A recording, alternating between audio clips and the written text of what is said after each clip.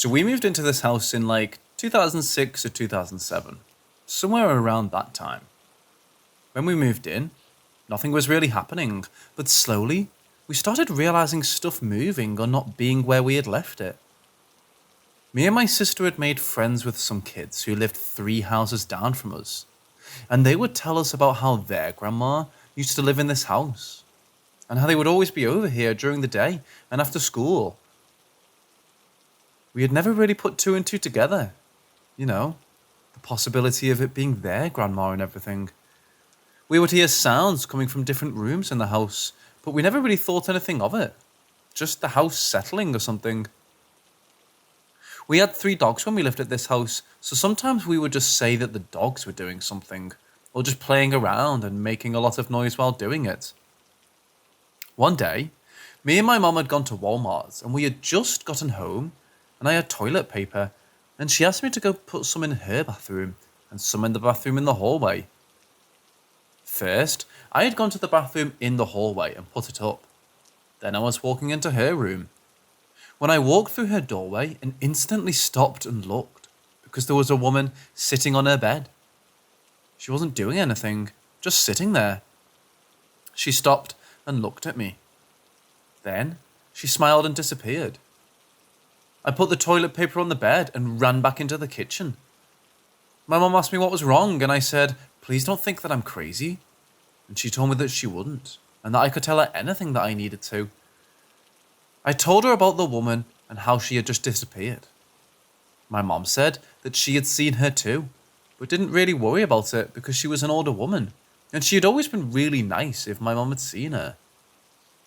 Although these women had never done anything to hurt us, I had seen a lot of ghost shows and knew it could only be a matter of time before something bad could happen, because even some mean ghosts seem nice at first.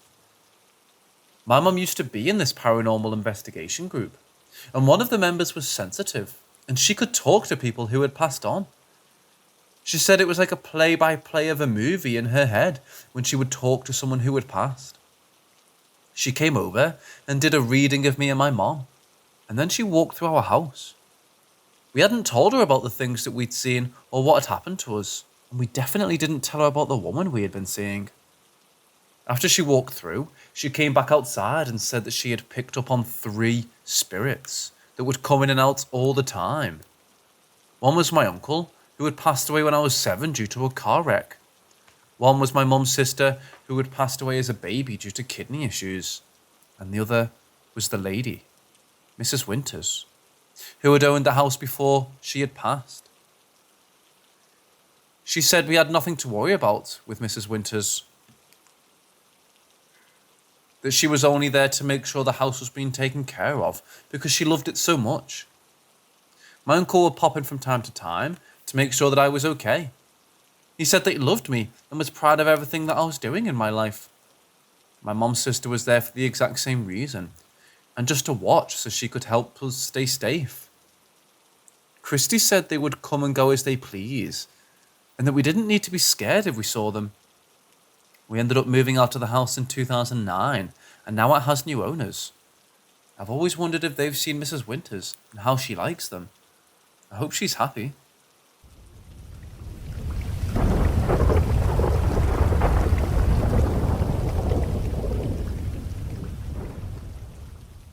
My parents have been living in this house for almost 3 years now, and nothing has really ever happened. Well, my aunt's mom passed away 3 weeks ago, on Tuesday. Wednesday, after she passed away, all hell broke loose in the house. Lights were flashing on and off. The dogs were freaking out.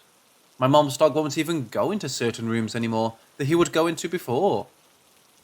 One night, my mom and I were in the kitchen eating dinner, and the laundry room is right off the kitchen. We were the only ones there. My boyfriend and stepdad were both at work. The laundry room light started flashing on and off. I looked at my mom and said, "Something or someone is messing with your light," and then it stopped. Later, after we ate, we went back into the living room and were sitting down watching Hocus Pocus, and my mom's dog started freaking out looking into the hallway. My mom's chair is right by the opening to the hallway, and usually she'll sit over there with her, but I picked up to carry him back over to her, and he freaked out and started shaking, then jumped down and ran over to me and sat in my lap again. It wasn't her he was scared of, because once she got up and he jumped all over her. We went to bed after the movie was over, and I woke up with 4 scratches on my back. Remember that no one else was home but us, and none of the dogs slept in bed with me. They both sleep with my mom, because she has a king-sized bed, so there's way more room. They're way too far apart to be my boyfriend's fingernails, and none of the dogs could have done it considering they weren't near my back, and their nails aren't sharp enough. Every now and then, we hear stuff moving, but we try to pay it no mind and not feed into it. But I don't know what to do. I know it isn't my grandma, because she would never try to hurt anyone, and I'd like to think that she went into the light to be with her husband. But I don't understand how this all could start happening the night after she passed away. Could it be because we were all vulnerable?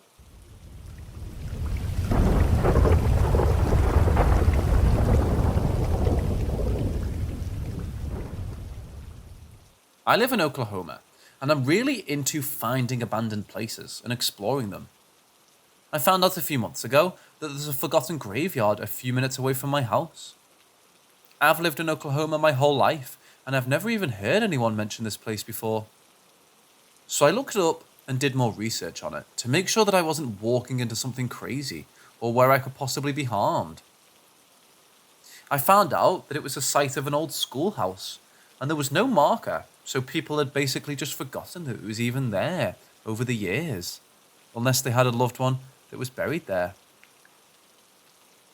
I waited until daylight to go just in case, because I wanted to be able to see everything around me, since I was in the middle of nowhere. I ended up asking my sister if she wants to go with me, so I wouldn't be alone. We woke early the next morning to go before it got hot, because it was summertime. It was 10 minutes away from where I lived, so it was an easy drive. Finding the exact location was the hard part. Once we found it, we pulled in and got out to start looking around. The grass was all overgrown, and you couldn't really see the headstones anymore, so we had to be super careful walking around because we didn't want to step on anyone. We walked around for an hour or so, and then we stumbled upon this opening where the old schoolhouse used to be. All of a sudden, out of nowhere, it sounded like something or someone was running right at us, but there was no one else around. So we stopped what we're doing and backed up a bit to look and see what was going on. We looked around and saw nothing. We decided it was getting too hot to just stand out there for much longer. We started walking back to the car, and again, it sounded like something or someone was running at us, but faster this time. We both took off, running to the car, and didn't stop until we got in and locked the doors. As we sat there, I looked up more about this place, and it's known by a few people to have major activity. And it's so bad, they actually tell you not to go at night time. I read stories of people who said they had seen figures walking around, or someone asking them for help and then disappearing a few minutes later. I'm glad I decided to wait until daylight, and I asked my sister to come with me, because I don't know what I would have done if I heard someone that I couldn't even see running at me if I was alone. I've never been back to this graveyard. It actually kind of scares me to even think about going back after what happened, even though it wasn't anything serious like some of the other stuff people had said happened to them. Maybe one day I'll have the guts to go back.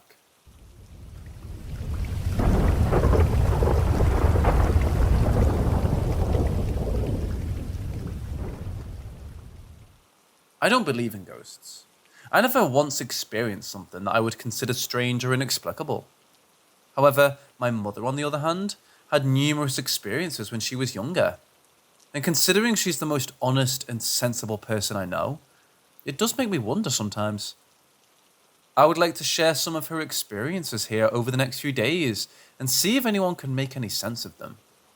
The first one being the mysterious barking noise. When my mother was about 13, their family dog became unwell and her dad had the dog put down. He buried the dog under the house as he didn't want to dig a hole in the garden. Everything was normal until that night the whole family was awoken by the noise of their dog barking from under the house. This was not the sound of another dog barking in a nearby house. They could hear it coming from directly under their floorboards. Shocked, they thought that the dog had somehow survived and had woken under the house. They ran outside and opened the access door and called out to the dog, but nothing came. By this point it was late at night, and whilst completely perplexed, the barking noise had stopped and they all went back to bed. The next morning, her dad went under the house and dug up the dog to definitely confirm that he was indeed dead. Upon confirmation, he buried him again and just passed off the previous night's episode as one of those mysterious but surely explainable things. Until the very next night, when the same thing occurred. At a very similar time, the barking started again. By this point, my mother and her brother were becoming quite upset in hearing this noise, let alone the fact that it was preventing them from sleeping. Her dad checked again, despite knowing it was stupid, because there was no way the dog was still alive. Once again, nothing was under the house, and the barking stopped. The same event occurred on the third night, and by this point, my grandpa had accepted that something very strange was happening. The next morning, he dug up the dog and drove to a nearby park to bury him there. Following that, they never heard the barking noise under the house again.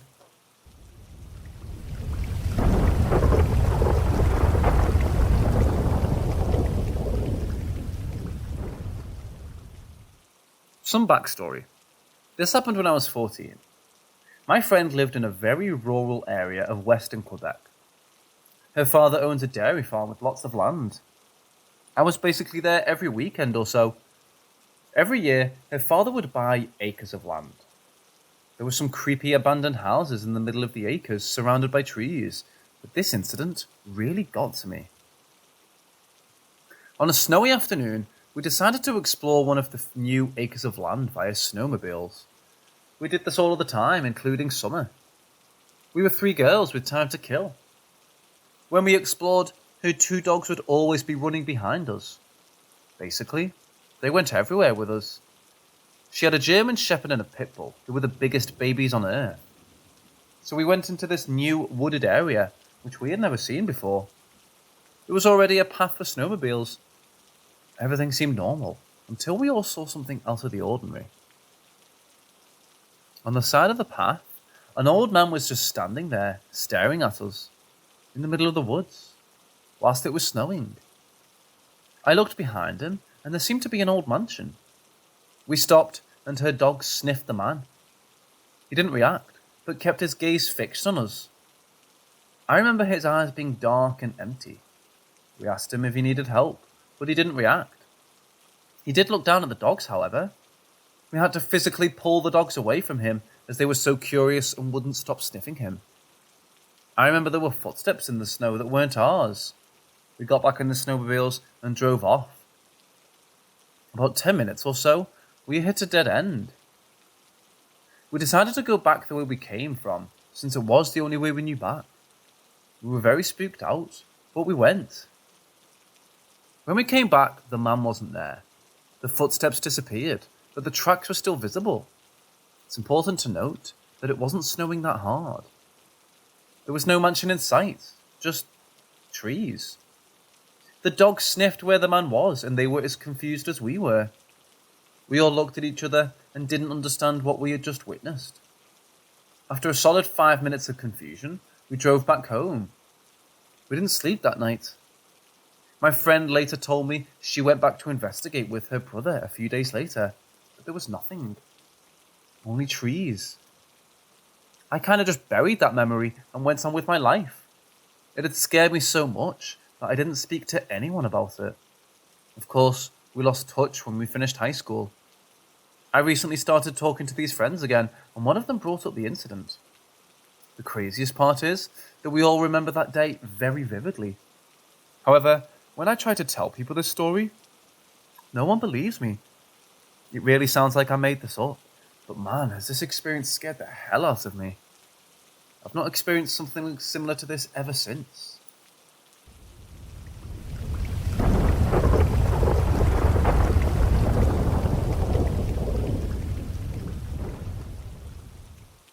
I had the sweetest German shepherd, who lived through old age as my family's prized possession. He passed of old age at almost 13.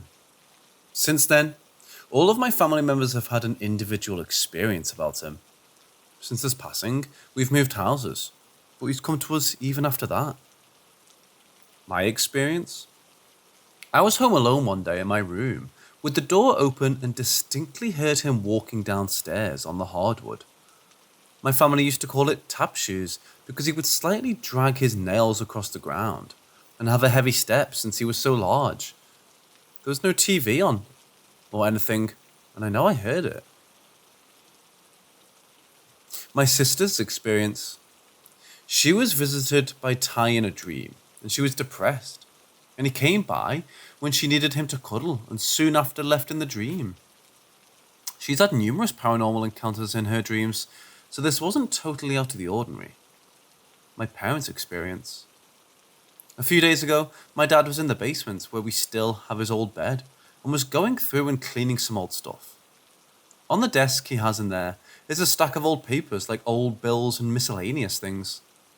While not even near the desk, an envelope fell on the ground, and when he looked at it, it was a letter from the vet with Ty's paw prints inside. He thought nothing of it until later that day. My mum said to him, "You know it's Ty's 1-year anniversary of his passing?" My dad was in shock and proceeded to tell my mom what just happened earlier. I miss his big fuzzy head so much, and it brings me comfort to know that he's still there and letting us know that he's there.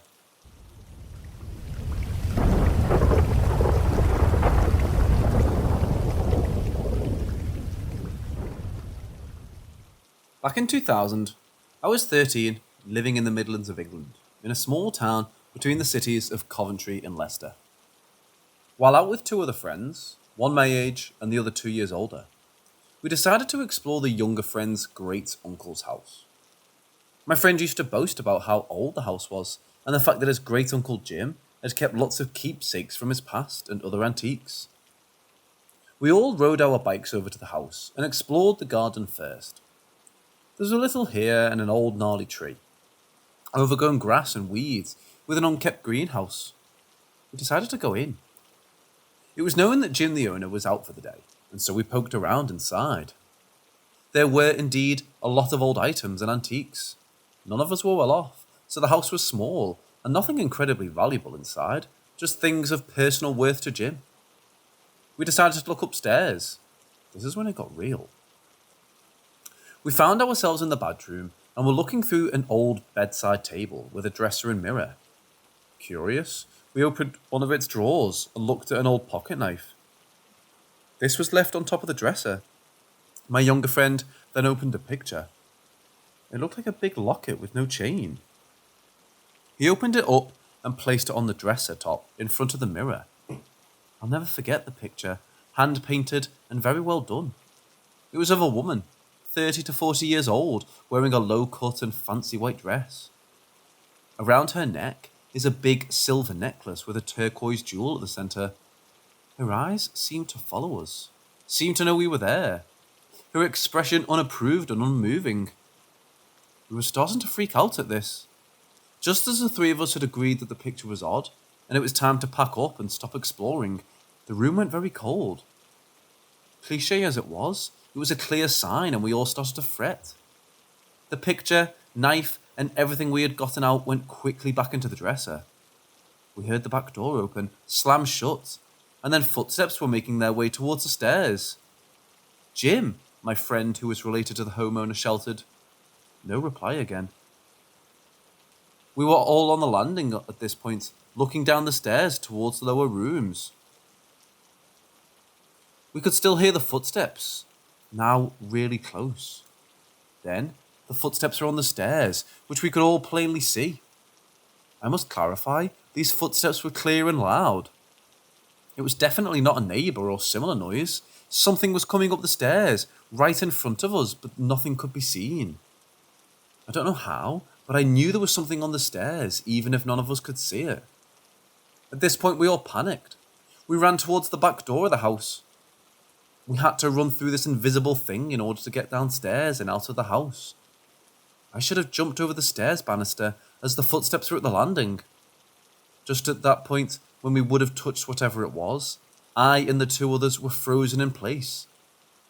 We were running at full pace and had a lot of momentum between us, but we were frozen in place. We just stopped dead, like someone had hit pause on a remote. Impossible as this was, I remember straining against whatever was holding me, trying with all my strength to carry on running, but I couldn't move a finger. It must have lasted no more than 3 seconds, but it felt much longer. Then, just as suddenly as it had begun, we all started moving again. Because we were all fighting whatever was holding us, we all landed in a heap at the top of the stairs. I pushed my way up and ran outside with the 2 friends. We biked to a nearby park and tried to make sense of what had just happened. I've never had such a frantic conversation, but safe to say, no one could rationalise what had happened. Needless to say, we didn't go back to Uncle Jim's.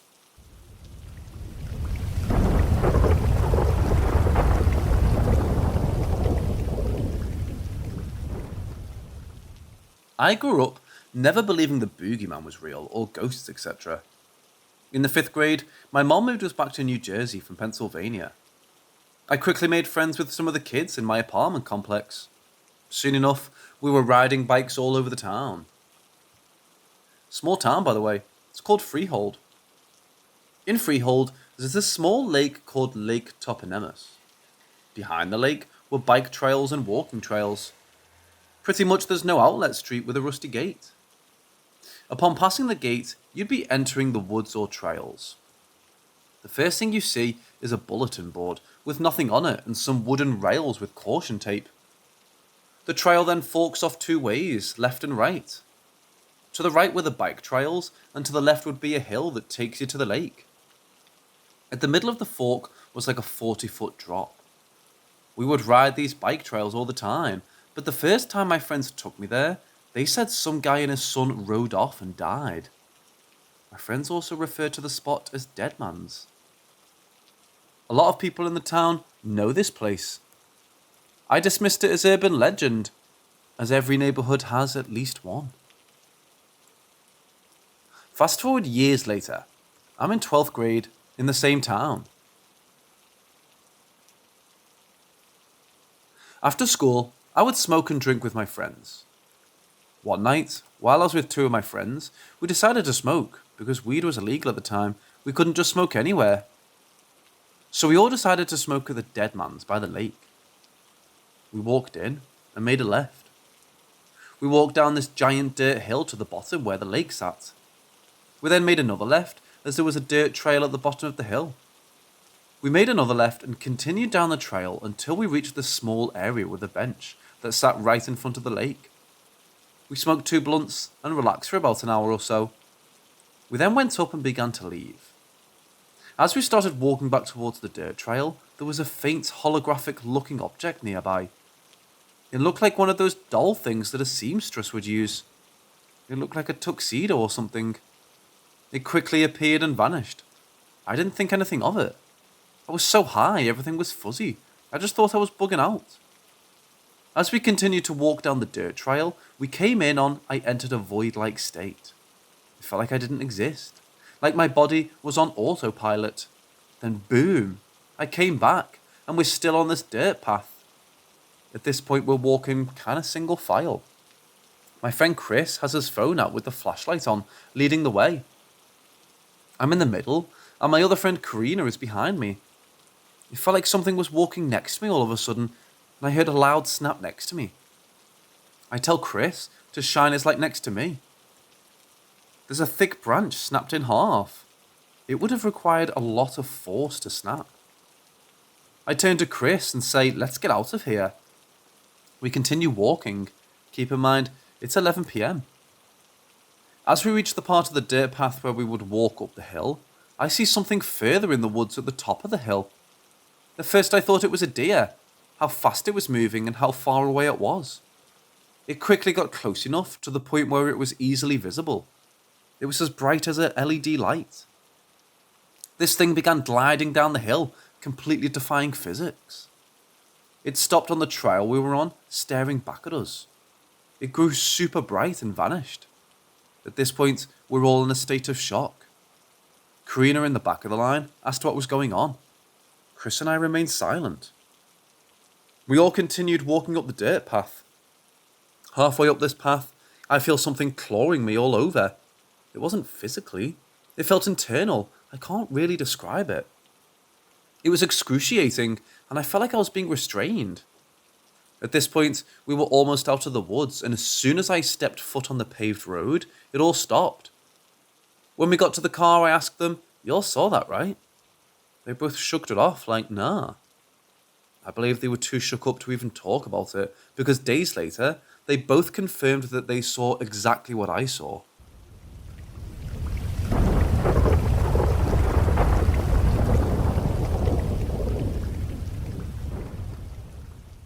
So when I was 9 months pregnant with my son 2 years ago, for 3 weeks, every single night, I woke up at 3:38 a.m.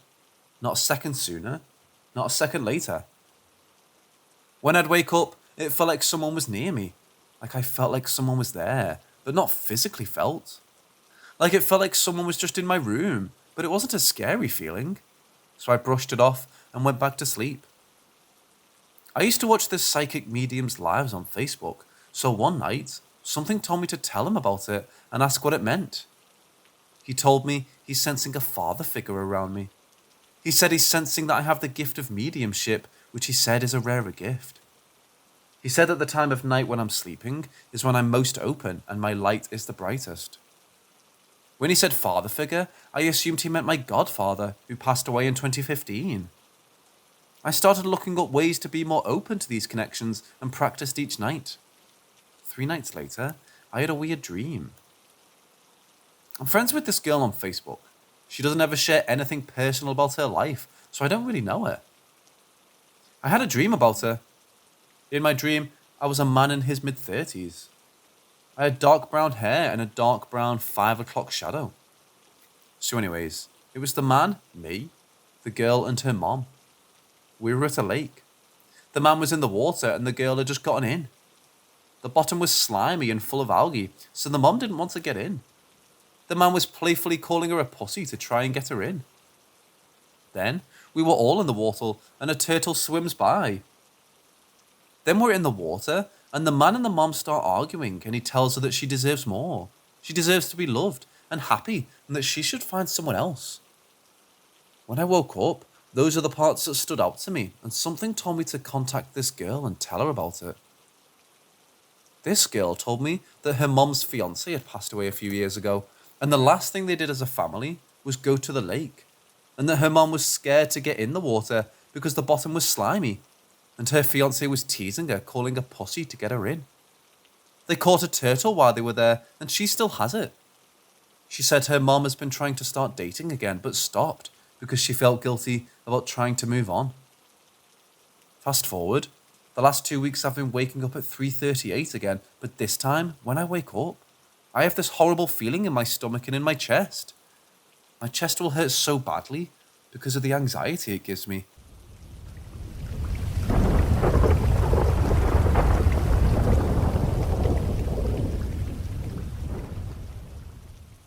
I was sitting in the kitchen area doing vocabulary homework and studying because I had a test the next day. All of a sudden, I heard high heel footsteps upstairs, above the living room. At first, I thought my mom came back and I was confused because I didn't hear her come back. I quietly walked across the house to get to the stair and I crawled my way up slowly because there could have been a chance that wasn't my mom. Once I got to the top, I slowly peeked my head only to find silence and darkness within all the rooms upstairs. I was alone. My eyes widened. The hairs on my back raised, and I immediately zoomed down the stairs as fast as I could. I ran to the kitchen and grabbed the house phone and dialed my mom's cell. The moment she answered, I immediately started crying, telling her the whole story. My mom told me to ignore it, and it was probably mice in the walls. To give a little backstory, my mom is like those typical parents in horror films that think the child has a wild imagination, or chooses to ignore it, to not creep their child out even more and tell them what they're experiencing is nothing. The footsteps happened again, and I remember trying really hard to pay attention to it because I wanted to make sure I wasn't crazy and overthinking it. Those footsteps were so familiar. Sounded just like my mom's footsteps. Walking across the room and taking sudden pauses and walking again and again. Sounded like someone was in a rush to get ready. Just like how my mom sounds when she would get ready to go out. I was terrified, but I had no other choice but to listen. This wasn't even the worst part. I was sitting on the couch studying when all of a sudden I heard my dog on the other side of the wall making a snorting or choking noise. To give a little context, behind the TV wall is the formal living room, and the ceiling is very high there, so that area of the home is eco-friendly. When I heard my dog making the snoring noise, I didn't think much of it, but to call out to him I yelled, "Benji!" I found it kind of strange, because he didn't come to me. But as soon as I turned my head to look outside, I saw my dog staring at me, faintly crying to come back in. The noise on the other side of that wall was not my dog. Something snored and echoed through my entire home. When I tell you my soul dropped, it dropped. At this point, I did what any sane, logical person or child would do. I put on SpongeBob on max volume.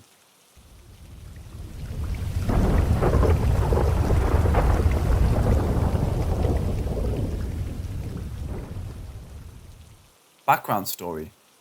I used to live in Moab, Utah with my mom and her boyfriend, and the boyfriend's brother, at a mobile home park. She worked as the mobile home park manager and pretty much took bills for people for rent, signed up new people to move in, helped with issues around the park, etc. So she knew everyone's name there because it wasn't that big of a complex. So fast forward to us living there for a while. It was around 2 or 3 p.m. and I'm sitting on the couch in the living room, just chilling on my phone, waiting for my mom to get home because it was a boring day that evening. As I'm sitting there, I hear clearly as my mom yells my name. I heard her yell it in distress, "Tiff!" Now some may think that someone else was named Tiffany in that park, but since my mom worked as the manager, she knew there was no one else in the park named Tiffany, and she's the only person that calls me Tiff, because I prefer to go by Tiffany. So I'm sitting there thinking about what she wants. I figured she would yell my name again if she really needed me. Then a few seconds later, I heard her scream, "Tiff!" This time she sounded more annoyed that I didn't answer her the first time. I sat there and thought to myself, her boyfriend's brother was outside on the porch smoking at that time. If she needs me to go out there, he would have come inside and tell me that she needs me. So I again stayed quiet, prepared to leave if I heard her again, and sure enough she yelled, "Tiff!" again. She let that yell kind of drag on, so I knew that she wanted me for something. I thought she needed help.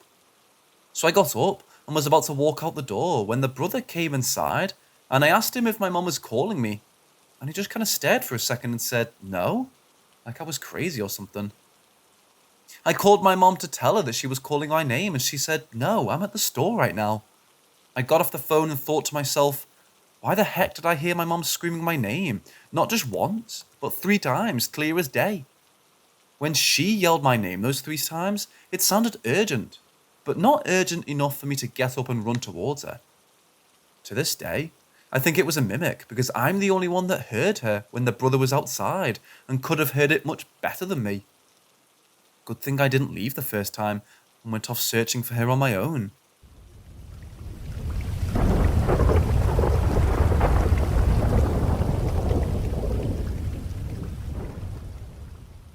I grew up in a 2-storied house my parents built in the middle of an apple orchard in New Zealand. Other than a few other workers who lived on the orchard, there was nothing around besides my parents' business.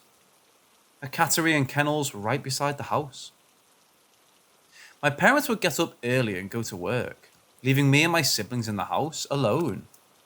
One morning, I got up at about 7 a.m. and went to the living room downstairs, and I sat with the family dog on the couch. I was too tired to turn on the TV, so I was sitting there in dead silence, knowing my mum would get back from work any minute. I sat facing forwards, but to my right were glass double doors that opened to a deck that wrapped from one side of the house to the other. I watched outside because I heard the sound of my mum's gumboots on the decking from the direction of the cattery. It sounded identical to her footsteps. As I was watching and waiting for my mum to come into view, my dog woke up and started growling. Before I even had time to question why she was growling, a see-through woman walked into view. She was completely transparent, exactly like the ghosts you see in old photos, wearing a long dress. My dog saw her too, as she growled even louder when the woman came into sight. The woman was looking forwards at first, but turned and stared directly at me before vanishing into thin air. She would have been 2 meters away from where I sat. I remember being so scared that I physically couldn't move. I just stared as my whole body was paralyzed with fear. I don't know why, but I didn't tell my mum about this until recently. I'm 26 now and still think about it often. My mum wasn't surprised at all when I told her and said she also saw things at that house, as did my siblings. We moved out when I was about 8.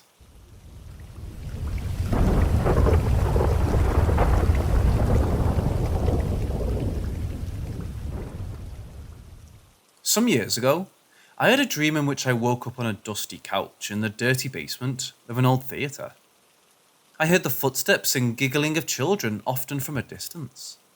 I called out to them, and they didn't answer, but the footsteps got closer.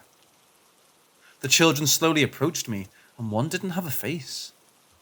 However, they were friendly and wanted me to play a game with them.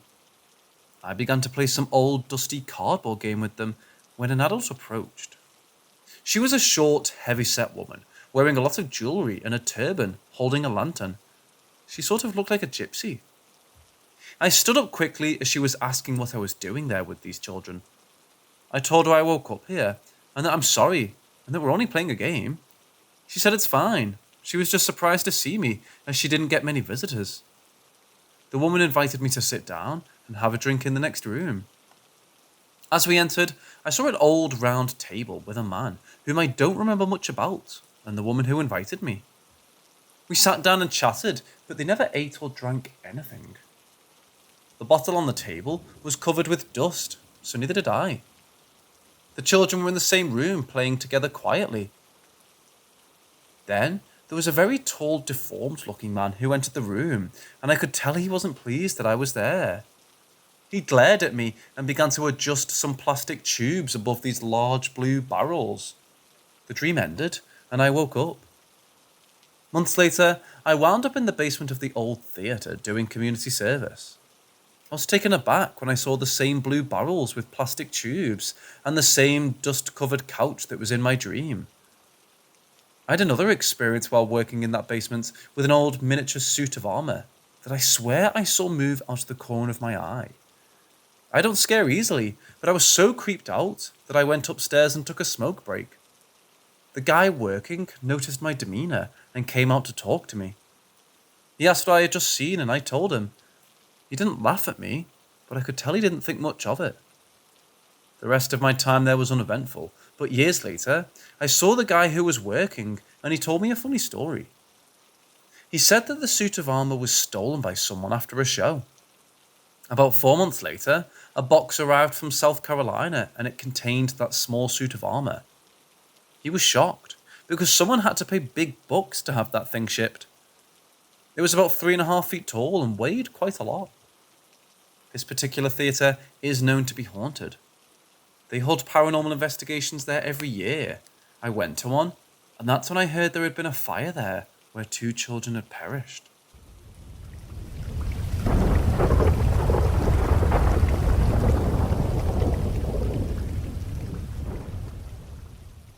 Me and my girlfriend went on a trip to a quiet beachside town.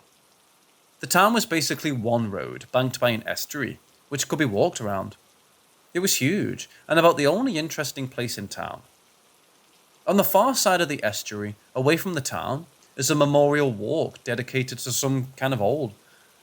It's lined with many benches with memorial plaques, and is backed by a row of detached, expensive houses. You could tell many of the locals enjoyed taking walks around this estuary, which was sort of the heart of the town. The estuary is very quiet and peaceful at night, beside the odd walker, and the far side is away from the town. We sat late at night, around 12, on this far side. We'd been there an hour walking up and down, but stopped in the sheltered bench, the darkest spot we could find.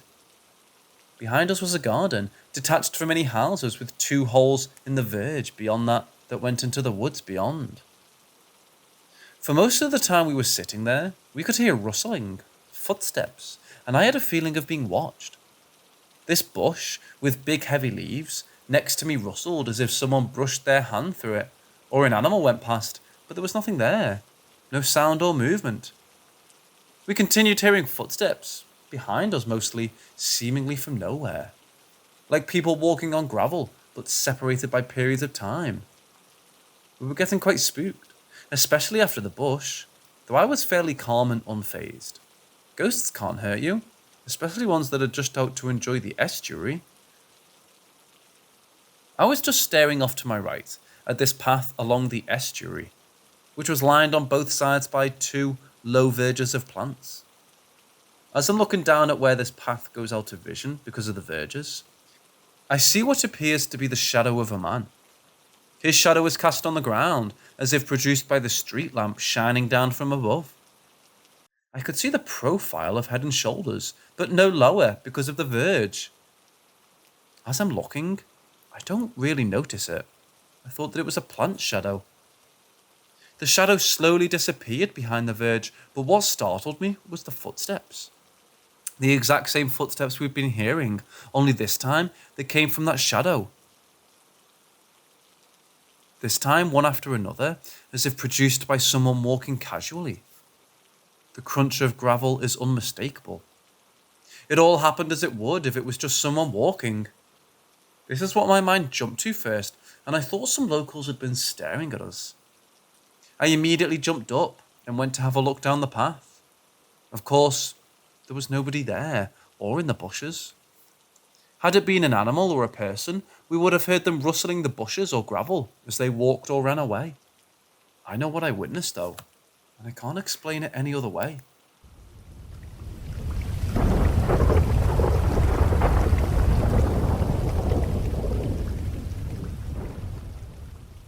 In 2017, I lost a cousin. He previously had eye cancer from which he had recovered, but then relapsed, and it transformed into a brain cancer. The last months of his life were very complicated. He was stuck in a hospital kind of bed at home and couldn't really talk and had child behaviour. His brain couldn't even control his throat to make water and food go through his throat instead of his lungs, so he had to eat gelled water. So the day he died, I was on the phone with my other cousin's daughter, and she and her mother were about to go on holiday. But just after they go, my cousin's, the sick one, wife, calls, telling them that my cousin is not breathing. She called the emergency services. So they ran to his apartment.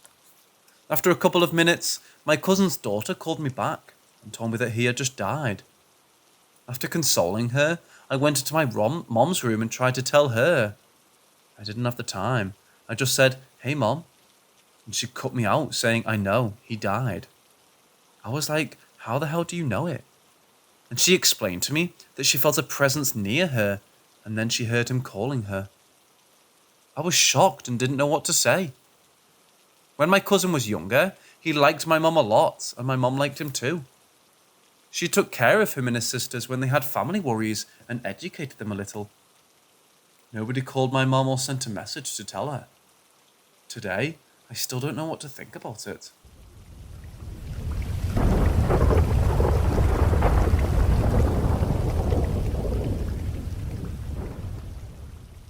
A few years ago, I had a weird experience. That night, I went to sleep completely healthy. No signs of any illness whatsoever.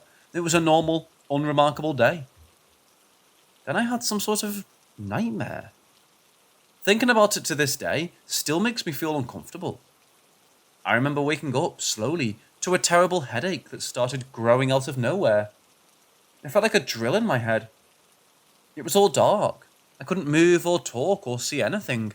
I felt really confused for some reason, like if I was experiencing something illogical. I know it sounds like sleep paralysis, but it wasn't. I've had sleep paralysis before, and this wasn't anything like it. It did feel like some sort of dream, like I wasn't fully awake.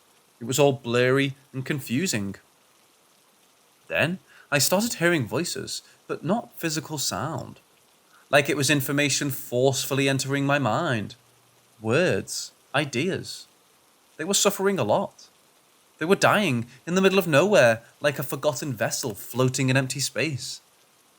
I remember how fucking bad they were having it, like if they were dying slowly or something. A disease, or perhaps the end of their life support. I really don't know. They begged for help. They were begging me for their life. I remember feeling really confused about everything. I really can't explain this feeling.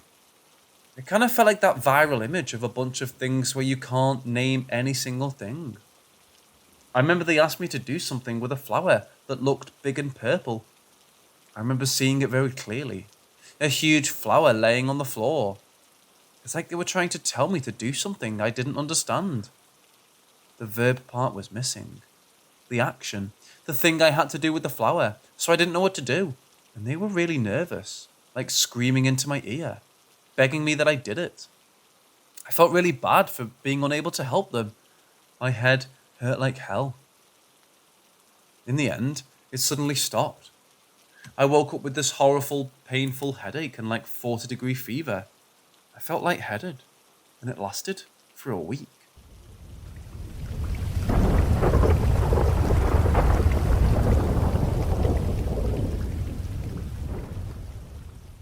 Back in 2005 or 2006, I was renting this house that was nearly 100 years old farmhouse.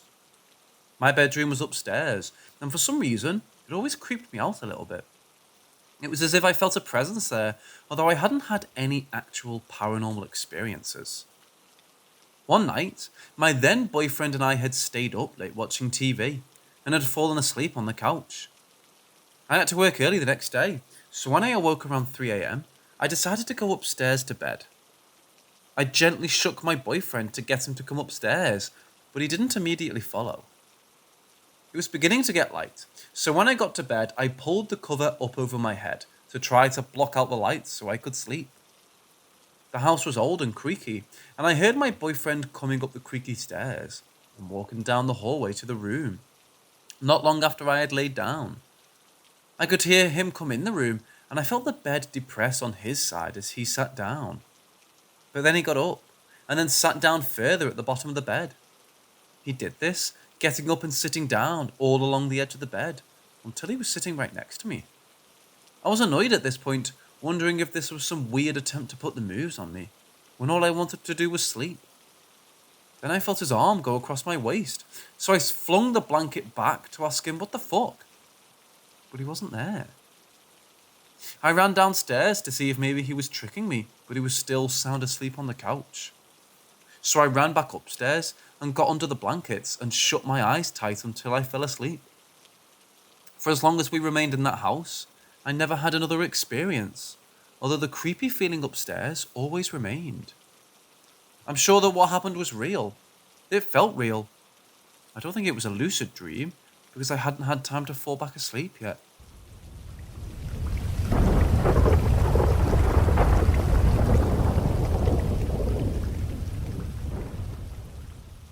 This happened to me when I was 11 or 12 years old.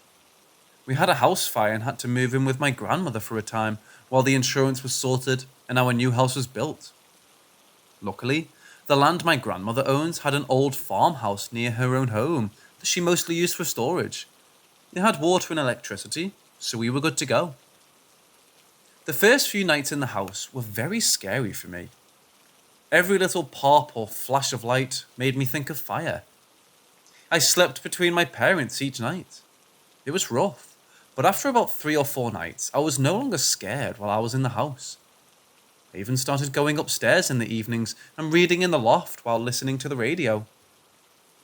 I decided that I was able to sleep alone in the house and spent a few nights on the old couch in the living room.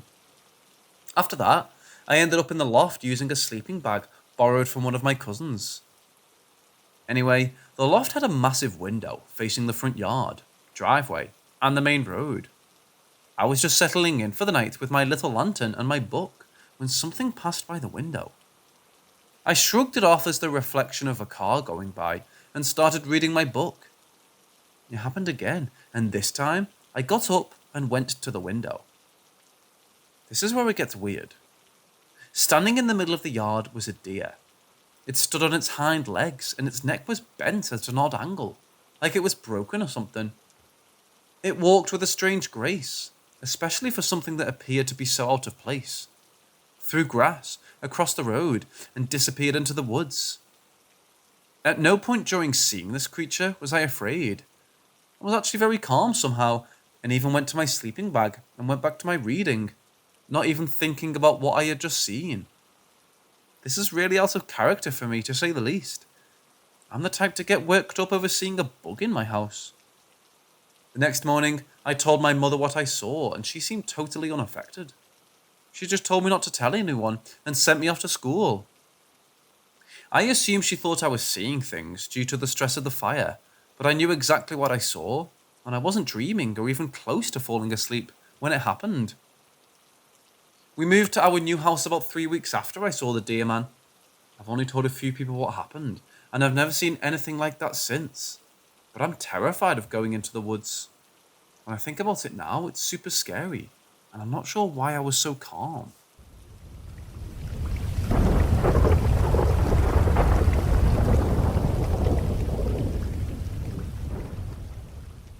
When I was young, I was brought up with a Chinese folk religion background. Back then, my mother, me, and the general public in Singapore didn't know better and called it Taoism and Buddhism. I slowly ventured out from it into full Theravada Buddhism now. From young, imagination and horror stories taught me to fear ghosts. Now in my 40s, I wish for a definite experience so you know at least there is an afterlife. Maybe you won't be afraid. I never had any clear signs from Christianity or any religion in the paranormal sense. However, I wish to document a true experience for posterity, in case I pass away or something. Singapore has conscription, so when we reach a certain age, we're drafted to serve, at my time, 2.5 years in the armed forces. Official acts don't allow me to disclose details, so I'll be brief on my experience.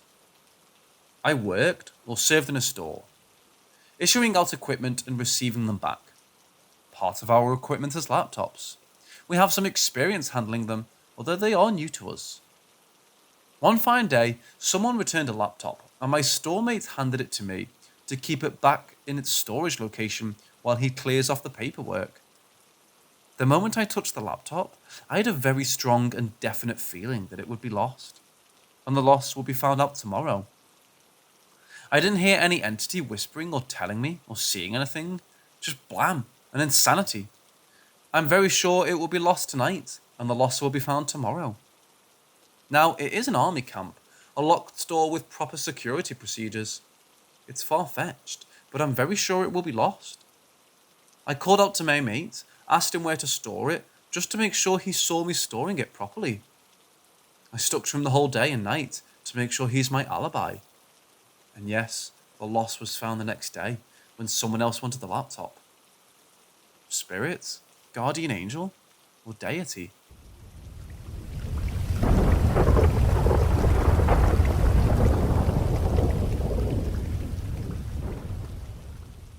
My grandfather, we call him Bopper, was such a joy to be around. He worked hard for many years as a doctor and would make many lives so much better. Always kind and had an incredibly goofy way about him. I always looked forward to seeing him when we would visit, but as I grew older, I started to notice something was wrong. It wasn't until he was running out of time that I discovered he had cancer in, I believe, his marrow. It was horrible to see how much it affected him, and hurt all the more when the morning where he breathed his last breath came. It was devastating, but it was what came after that gave me a reason to truly believe that he may still be somewhat present. My parents sent me and my sisters to my other grandparents' house the night before, as they seemed to already know what was coming, and they didn't wish for us to witness it. They came to pick us up that very morning, and they told us of his passing, and how everyone was mourning just downstairs from the room he passed in. My family swears up and down that they heard whistling. Everyone seemed to have picked up on it, but no one claimed to have been whistling, and that was something Bopper would frequently do. I eventually would hear the whistling too, as we would eventually come back up to visit our grandmother and help her go through Bopper's things. I was in the room where he passed, and I was looking at his desk. Still sitting there was a plush, robotic-looking figure that I got for him a year or two ago, and I felt my eyes well up at the sight that he kept so close to him. It was when I was reaching to touch it that I heard a single note of a whistle in my right ear. I jumped in surprise, which caught the attention of my sister. I explained what I heard to her, and the room fell silent. It felt bittersweet. I recall swallowing a lump in my throat and saying, "Hi, Bopper, we miss you." What really sold it was how one of his last words was him mentioning how we wished to pass under a rainbow. This connects to how the morning of his death was also the day we needed to head home, so we began to make the trip back. It was silent, everyone was in grief, and we were all still processing all that had occurred. It was that moment when we were hit with a rainstorm that felt almost sudden. It poured for a bit, but vanished almost as quickly as it came, and then there it was. The clouds grew lighter to make way for it. As clear as day, a rainbow painted the sky.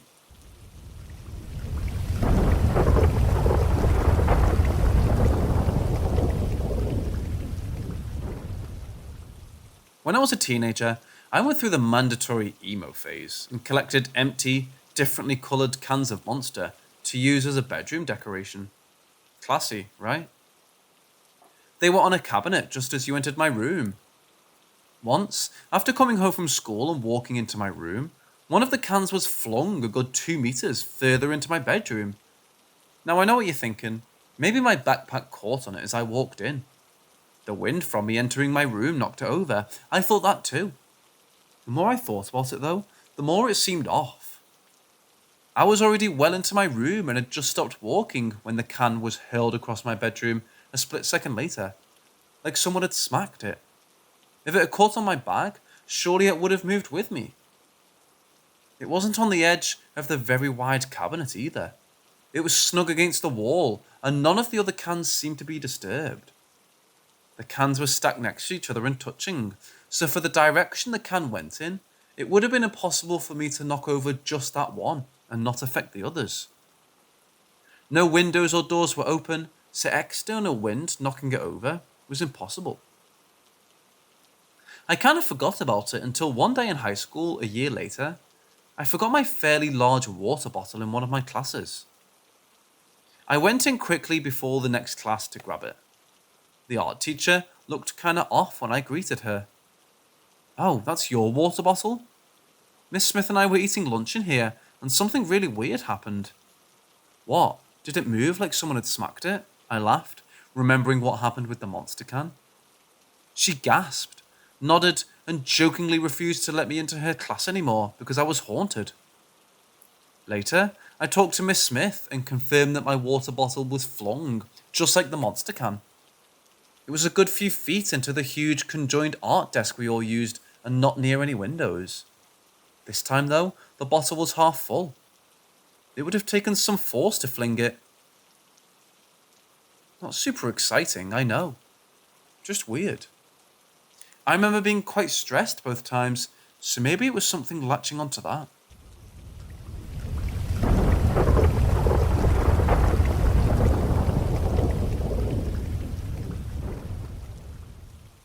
My maternal grandmother lived with my family growing up. She raised 7 children, but her health declined after her last child. She had epilepsy her whole life, but it got much worse after that.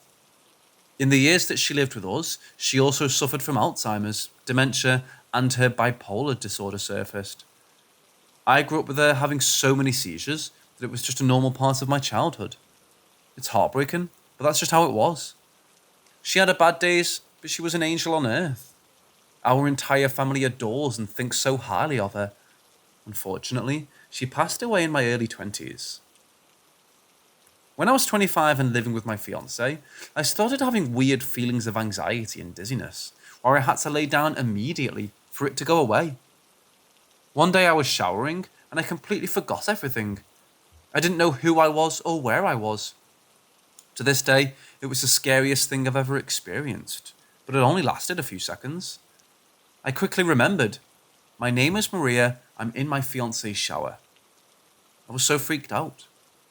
Fast forward a couple weeks. It's a long and traumatic story, but basically, I had 2 grand mal seizures in my sleep. My fiancée, never having seen a seizure, woke up to me convulsing and bleeding from the mouth. After more seizures and several hospital stays, I was diagnosed with epilepsy. It was hard, but honestly, I felt more empathy for my fiancé and my mom. He would have to watch me have seizures, and she would have to live knowing her daughter was suffering the same way her mom suffered. I thought a lot about my grandmother. I knew I felt her better. The weird feelings of anxiety and dizziness were auras or small seizures, which is what happened to me in the shower. After that shower, I always had bad feelings going back into that shower. That was my biggest internal struggle. Until the day my grandmother came to see me. Yes, in the shower. With her sweet Hispanic accent, she said, "It's going to be okay, baby girl." And from that day forward, I've never been afraid of showers or seizures. She is my guardian angel.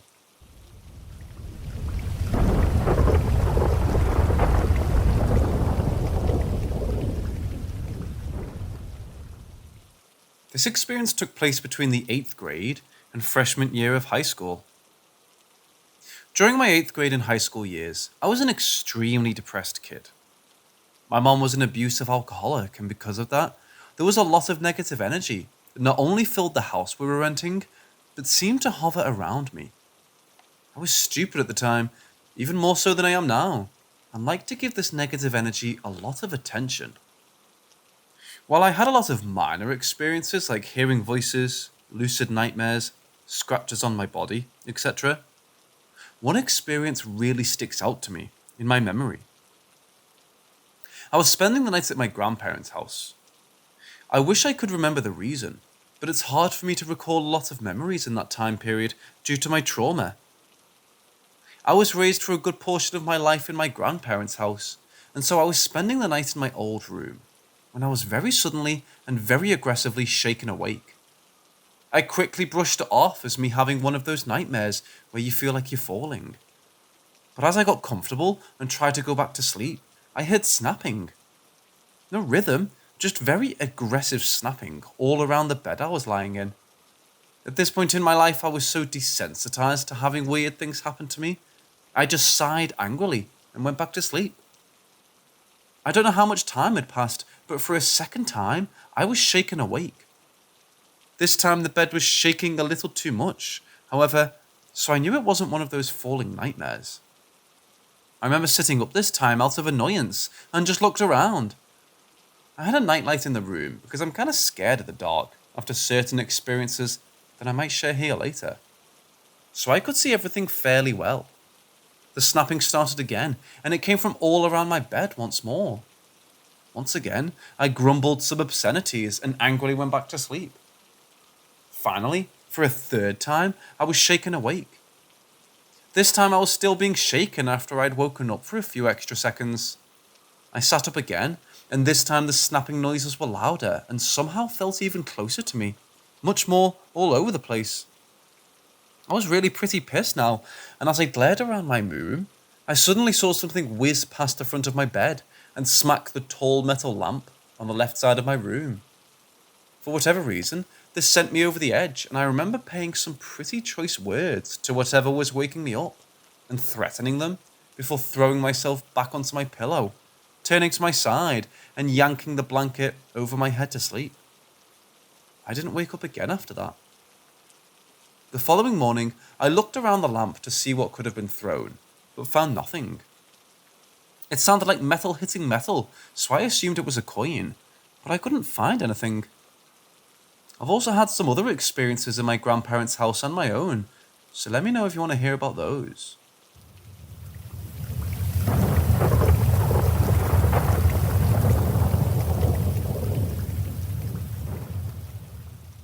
Steve is a weird thing that I cannot explain. I thought he was a shadow person, but he isn't always like a shadow. He can interact with physical objects, can touch me, touch others. His touch is cold.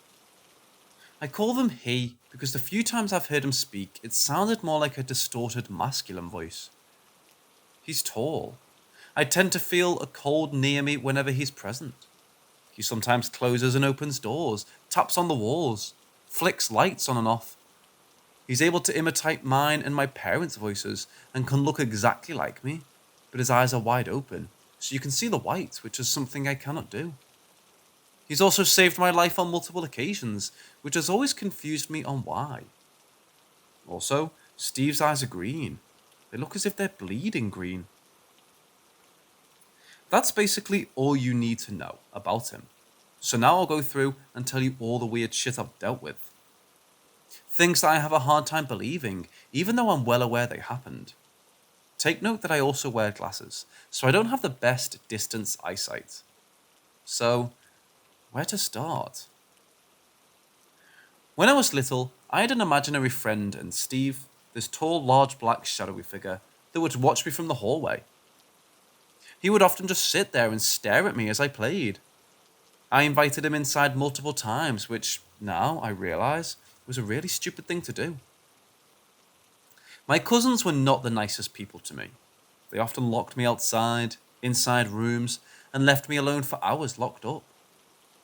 One night, they threw me outside and locked the door. It was pitch dark, and I was scared. I sat down and sobbed my eyes out until I felt something was there. I told it to just eat me, but I'd taste bad. Nothing happened. Eventually, someone opened the door and let me in. I walked up the stairs to go to my grandfather's room, but I turned around and to my surprise and fear, something was staring at me through the glass on the door, watching. A while later, I was 5 and we moved from Chile to Australia. Rented, my parents bought a house. Waited 2 years for it to be constructed, and then we find a home. I've forgotten the exact dates and shit. I'd spoken about this on Amino, but I'd lost my account. But what happened was, one day, I walked into my bathroom to wash my face. I was frowning and looked up into the mirror. My reflection was grinning. I frowned further. It grinned more, as if pleased that I saw it. I screamed and ran out of the bathroom, slamming the door shut behind me, and scrambled into my room. Fear set in again, as I realised my room had a mirror, and I could still see my reflection. So I was caught staring between the bathroom door, afraid my reflection would try to kill me, and my room's mirror. My parents came in and asked if I was okay, and I said that I'd seen a spider. It was nothing. Things went silent for a while until one night, I was laying in bed and staring at the entrance to my room. Out of nowhere, something large and black came and stood in the doorway, hand on the wall, head lowers, eyes, and just stood there staring at me. At first I thought it was my mom who came up to check on me, so I moved to put my weight on my arm. Steve moved back. Since I haven't been wearing my glasses, I just thought it was still my mom standing there. The lights from the living room shone to the hallway so I could see it was a solid black mass. I called out, "Mom? Dad?" No response. I tried again. "Mom? Dad?" No response again, and I was fucking terrified. No, I didn't think it was a ghost. First thing on my mind was a home intruder. I feared the worst, that my parents could be out cold. Or what if this person had a gun? They could shoot me. I started trembling and crying, but didn't make a sound. I remember reaching for my glasses and putting them on, and it quickly moved away, going into the bathroom. I got out of bed and rushed, flinging the bathroom door open. There was nothing there, yet the mirror... Oh, fuck. I felt as if something was there. My parents called out asking if I was okay, and I just said yes. I will never forget this. I was little, with 2 friends. We were at a park playing by a lagoon. They had walked off to show their parents something, while I stayed behind. For some reason, I just walked into the water mindlessly. I felt so empty, so lost. I exhaled all the air out of my lungs and inhaled as much water as I possibly could when I fell in. 5 or so minutes passed, or more, I cannot remember. I did count to 5 minutes, though. I felt sleepy, and I heard a voice with no voice. Like words spoken, yet no voice behind them telling me, "Get out of the water." Cold hands grabbed my armpits, trying to pull me up. I could hear the desperate voice, "Get out!" Eventually, I listened, and I tried to swim up, but my foot was stuck. I tried to reach down, but the voice told me not to, so I listened. I wiggled my foot and got it out, leaving my shoe behind. I felt the hands pulling me up and out of the lagoon. I coughed up a shitload of water, yet I felt no pain. My lungs were not burning in agony. I pulled out a piece of long green shit out of my mouth and felt it up my throat. My body felt cold. I felt as if I were being supported by something. As time passed, I started to forget about this whole Steve thing. I was walking out of my room and had my bathroom door open. I look inside, only to see a black solid mass, human-shaped, the exact same height as me, standing staring into the mirror. I went fucking pale and looked forward again and walked to the living room, sat at the table and burst into tears. I tried not to sob so my parents wouldn't know. I just stared at the bathroom that was down the hallway, utterly horrified. Sometime later I got up and went to check. There was nothing. I told myself it could be the lightning, but fuck, I know it wasn't the light. There wasn't any clothes hanging off the shower to cast a shadow, yet I knew it wasn't a shadow. It had been a solid fucking black mass standing there. This is when things started to get out of hand. Knocking on walls, opening and closing of doors. It was rather scary at first. The first time I heard him tapping was when I was in bed. Behind me, he tapped on the wall, so I tapped back. A few days later, there was a tapping on the wall in front of me, so I called out his name. Then he tapped in my dad's workroom and freaked my parents the fuck out. My dad ran to the studio and asked if I was tapping on walls. I said no. I was honestly trying not to laugh at how scared my parents were. Footsteps were something I heard a couple of times. Wasn't much, just a few of them silent again. Though one day, while I was with my mum watching TV in her room, we heard it. Loud thumping footsteps from the hallway coming to her room. Mum grabbed me and hugged me tightly. She started trembling and was scared. She began praying and told me to pray as well. I watched where the footsteps were as they entered the room and stopped at the front of the bed. Mum hugged me for quite a while until she thought it was gone. More shit started happening. Footsteps became more frequent. Knocking, doors, all that stuff became more normalized. He would sometimes make loud growling noises, scratching. I had spotted him watching me down the hallway multiple times, yet never managed to get a decent look at him. He spoke to me when I was annoyed, mumbling. His voice had been a distorted male voice. Quite scary, actually. I'd been in my room minding my own business when I heard my mum yell for me to open the door. I got off my bed and she came inside because the door somehow unlocked on its own. She smiled at me and asked why I'd come to stare at her and lock the door. I went pale and told her I hadn't left my room. She laughed and said she saw an exact copy of me standing there, staring at her, and locked the door, then walked down the hallway to her room, but never towards mine. So she'd be confused by the fact that I came from my room, not hers. Time passed, and I was in an awful state of mind. I was more suicidal than ever, felt more depressed than usual, and just wanted death to claim my name. I was walking to my studies down a walkway when I fell towards the road. I saw a car incoming and it beeped its horn at me, but I couldn't bring myself to care. I was falling. That's when a cold hand grabbed my wrist and yanked me off the road, saving my life. I stood there shocked and shouted at the dude for beeping their horn at me. I turned to thank my saviour, but there was nobody there. I touched my wrist. It was cold, as if a hand had grabbed it. That happened twice. The third time he saved me was when I'd been walking to the bus stop after studies. I was feeling like shit and stopped out of nowhere in the middle of the road, and then walked extremely slowly. I felt two cold hands shove me out of the way, and I nearly fell flat on my face at the end of the walkway. I got up to shout at the person, but a car swooshed right in front of my face. I could have died, and nobody was there again. Two things happened after some time, though. Maybe a few weeks or a month later. I wasn't myself. I was angry, aggressive, acting like the old me that I despised so much.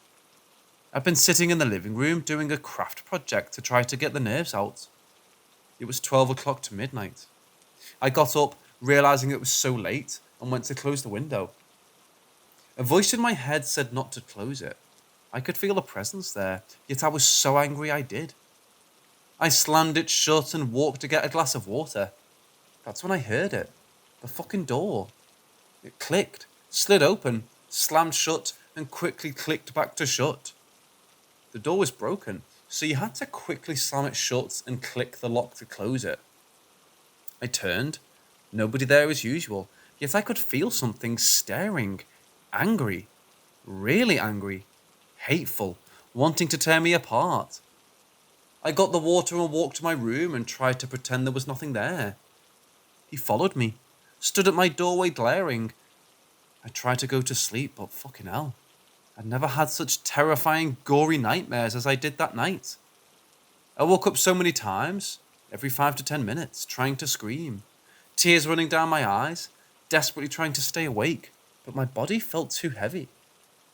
Eventually, I woke crying and stopped. I felt a cold hand rest on my shoulder, and I finally got an hour of sleep. Peaceful sleep. His weirdly aggressive manner didn't change for a few months. He continued to slam doors angrily. The presence felt unpleasant. Displeased in a way, maybe. I sat on my bed watching a Markiplier video of him playing a horror game. There were footsteps on the video, but there were some that sounded off, so I paused it. Mind you, I was wearing noise-cancelling headphones. The footsteps continued. I was confused and unpaused the video, thinking I hadn't paused it. Paused it again, and I could still hear the footsteps. I slowly took the headphones off. Loud and clear footsteps, coming towards my room. Stopped at the doorway, and back down the hallway, then back towards my room. At first I thought a home intruder, so I looked for an item to defend myself. A pencil at the very least, to stab them if they tried to grab me. There was nothing, so I started crying, utterly horrified. I've never understood how people who hunt paranormal can just grab and record, because I couldn't bring myself to grab my fucking stupid phone. I was so fucking scared I couldn't move. Just covered my mouth to stop myself from screaming. Eventually, I grew the courage to get off the bed, and when I looked down the hallway, there was nothing there. Yet I heard the footsteps coming back and forth until my parents arrived home. Steve headed to the living room and left. I got better.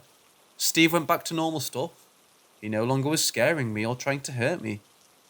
He was just his old self, you could say. Knocking, doors, random pokes, and just the usual.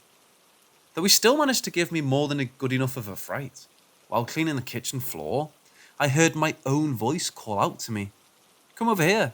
Come. Laugh and call me over again.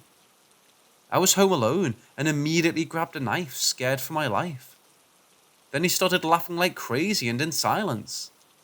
Eventually I looked down the hallway to my parents' room, but nothing. This was the 4th time Steve saved my life, and the one time my mum saw it with her own 2 eyes. We were at the train station, and I felt weird. I started to walk the edge of the station, the yellow line that leads over the edge to the rails. The train was coming. A few seconds from arrival, I put my foot over and felt my body starting to fall forward. I locked eyes with my mum, and she looked scared, unable to do anything. Then, 2 cold arms wrapped around my waist and pulled me back, right as the train passed by, pulling me out of danger. Mum was furious with me, but once we got off the train and reached the car, she started crying and saying I should be dead. I should have been gutted on the rails. She looked at me and said she saw something pull me out of the way. Saw me as I pulled back. She couldn't believe it. She said she didn't know whether it was a guardian angel, a ghost, God, some sort of entity wanting to protect me, but whatever it was, had saved my life. As we drove home, I asked her if she had ever seen a tall black figure, long fingers. She had turned to face me, looking dead serious, and asked me how on earth I knew about him. I told her that I'd seen him since I was a child. He's been with me forever. That's when I found out that Steve here, he'd been with us for years. When Mum and Dad had gotten together and bought a house in Chile, the house was built from zero and all. For some reason, they both saw Steve, the tall, black, shadowy figure. They'd seen him standing in their doorway when they'd go to sleep. Mum told me Steve loved my room. It was almost as if he knew Mum was going to have a baby and was waiting. My parents weren't the only ones who saw him. Our maid, who was my mum's friend, had seen him and screamed. She'd been so scared she never came back to clean the house again. My mum's mother saw it too. She got scared and called a priest to cleanse the house of the spirit, but it didn't work. When I was born, Steve stopped bothering my parents and stuck with me for some odd reason. As I told my mom about what I'd seen, Steve, and he was still here, she got scared and decided to start cleansing the house again. She told me she was going to shut every mirror since they're meant to be portals from the other side, she said. Now, things continue as usual. He just does what he always did, normal Steve things. Then, the fucker decides to really mess with my parents. I'm sitting inside cooking with Mum while Dad is outside. He sees me, ask him if he wants a glass of water, and he says, I walk away, but never came back. He comes in angrily and asks why I didn't give him the water. I stared and said I haven't left my seat. He got angry and shouted at me until Mum yelled that I wasn't lying. He went pale and said he had seen an exact copy of me go outside and ask him if he wanted water. Mum had the same experience when she saw me standing in her room and asked her something, yet I was in the living room and I hadn't moved from my location. Another, my dad saw me standing by the large fence staring at it. He didn't interact though. He said I looked off, so he kept his distance and ignored me, and that I was gone. Basically, Steve being a little shit. We went back to Chile to visit my parents' family. I was always alone laying in bed, since I was despised by my parents' families. The thing was, my cousins saw me standing there on multiple occasions, staring at them hatefully. But whenever they tried to approach, I'd walk away, behind something, and disappear. They yelled at me thinking I was playing pranks on them, even though I wasn't. They blamed me for the strange occurrences, since the only time they happened was when I was around. When at one of my aunt's houses, there was a small house shed built on her mother's property, like a 3-minute walk away. I was with my cousin watching TV, when all of a sudden there was a loud obsessive scratching and growling on the floorboard that became louder, more desperate and angry. My cousin got scared and grabbed my wrist tightly, yanking me off the bed. He shouted for his mom, who came running and stared at the exact same spot as I. She grabbed her rifle and lights and ran outside with us and Tot, but there was nothing under the house. She turned and glared at me, yelled I brought nothing but trouble, and weird shit only happens when I'm around. I got sad and walked back to the other house. I could hear footsteps behind me. When I stopped, they took a second longer to stop. I continued and thanked Steve for staying with me. Mum's mother spotted me when I was alone and glared at me. Said I was cursed, I was evil. Something evil followed me. Something with malicious intent. I'll be honest with you, I'd wanted to talk gibberish to make her think I was possessed or some shit. You know, scare the living fuck out of the people who were making my life a living hell. I still didn't really believe in paranormal, yet I did, partly due to Steve. I sat outside later that night, crying, wanting to go home to Australia. I felt Steve sit beside me, and I smiled and thanked him for keeping me company. Seconds before my mom opened the door, he vanished. We came to Australia. Finally, I was home. A few months passed, and my dad's mother passed away. On the day of her funeral, I was inside the room with my parents, watching a live feed of the funeral, when I turned around to look at the foggy glass door of the study room. Right there against the glass was Steve's face, eyes boring into me. He pulled away once he realized I noticed him. I went out of the room eventually, but he wasn't there anymore. There was a thunderstorm, A really bad one a couple of months later, I believe. I was laying in bed, still awake, messing on my device, when I heard the door slide open. I recognized the noise as the fly door and swore. The wind probably opened it, so that meant I needed to go lock it before I could potentially break from slamming open and shut. But then, the slider window door opened up. I heard the clicks and then it was closed. I froze in horror, then heard a masculine voice I recognized as Steve's. Hello? Hello? I didn't respond at first. Eventually I called back, Steve? But there was no reply, so I hid under the blankets. That's when I heard footsteps coming towards my room. They stopped right outside it. Then there was 1, 2, and I thought it was Mum. 3. I sighed and took my blankets off, only to come face to face with a huge fucking black figure standing over the edge of my bed. 2 green bleeding eyes staring at me, and then he ran. He ran right out of my room, and I just sat there in shock. Time passed on as usual. Then this bullshit happens. So I've been pissed off and shouted at Steve to give me proof he was real. To show me. At least let me record one thing that would prove he was real. A few days later, 1 a.m. or some shit in the morning, the curtains in the living room started banging against the glass. And I get scared as fuck since there's a huge windstorm outside. Of course, first thing I assume is that a window is open, yet my common sense tells me the curtains would have been banging from earlier. And also the fact that we had turned on the heater and we had closed all windows. The grills for the air conditioner were all shut, so no air could have come through those either. I was scared. My cat was in my lap, so I knew it wasn't him. I heard my parents in their room, so it wasn't them. The sound continued and it stopped out of nowhere. Loud footsteps that towards my room and stopped at my doorway. I grabbed my phone and turned on the flashlight. I saw nothing, but could feel eyes on me. A bit passed and he walked away. I heard his footsteps all the way back to the curtains and they started banging again. Like fucking hell, that kind of shit is scary and incredible. I couldn't believe it. Steve just came in. Came to see if I was recording and went back to make sure I got a fucking recording. Like damn, man. I showed the recording to my mum, which was a really shitty audio recording, and when she heard the curtains banging, she went pale. So did my dad. She cleansed the house again and asked me to stop interacting with Steve. Small random things that have happened are him patting me on the head when I was walking down the hallway after watching a horror movie. I was scared and he soothed my worries. Another, he adjusted my glasses since they were shonky. It was random but sweet.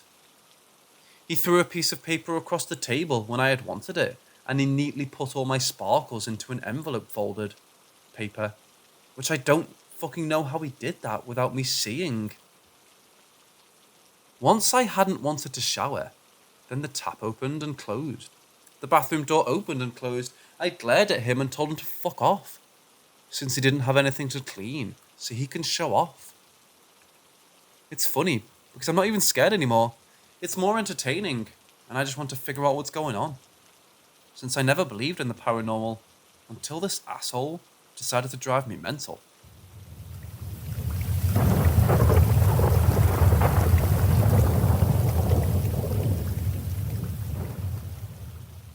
Trigger warning for anyone easily disturbed by mentions of suicidal tendencies. From some stuff that's happened recently, I think that it's confirmed. Steve was responsive, yet hasn't spoken. He knocked stuff off my shelf while I was venting. I felt his presence right before I slept, and weirdly enough, it was the first time in months I had a few hours sleep with no nightmares. He's a soothing presence, and I only feel lonely or scared. And he tends to make noises in an attempt to tell me I'm not alone, I'm guessing. On the other hand, I started to notice the difference with the other presence. It's much, much colder. It feels eerie. My room can suddenly feel like a fridge out of the blue. When I'm near a mirror, I feel it close by. Something always seems off about my reflection. I guess one of them is attached to me due to my depression, anxiety, suicidal tendencies, and all negative things. Or Steve, just wants to help for unknown reasons. I wasn't going to mention this originally, but I decided to try my luck and put a knife against my stomach to see if it would pierce. No, I wasn't intending on hurting myself. Well, I was, but that aside. I usually have my mind filled with whispers of encouragement to hurt myself, but at that moment, I felt as if someone else was holding my hand that had the knife and put it down. My mind hasn't been filled with whispers for once, just a voice without sound and saying they needed me just as my mum walked into my room. I sometimes wonder if Steve is a guardian or someone who killed themselves and is trying to save me for some reason. I've been wanting to ask them.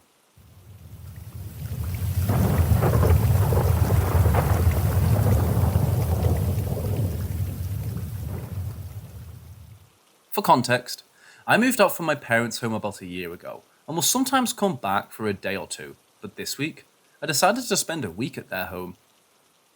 I remember as a kid always being frightened by something I couldn't explain in the house, and my brother had oftentimes seen full-body apparitions, voices and noises all throughout the house ever since he grew up. It pretty much died down, especially after we had our house blessed by our parish priest. I personally have not experienced anything in the house since my early teens. Today, however, when I was taking a shower in one of the bathrooms, the door somehow opened. At first, I chalked it up to my 2 dogs, who both can be clingy and follow me around the house. When the door opened, I was half naked and peered around the empty house and saw my dogs were not there. I have a husky puppy that I keep in my old bedroom while I'm away, so he doesn't make a mess around the entire house. I called for both of them and started hearing frantic barking from my bedroom, so I ran over and they calmed down when I opened the bedroom door. I didn't think anything of it, but I went back to the bathroom and closed the door. I started undressing again when the bathroom door opened. At this point I thought something was wrong, so I closed the door again and put my body against it, and to my complete horror, I felt something pushing back at the door. I felt it push about 2 or 3 times and then it stopped. My brother was outside doing yard work, so I called him from the bathroom to run into the house and see if there was anything outside of the bathroom.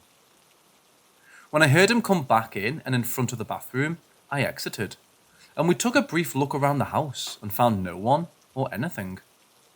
I had been used to seeing or hearing things, but I've never had an encounter with something paranormal that could be physical.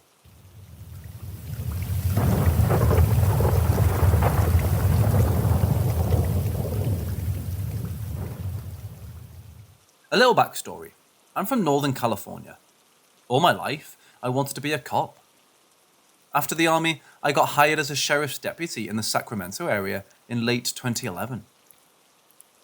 Worked patrol and was also on the CSI team as collateral assignment. So I would work a normal 12-hour patrol shift answering calls and doing standard cop stuff, and then go to CSI calls for serious stuff.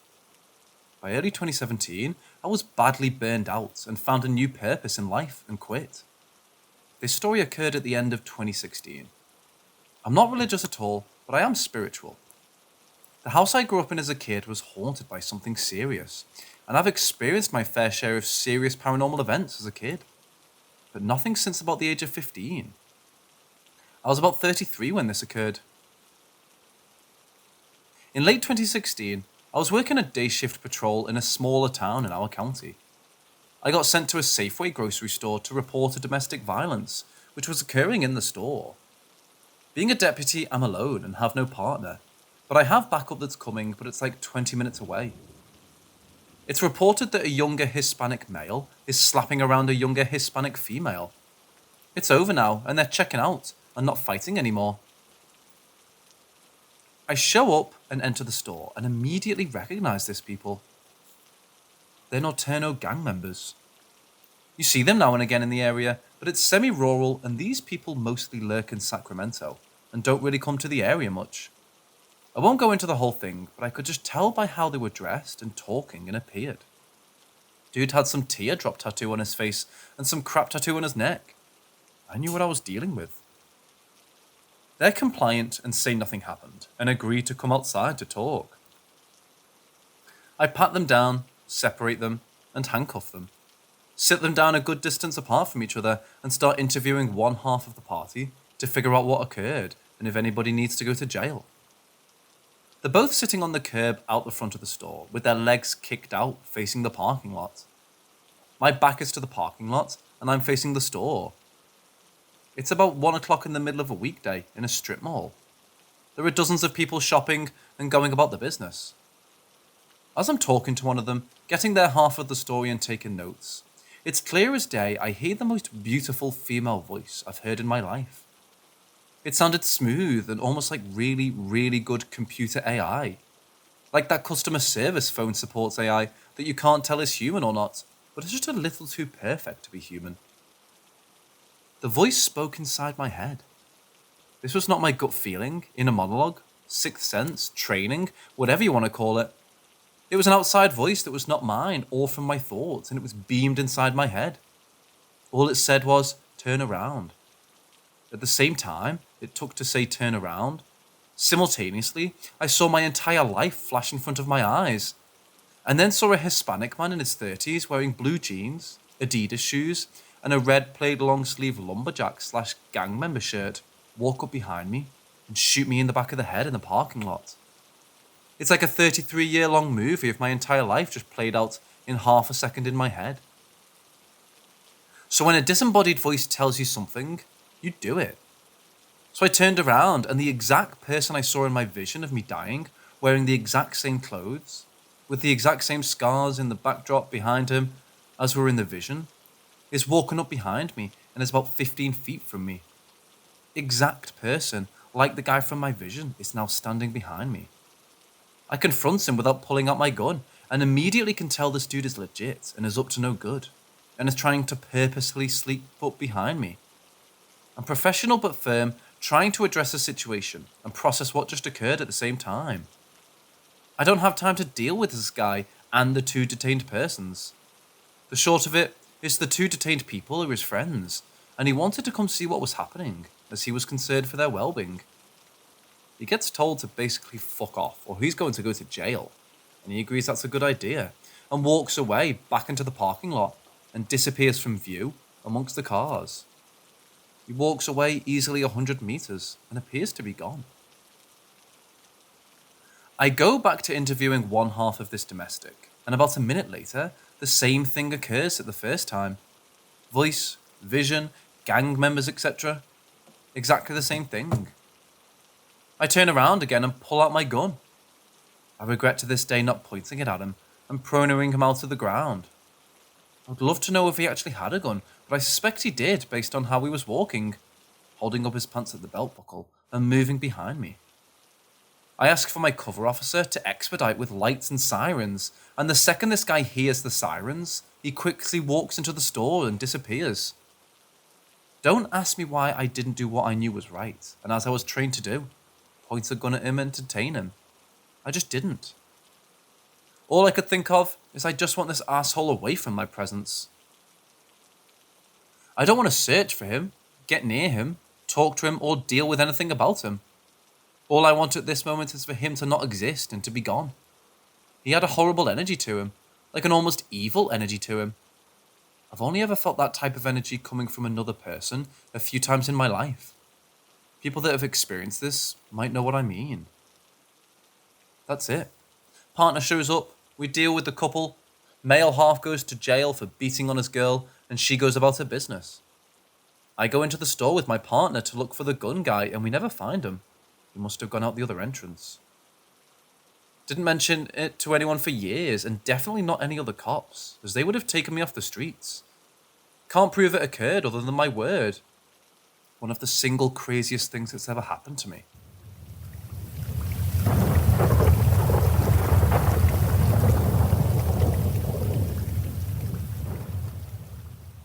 My family and I recently moved to a new house. Immediately, the house just doesn't feel right. Maybe it's because this is my first time moving, but still, it was just wrong.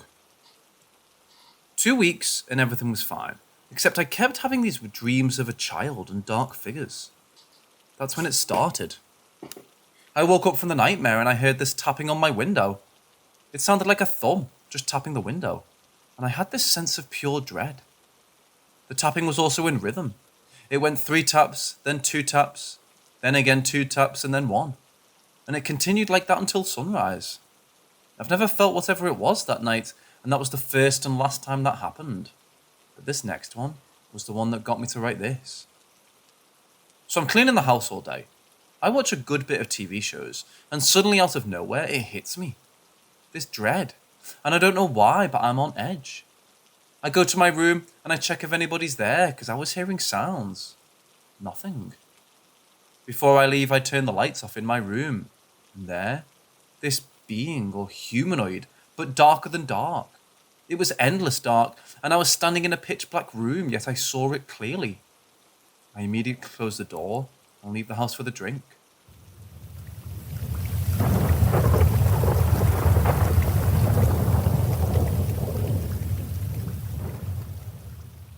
So my friends and I were all hanging out. There were 5 of us at first, and later on, only 4. And due to a power outage, we resorted to playing board games and such with candles lit and flashlights out. My sister suggested we try to summon ghosts and shit like that as a joke, or just to have some fun and occupy the time. We all decided to go along with it for the time being, and started by joining hands and inviting spirits to join us, or whatever we had read online on how to summon things.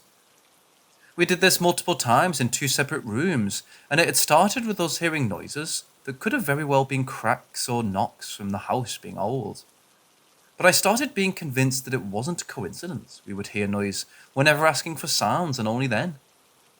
We weren't getting much, so we all just started hanging out and talking in my family room like normal. After a while of just hanging out and talking, everyone in the room froze as my bathroom door at the end of the hallway slammed shut. Everyone was quiet, and I started getting excited as we actually had proof of something. So now everyone in the room was on board that something was with us, and it was pretty undeniable by this point. Our 5th friend ended up leaving after this, so it was only the 4 of us left. We came to the conclusion a majority of activity was coming from around the hallway, so we all decided to move into the hallway and try to communicate with whatever was there. We sat down and asked for signs. Our friend said he heard noises from the kitchen, but the rest of us didn't hear anything, so I asked for more signs. Then, clear as day, all of us heard a noise like a sigh, and everyone freaked out as they heard it. My sister actually managed to get an audio recording of the noise. Everyone had to calm down, and as we calmed down, I decided to leave the house. As I'm writing this, we haven't been back.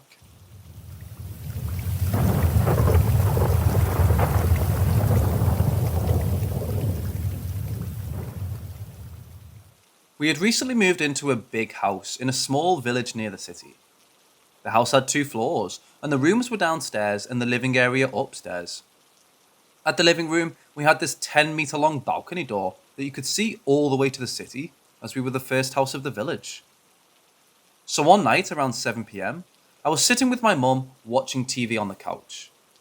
My father was taking my 2 sisters to gymnastics practice. I like to watch the cars leaving towards the city and disappearing into the distance, so that's what I did with my father's car. After a while, I turned again towards the TV. A few minutes passed by, and I clearly heard my little sister giggling loudly from downstairs. I was horrified, as I just saw my sisters getting in the car and leaving with my father. However, the TV was loud, and I reassured myself that it was probably a sound from the TV. Then, I saw my mum standing up and reaching for the TV remote, and she asked me if I heard my sister giggling. I told her that I did, and together we went toward the stairs. Then my mum called my sister twice with no reply. We stood there for 10 seconds and everything was quiet. All of a sudden, we both hear my father screaming, "Hey!" My mum ran in the kitchen and called my father and asked him where they were. He replied that they just arrived in the city. Then my mum grabbed a golf club, and together we went downstairs as we thought it was probably a robber taunting us. We searched every inch of the house inside wardrobes and under beds. No one was there. This happened in the middle of the winter, and all the windows were closed, so this wasn't someone from outside.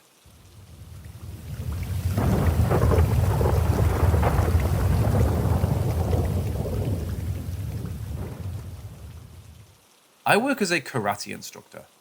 The school I teach at is set up with the main entrance in the front, leading directly onto the main floor, and then behind the main floor, a bathroom to the left, and a private instruction room to the right. The private instruction room has a large viewing window facing the main floor and a single steel door as its entrance. I'd say it's about a 10 by 5 space.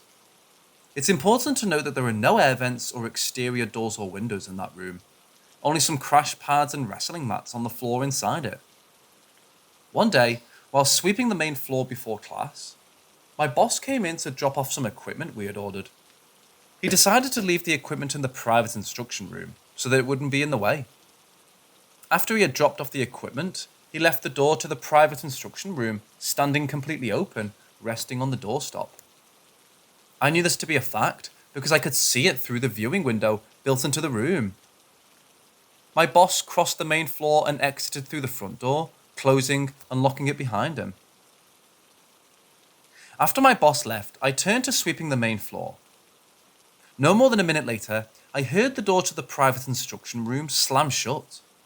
Now, I don't mean that it swung closed quietly, or that the AC turned on and caused a change in the air pressure that made it swing almost shut, or that the door was hung crooked so it swung closed by gravity. This perfectly stationary all-steel door slammed shut, as if someone or something was pissed as hell and found the first thing it could slam. My eyes snapped towards the room, and I walked towards it to see if someone was in there. I found no one. I reopened the door and left it to see if it would close again. It never budged. I tried opening and closing the front door. Nothing. I tried turning on the AC, and again, nothing.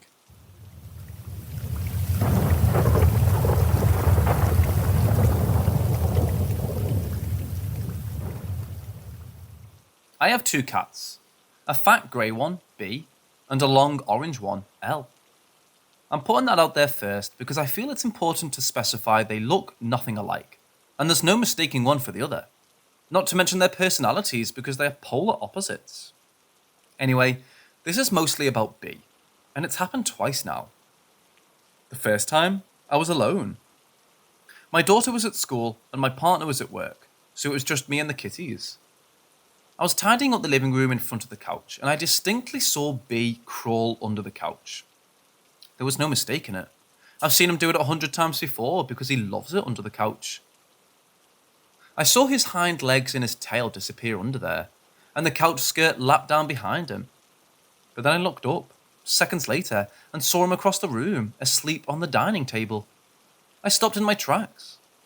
I convinced myself maybe I had mistaken the colour somehow, despite grey and bright orange being 2 completely different colours. I went into the kitchen to throw away the trash I had just gathered, and L was in there eating food.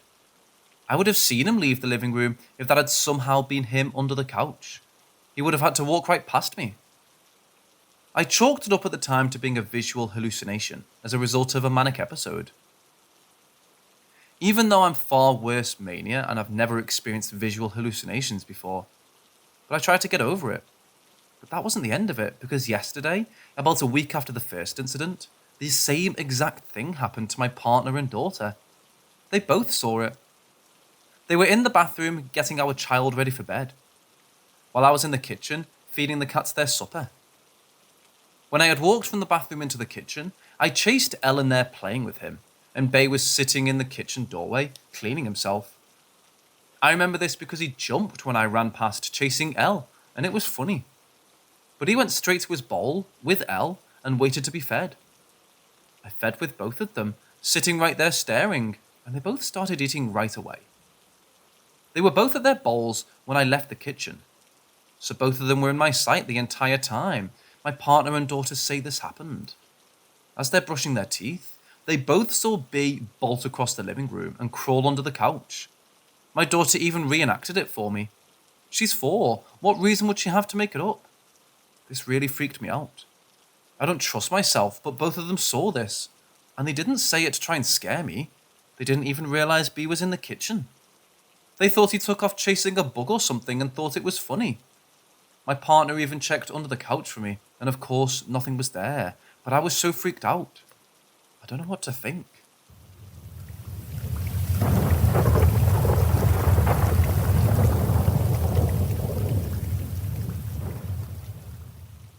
I was walking through my lounge, my boyfriend in the kitchen next door, when I heard a click directly next to my ear, like someone sharply snapped their fingers.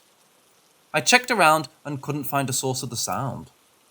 Boyfriend heard the click, but faintly since he was in the other room, which at least tells me I wasn't hearing things. Second instance was in the lounge again and sat on the sofa. I was taking off my cardigan when I suddenly felt my scrunchie on one of my Dutch braids disappear. Like the weight of it suddenly went missing, if that makes sense. Well, I was holding the ends of the plait to make sure it didn't unravel, and I was searching the sofa and surrounding area, but couldn't find the scrunchie anywhere. Decided to go into the bedroom to get another scrunchie, and when I got about halfway across the room, I felt something lightly drop onto my head from a short distance. It then fell to my feet on the floor. I looked down, and it was the scrunchie. This really kind of freaked me out, to be honest, and I wasn't sure how to react. So I just picked it up and said thank you out loud, and immediately hightailed it out of the room. I'm not sure about the energy. I don't know if I was so freaked and weirded out by and during the experience that tainted the energy of the being. But I didn't feel in danger, but I also felt unnerved by its presence.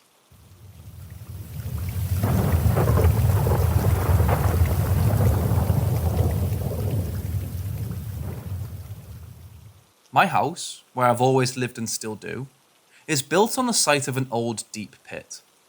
In 1874, the pit collapsed and killed 100 boys and men. My house is around 100 years old, I think.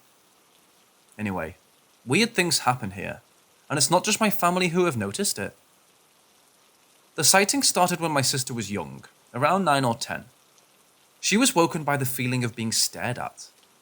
When she opened her eyes, she was greeted by the clear face of an old woman. As you can imagine, she jumped out of bed and cried at my mum's door. I've heard both accounts of this story, and she still swears by it to this day.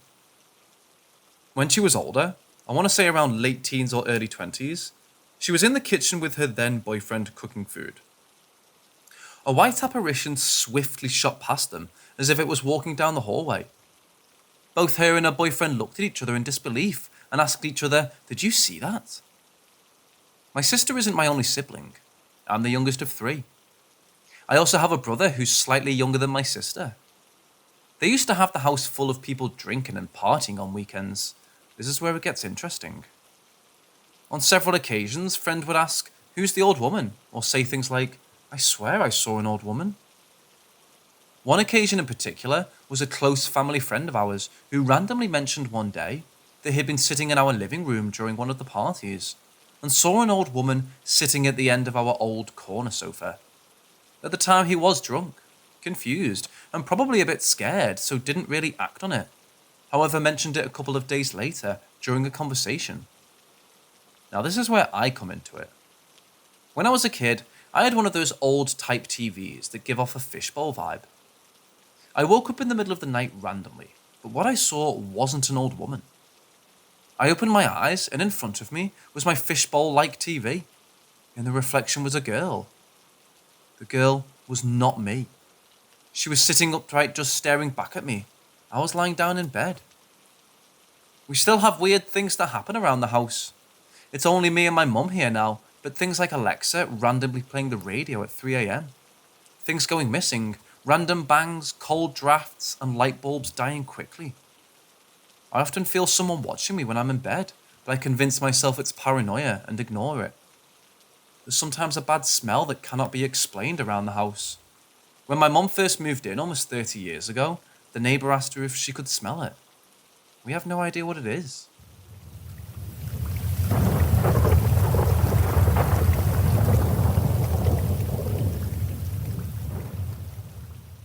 We lost my mom unexpectedly in July.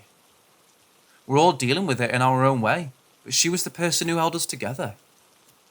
I don't normally live with my family, but a few months ago, I became homeless. Until about mid-August, I wasn't staying in the family home, but right now I am temporarily.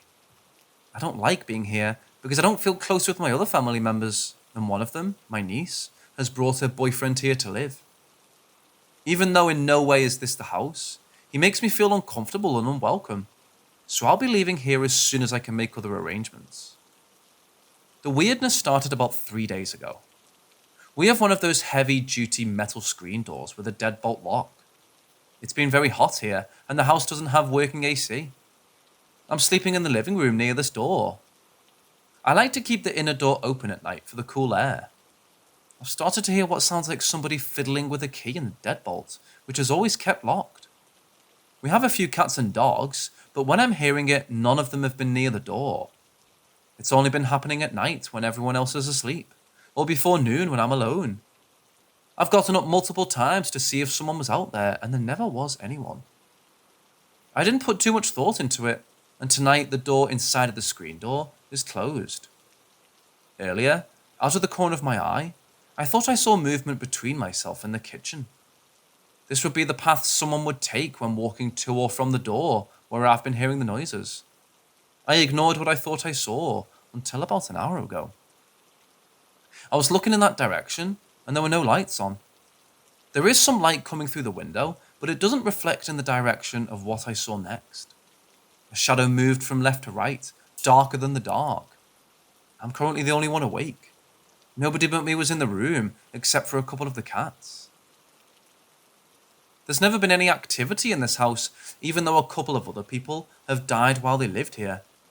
But now all of a sudden, right after my mum passed away, I'm seeing shadows and hearing noises. It isn't scaring me or giving off a threatening vibe. In my 30 years of existence, I've seen some pretty weird stuff. Some things I think if I was smarter, I could figure out with logic, but other things I just can't explain without bringing in the paranormal. One of the weirdest experiences I've ever had was when I was 19 years old. I'm from Deming, New Mexico, born and raised, and being from New Mexico, there's no shortage of folklore and ghost stories. There's a lot of places around the town and surrounding places with some dark history, and one of those places is the old Silver City Highway. Since I was a kid, I've heard stories about crazy shit that's gone on that highway, from people seeing witches, strange lights by the road and by the mountains, and even a man with wings walking along the road by a more remote spot by the highway. The highway has seen its share of car accidents and death, but all highways have their fair share of tragedy. But still, even with everything, I've heard about the highway. I'd never seen anything the times I went to Silver. So after high school, I got a job with Coca-Cola as a merchandiser. I was training with two guys. One guy did the in-town stores, and the other went to Silver City and the Bayard area in New Mexico. For out of town, we had to leave a lot earlier than everybody else. Pretty much had to be on the road by 3 to get to Silver City Walmart first. Weekend guy was Alfredo. I was still pretty new, so we're still in that kind of awkward but cool stage of working together. It was the Saturday before the Deming Duck races. We both showed up at the plant around 2:45. We take a company car, stop at a gas station and snacks, and we're off. So we're driving on the highway about 20 minutes in, and it takes about an hour to get to the Silver City Walmart from Deming. It's still early, so talk was minimal, mostly just listening to the radio. I can't remember what it was about, but we did start getting into conversation about something. While we're chatting, we both see we're coming up to what we thought was a motorcycle ahead of us. To be honest, I couldn't remember if I saw anyone in front of us when we left, but it was early morning, so cars on the highway are minimal. Again, we're just talking about whatever, just staring straight ahead. The light, a good 30 feet from us, keeping a steady speed. All of a sudden, the light starts to slow down slowly. I just remember thinking, why is this guy stopping in the middle of the road? Alfredo was driving, so he started to slow down, and he's now getting pretty close to the light. We almost came to a full stop when we saw it. It was a red light, like the backlight of a dirt bike, but that's all we could see. Everything else was just blacked out. And in a split second, the light in the road shot off into the field on the side of the highway. What made it so creepy was how subtle it was. It didn't make a noise when it shot off. The best way to describe it was like someone moved a laser pointer on a wall real fast. The light, when it shot off, also turned white and disappeared into a green-like speck. We didn't say anything to each other when it happened. I think we were both trying to process what we just saw. After what seemed like forever, Alfredo says, "Did you see that shit?" I could tell in his voice he was hoping it wasn't crazy, and I saw it too. "Yeah, what was that?" I responded. I wish I could say we spent the whole ride talking about what we just saw, but we didn't. For the most part, it was awkward and silent the ride there for the majority of the day. Whatever it was, it affected us in a weird way. I could tell Alfredo was still trying to process what he saw. He had this dumbfounded look on his face all day. I didn't really feel like talking that whole day, just wanted to know what the fuck I saw. We finished all of our routes by 3 and were back home by 4. The next week, I was moved to a warehouse, so I never went back en route with Alfredo. But I never told anyone at the plant what I saw, and I don't think he ever did either, besides maybe friends and family. My girlfriend at the time thought maybe we're just still groggy from early morning. My mom actually believed me though, telling me she's seen weird things as well when she would drive to Silver to take night classes at the college.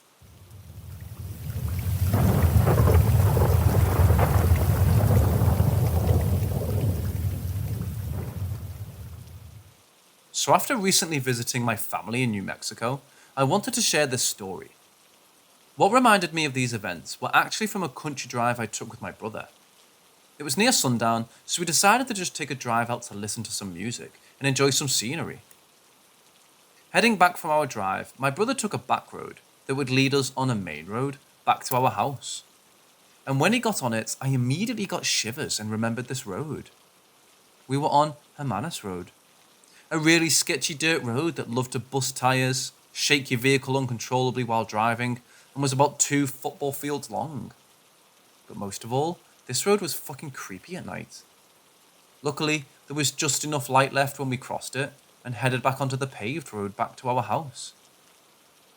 So when I was a senior in high school, I started dating this girl who lived out in the country with her family. Once you crossed Hermanus and hit the stop sign, you'd take a right and there were a few trailers and houses that resided around the area. On the road itself, only a few houses. Some were ranches.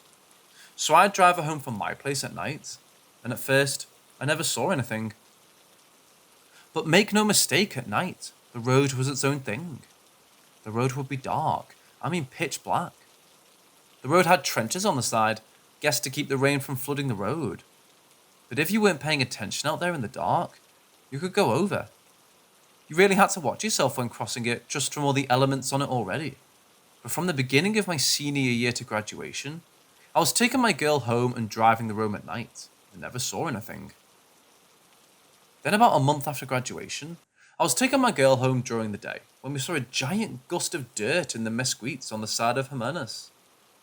As we got closer, we realised it was a car that had flipped into the bush. We got out and went to the scene. A guy about my age at the time was sitting near his flipped car and bleeding from his hand. We asked him if he was okay and immediately called an ambulance.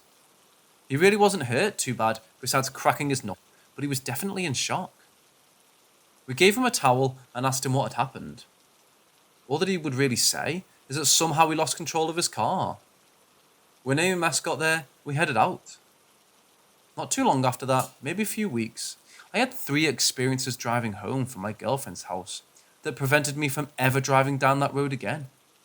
This happened when I was 19. I'm 33 now, so I can't remember exactly how it all took place, but I do remember it was in a matter of 2 months. One night, while I was driving to my girlfriend's house, I came across a dead dog lying near the road. I remember it was a pit bull, a big one. From my headlights it looked brown, but it laid there sprawled out like someone had moved its limbs to make the figure more dramatic. Well, it sure as shit worked on me. The look of it was unnerving.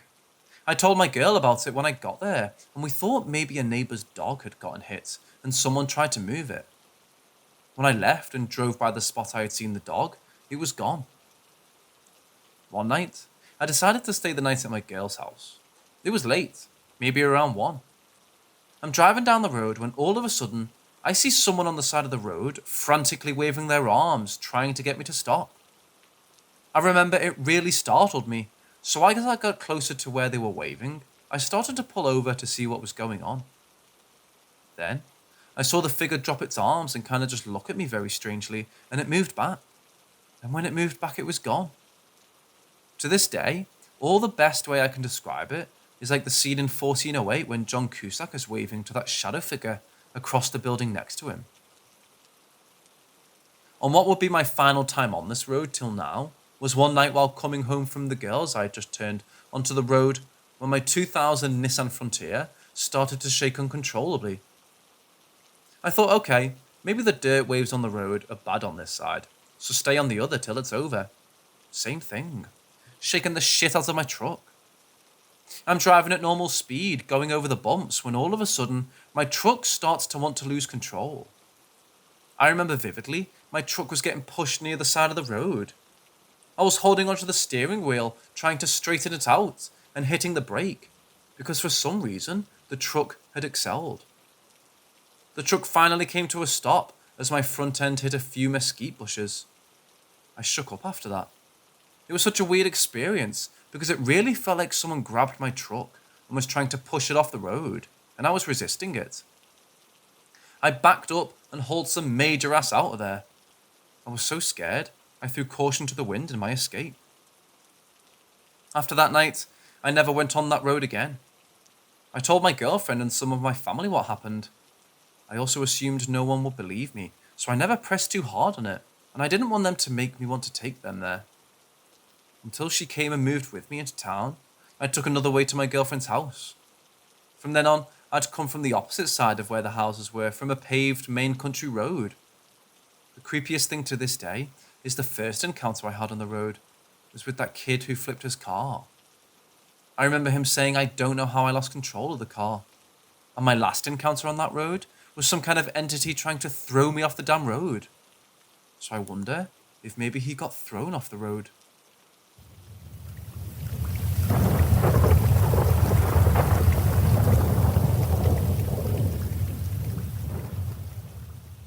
My wife, myself and my daughter live in our 2-bedroom home. My wife has lived in the property a year before I moved in and has never come across any paranormal activities until I moved in. There have been 3 incidents of a shadowy silhouette in our bedroom in the dark. My wife thought it was me leaning across our bed at night, but I fell asleep downstairs. I thought my wife was peeking through the doorway, pulling faces at me while I said, "Stop being silly and come to bed, you donut." My wife was in the bathroom brushing her teeth. We both saw a silhouette peeking through the doorway. There have been several incidents of things being knocked over, which shouldn't have fallen over. The things were firmly placed down. One time, my daughter was pushed off the toilet, and another time, I woke up with scratches on my back. My wife is very into this kind of thing, but is concerned. She's burnt sage in the house and has had her very religious grandmother bless the house with holy water. We're still having incidents. My wife is generally scared and wants to move house immediately. If it helps, this house was built in 1901 and was part of a mining community. Any tips or pointers as to what to do would be great.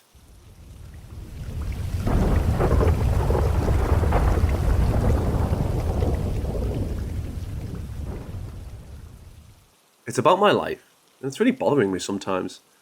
Basically, for context, I live near 2 graveyards. They're usually old, and contain very old and rigid gravestones, and I explored the graveyards before, when I was younger. Now, I'm older, and I experience weird stuff. For example, I usually see some white smoke in the corner of my eye, and shrug it off, but it happened multiple times. Like some wind flew by or someone was passing by. They were small instances of smoke, and I couldn't really explain them as I'm not a smoker, and there wasn't any smoke in the house.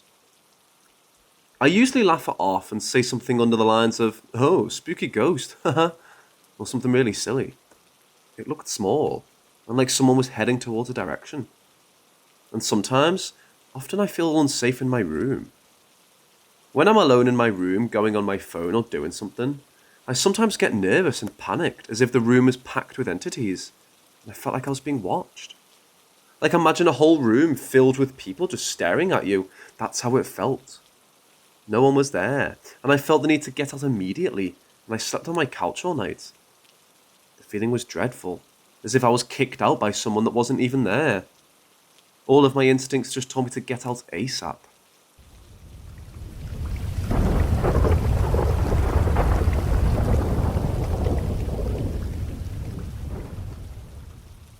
This happened a couple of weeks ago. I've told some of my friends, and every time I say it out loud, it just makes less and less sense to me. While it's not particularly horrifying, it was certainly something else. Tell me what you think of this. To start, my name is Adam. A good buddy of mine, Bailey, invited me to go to this Christian camp. Now, I'm not very religious, but I like camping, and I like him and his family, so I said I'd go. It was a beautiful place, but way different than what I was expecting. Usually when you camp, you kind of keep to yourselves and set up a tent on the ground somewhere. However, here, it was like a whole community of people with trailers, tents, cabins, etc. There were daily activities and events. Everyone knew each other. It was like a family reunion where I didn't know anyone. Very different from how I normally camp, but I will say, I had a great time and felt very welcomed. I met lots of people, made a few pals, and learned a little more about Christianity. Anyway, two of the people I met were named Emily and Mike. They were a few years older, but that didn't really matter. Great people who love to party, and that's just dandy with me.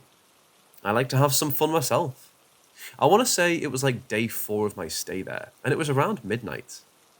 Everyone was going to bed, but the 4 of us stayed around the fire and had a few drinks. For those wondering, yes, drinking was definitely against the camp rules, but whatever, we were having fun. Mike then asks us if we wanted to go for a bit of a walk. Feeling good and not yet tired, we all said sure and off we went. Mike and I were both barefoot because why not? It's nice to feel the earth under your feet, and it didn't slow us down much, so we rolled with it for the stroll. We weren't just going to take a walk around the grounds though. We wanted to go across the road and take the trail for a little hike, so we did just that. Bailey and Emily led the way with the lantern, and Mike and I followed right behind, drinks in hand. After a couple stopped to chat and take a quick rest, we continued on our journey. We were probably about 2 kilometers away from the camp when Mike and I suddenly realized Bailey and Emily had marched right on ahead, leaving the 2 of us behind. It didn't seem to make much sense though, because they were right in front of us the whole time. It was like they triple timed their walking. We didn't think anything of it. We also weren't too worried because Mike had basically grown up at this place. He's been going there for the last 30 years or so and knows the trails very well. We had some moonlight, and it's not like our eyes didn't work, so we just decided to take our time, chill out, and enjoy the beauty of the night. However, if anything did happen, my phone was dead, and Mike didn't have his on him, so in hindsight, that was probably a mistake. We stopped for a few minutes so Mike could have a smoke, and we chatted about some deeper topics, or at least it felt deep. Mike and I were really bonding, and it seemed like we could have kept our conversation going for hours. But out of nowhere, we heard this sort of screaming sound, probably around 50 meters away. Now, we're in the woods of Canada. Lots of things make strange noises. We're trying to figure out what it could be. Mike said cougar, I said fox. It screamed again, and we still couldn't quite determine which one of the two, if either, it could be. So we hushed and waited for it to do it again. It took a couple of minutes, so naturally we got to talking again, but when it did scream, it wasn't quite the same as the first 2. Something sounded a little off about it. The distance seemed to stay the same, so our concern didn't necessarily grow, but our curiosity most certainly did. Then we really stayed quiet so we didn't miss it or mishear it with our talking. It took less than a minute this time, and it was clear as day. In a weird, cougar fox-like scream, Adam! Mike and I just stood there for a second and looked at each other. Mike said to me, did it just say your name? I stayed quiet as I looked on into the woods. I say with certainty, it wasn't a human, so I knew it wasn't Emily or Bailey looking for us or anything. Plus, it was in the opposite direction of where we had to go and where they went. As I'm trying to process what I heard and making an attempt at rationalizing it in my head, my thoughts are interrupted by another scream, just as clear as it was before. Adam! I turned to Mike and I said, yep, that's definitely my name. The fuck is that? Mike had a little chuckle and said he didn't know. As I started to follow up with my worries, he shushed me and said to wait. He wanted to hear it again. I suppose I did too, but by this point, I just wanted to start heading back. I was getting increasingly uncomfortable. After the third time hearing this thing scream my name, I said to Mike, "Okay, let's get out of here. I'm not sure I want to meet it." He complies, but starts talking about how he isn't worried because God is right here with him and stuff, which is fine, but it brought me little comfort. We started making our way down the trail. We took a shortcut because if we took the trail, it would have been roughly another 2 kilometers back. So we barefoot bushwhacked until we ended up on the trail again. We reached the hill where the trail began, and I heard Bailey make a sort of caca sound. Mike and I returned with our own caca and began making our way down the hill. We had a laugh about how instead of calling our names, he's making crow noises at the base of the trail. When we got to the bottom, Bailey had informed us that we'd been missing for about an hour and a half, and that he and Emily, along with Mike's wife, were getting pretty worried. Mike and I were blown away. We could have sworn it was no more than a half hour or so. Maybe the time thing was just the drinks, but I swear on everything I care about that something was screaming my name, something Mike or I couldn't identify. We went back up the following night, just to the top of the hill, but we got nothing. No screams, hardly any noise at all really, which in itself is uncomfortable for a forest. It was just an unnerving experience, and I'd be cool if it never happened again.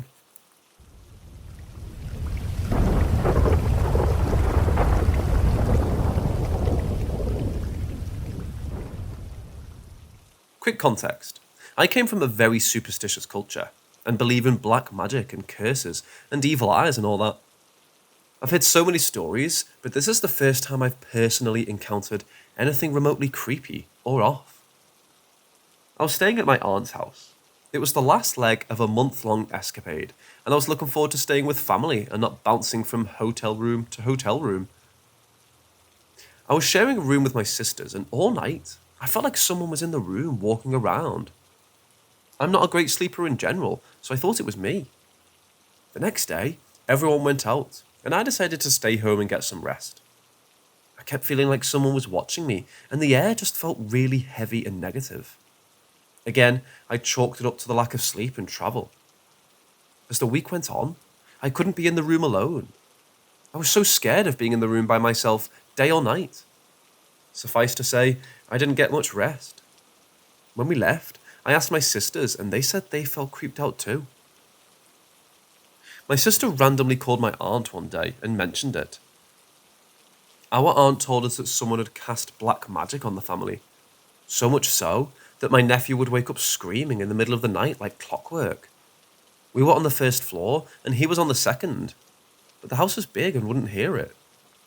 They eventually got the house cleansed and blessed, and my nephew is okay now, but I still absolutely refuse to go back.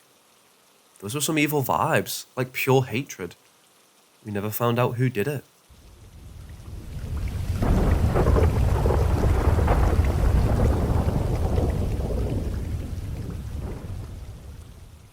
I work out in a very isolated stretch of the Olympic Peninsula of Washington State, and I've had an alarming amount of strange experiences while out there. The basic things that happen are humans screaming far away in the woods. It's a really dense rainforest with no trails. Hearing high-pitched voices say one or two words like thank you and again. Sometimes I'm all alone, and sometimes my boyfriend will be here and hear them too. There is a really upsetting presence that sometimes appears to be a tall shadow that crouches and peeks out from behind things in the dumpster area. And all but a couple of my co-workers have had unpleasant experiences while taking the recycling out. Another friend saw a face gliding by her window like it was on a skateboard looking straight in. Until recently, it's been mainly ghost happenings around here. But in the past week, we've had some things happen with strange lights.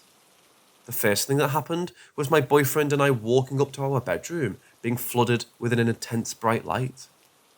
We just stared at each other while it was happening for a good 20 seconds. And then the light just flicked off, and the room went back to pitch blackness. Our room backs up to a dense forest, and we promptly looked outside to make sure nobody was there as soon as the light flicked off. Nothing but pitch blackness and no movement. 2 nights ago, a co-worker of ours was returning home late at night, and when he got out of his car, he saw an orange ball hovering over one of the housing units. It did a couple of loops and popped out of sight at about the same time as he started feeling scared.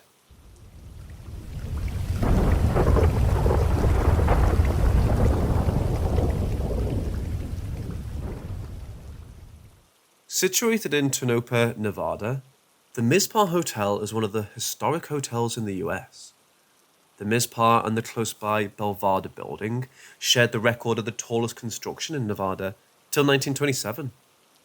The resort became named after the Mizpah mine. The hotel became a hotspot of celebrities and rich investors for the duration of the silver boom in Tonopah, and it turned into one of the first luxury hotels in the state. This hotel now stands as a haunting blend of the new and old. Whilst the inn is one of the locality's oldest constructions, it became predated by the Mizpah Saloon, which was started in 1907. George Wingfield, Cal Brugger, George Nixon, and Bob Govan, some of Nevada's most well-known financiers, financed the hotel. George Holsworth was its designer. The hotel's financiers also owned other Tonopah firms. The resort's facade was made of stone, and the neighbouring Brover Green block acted as the first Mizpah hotel. These buildings were joined with a wooden stairway, and they remained connected even now. It should also be noted that the hotel was the first one to have an elevator in Tonopah. The hotel was bought and sold quite a few times in the course of the years till Frank Scott of Las Vegas bought it in 1979. He renovated the structure and encompassed modern luxuries in it without disturbing its original antiquity. The renovation was valued at $4 million and took almost 3 years to complete. The hotel was closed in 1999, and it remained shuttered until it was purchased by its new owner. In early 2011, Fred and Nancy Klein bought the hotel and renovated and reopened the construction in August 2011. Since then, the hotel hosts guests from all over Nevada visiting the region. Ghost hunters trying to feel the eeriness of the Clown Motel, Tonopah Cemetery, and the Mizpah Hotel itself. One of the well-known and dark memories to pop out of the Mizpah Hotel is that of a theft that went wrong. In line with the tale, 2 miners utilized the underground network of old mining shafts under the hotel to dig through its floor and empty its vault. Later, the bodies of the miners were observed inside the tunnel beneath the resort. However, the cash they robbed was gone. It seemed they were double-crossed by an unknown assailant who murdered them and took the loot. Some claim the miners remain inside the basements underneath the resort. Visitors have claimed to experience paranormal events all through the construction. This includes rooms, hallways, and even the elevator. They've claimed to sight apparitions, hear voices, and even sight objects shifting on their very own. It's stated that a couple of children haunt the 3rd floor. This playful duo can frequently be heard playing and laughing inside the hallway. An unknown soldier lingers on the 4th floor, and it's said that he died within the hotel, and lamentably, no one knew his identity. Perhaps the most known phantom that the hotel hosts stays on the 5th floor. Specifically, within room 504, which is claimed to be the most haunted room of the hotel. A former prostitute who once lived in the hotel, she's referred to as the Red Lady. Unfortunately, she got killed outside room 504 in a brutal way, being strangled and stabbed several times by a jealous ex-lover. Many who stayed in this room during the night have seen the woman in her spirit form, heard her voice, smelt her perfume, witnessed objects shift on their own, and some have even woken up in the morning to discover pearls left by her on the mattress. Unlike other hauntings, the Mizpah Hotel shares its spotlight with the Tonopah Cemetery and Clown Motel. There's also an apparent curse that sits over Tonopah. It started with the Tonopah Belmont mine fire, in which 17 miners were burned to death, and their bodies were buried in the Tonopah Cemetery. Visitors of the cemetery report seeing abnormal orbs and disembodied voices, but the nearby motel overshadows the cemetery in terms of paranormal activity. Named America's Scariest Motel, the Clown Motel has a lot of glassy-eyed circus clowns, and its owners swear that it's a safe location to spend the night. However, its visitors swear that it's haunted. In line with local legend, The clown statues act as containers for the miners' ghosts, who possess the dolls and make them come to life. Silhouettes have been seen walking from the cemetery to the motel, and disembodied voices have been heard announcing, "We mined," and "We died that day." In records, the Pueblo natives used to get dressed in clown-like dresses while welcoming possessions of spirits. Possibly these clowns, with their identities ever converting, are portals into the spirit realm. Even the resort's proprietor says that he hears footsteps and knocking from vacant rooms of the motel. Apparitions of a person were stated leaving the cemetery and strolling across the belongings, even during the day. It's said that one of the preceding owners vanished when he tried to interact with the spirit. What's even more frightening is that the clowns have been seen leaving the cemetery at night and moving into the motel. The hotel stays open for public visits and offers overnight stays which can be booked from the hotel's website itself. I would surely recommend visiting the hotel once, not just for its haunted status, but also for its haunted locality, which is supposedly cursed.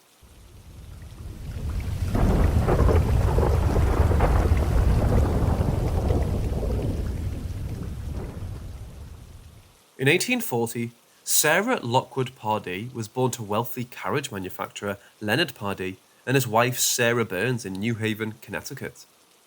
Sarah was left yearning for nothing, enjoying the best education in the nation. She spoke 4 languages, performed on the piano fantastically, and shortly became called the Belle of New Haven. Her charmed life seemed to move strongly whilst in 1862, she married the affluent gun tycoon William Wirt Winchester. He was the son of Oliver Fisher Winchester, well known as the Lieutenant Governor of Connecticut. Their life collectively became like a fairy tale, filled with romance, opulence, and dinners with New England's elite. To mess up their happy life, in 1866, their infant daughter Annie tragically died of marasmus. The couple were devastated, and Mrs. Winchester unexpectedly fell right into a deep depression that she didn't recover from. In March of 1881, 15 years later, tragedy struck again while her husband died of tuberculosis.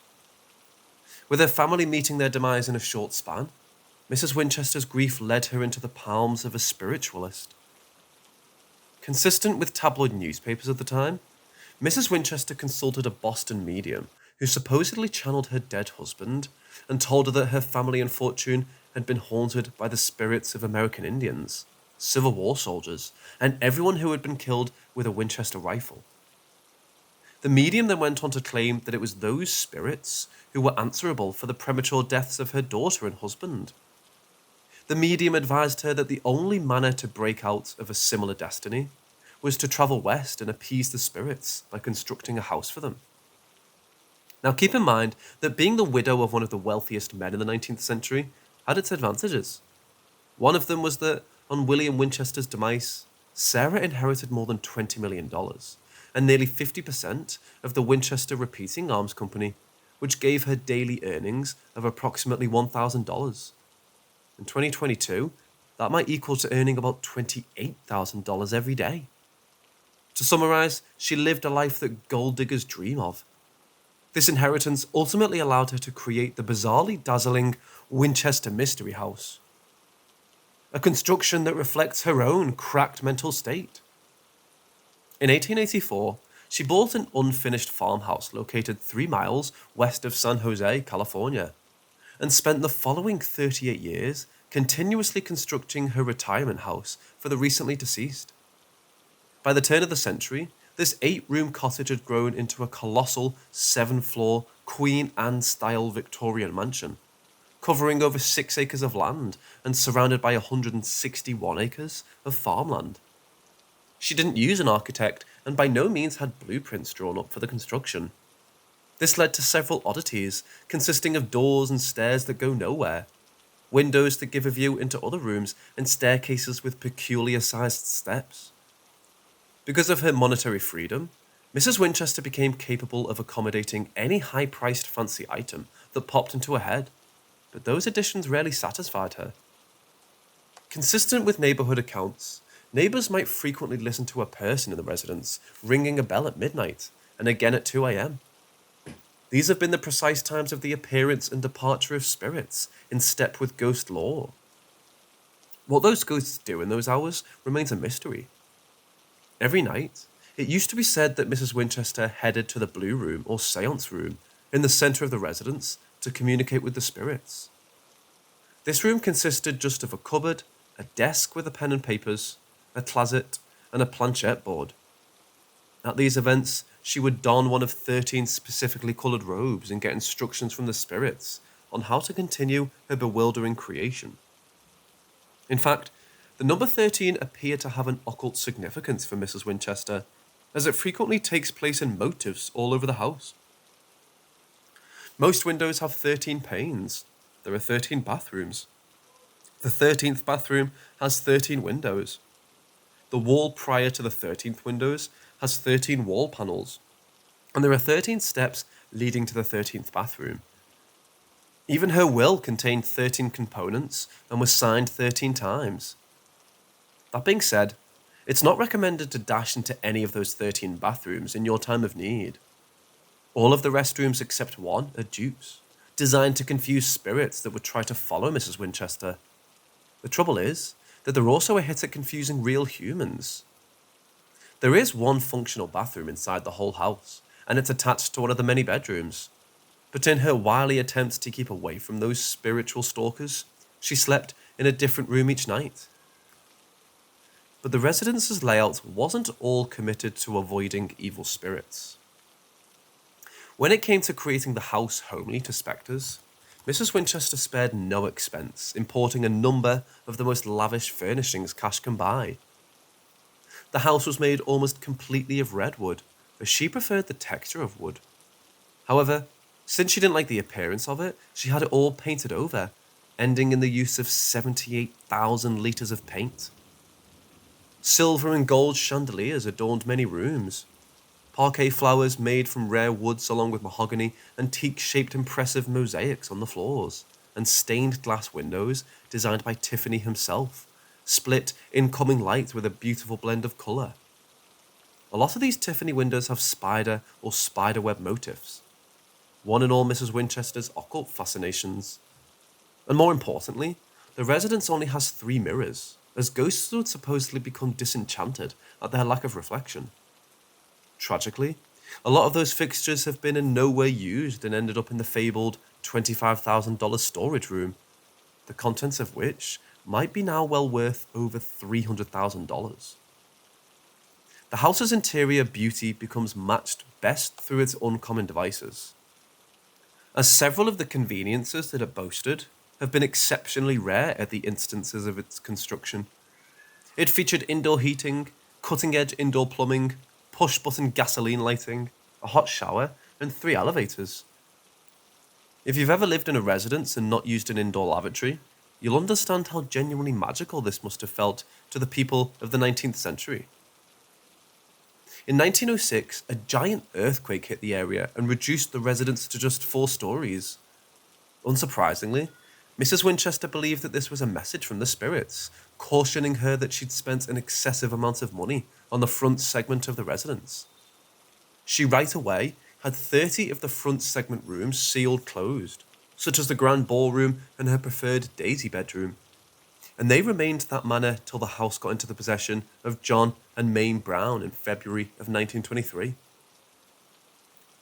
Although on her demise, lots of Mrs. Winchester's property were bequeathed to her niece, her residence got sold at a private auction and was soon opened by the Browns as a tourist appeal.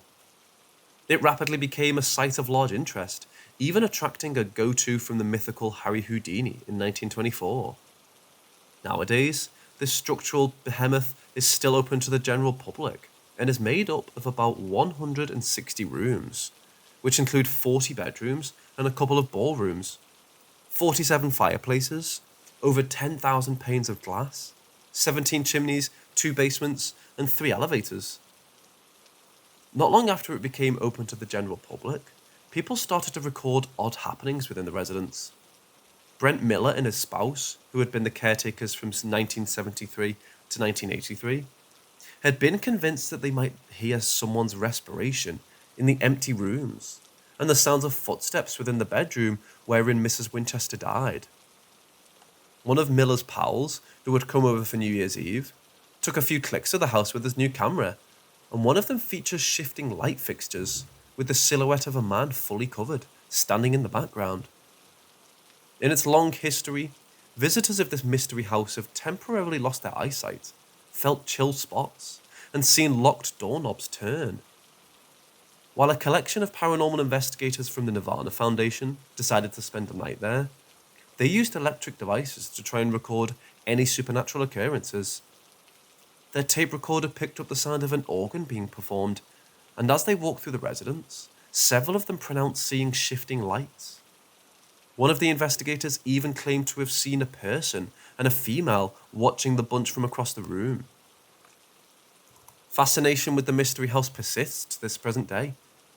Irrespective of whether you believe in the supernatural or not, the Winchester Mystery House has an indisputable mystique that's positive to draw visitors for years to come.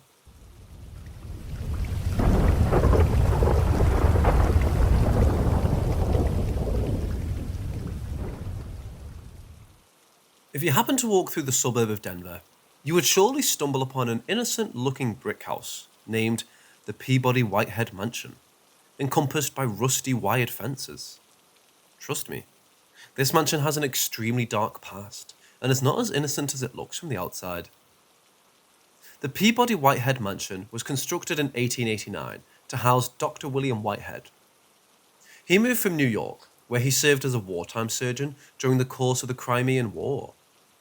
He was also among the founders of the Denver College of Medicine, which was established in 1887, and also the president of the Colorado State Medical Society in 1883. Because of his profession and reputation, he made a lot of money, which he used to construct the mansion of his dreams. A few years after moving into the house, Whitehead met his demise inside the mansion in 1902. After his death, Governor James Peabody, an extremely aggressive and adamant man, made the mansion his home, thus giving it the name Peabody Whitehead Mansion. The mansion was later abandoned before being bought by a new owner who renovated it into a bar and restaurant. It served its new purpose during the 1960s and 70s. During the mansion's renovation, 2 construction workers allegedly abducted a young girl and raped her until she died.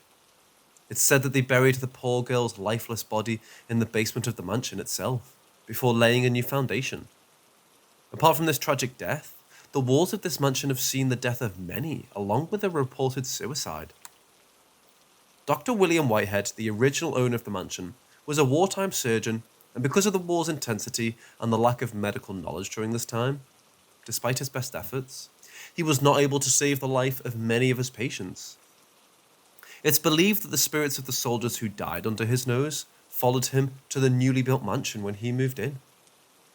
He reported being tortured by these spirits, and also said that he saw these ghosts in every place he looked. It was not just him, but also his family who got a ghostly experience with poltergeist activity being the most common. Books flying out of the shelf, falling picture frames, wiping during the night, and glasses breaking on their own are a few of their dreadful experiences inside the mansion.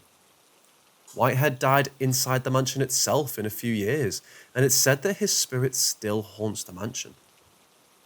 The paranormal activity seemed to reduce after Whitehead's death, but after its conversion into a restaurant and bar, it peaked rapidly. The property's second owner, Governor Peabody, was an extremely adamant man who made sure he got what he wanted. It seems like he was almost adamant about staying inside the mansion even after his death. During the restaurant phase of the mansion, workers reported glassing falling all by themselves to the ground, being thrown on the walls, and mysteriously breaking when they were still on the bar top. Also, a chandelier, which was completely disconnected from electricity, was seen flickering sporadically without any source of power. Paranormal investigators believe that at least 12 different phantoms haunt the mansion. A spirit named Elise, who died inside the building, is said to haunt the second floor of the mansion, and a waitress who killed herself inside the basement is said to still haunt the basement of the mansion. Some claim to have seen the phantom of an old man near the women's bathroom on the first floor. It's believed that he haunts the complete floor, with the bathroom being the paranormal hotspot. visitors have claimed to sense a strong smell of cherry-scented pipe in this space. The phantom of a woman who died within the mansion's walls while waiting for her arriving fiancé has also been reported by many to be peeking out of the mansion's windows. Visitors have reported books flying off the shelves, objects being thrown around, constant wailing during the nights, eerie sounds of infants crying, ringing of disconnected bells and phones, mysterious scratches and bruises, and many other paranormal events within the house. With a metal gate that blocks the public from getting too close, this dreaded mansion now lies abandoned. With the future of the mansion still unclear, entering it is highly restricted. Locals, however, wouldn't enter it even if they were allowed to, as they fear that the mansion's deadly spirits might follow them into their home.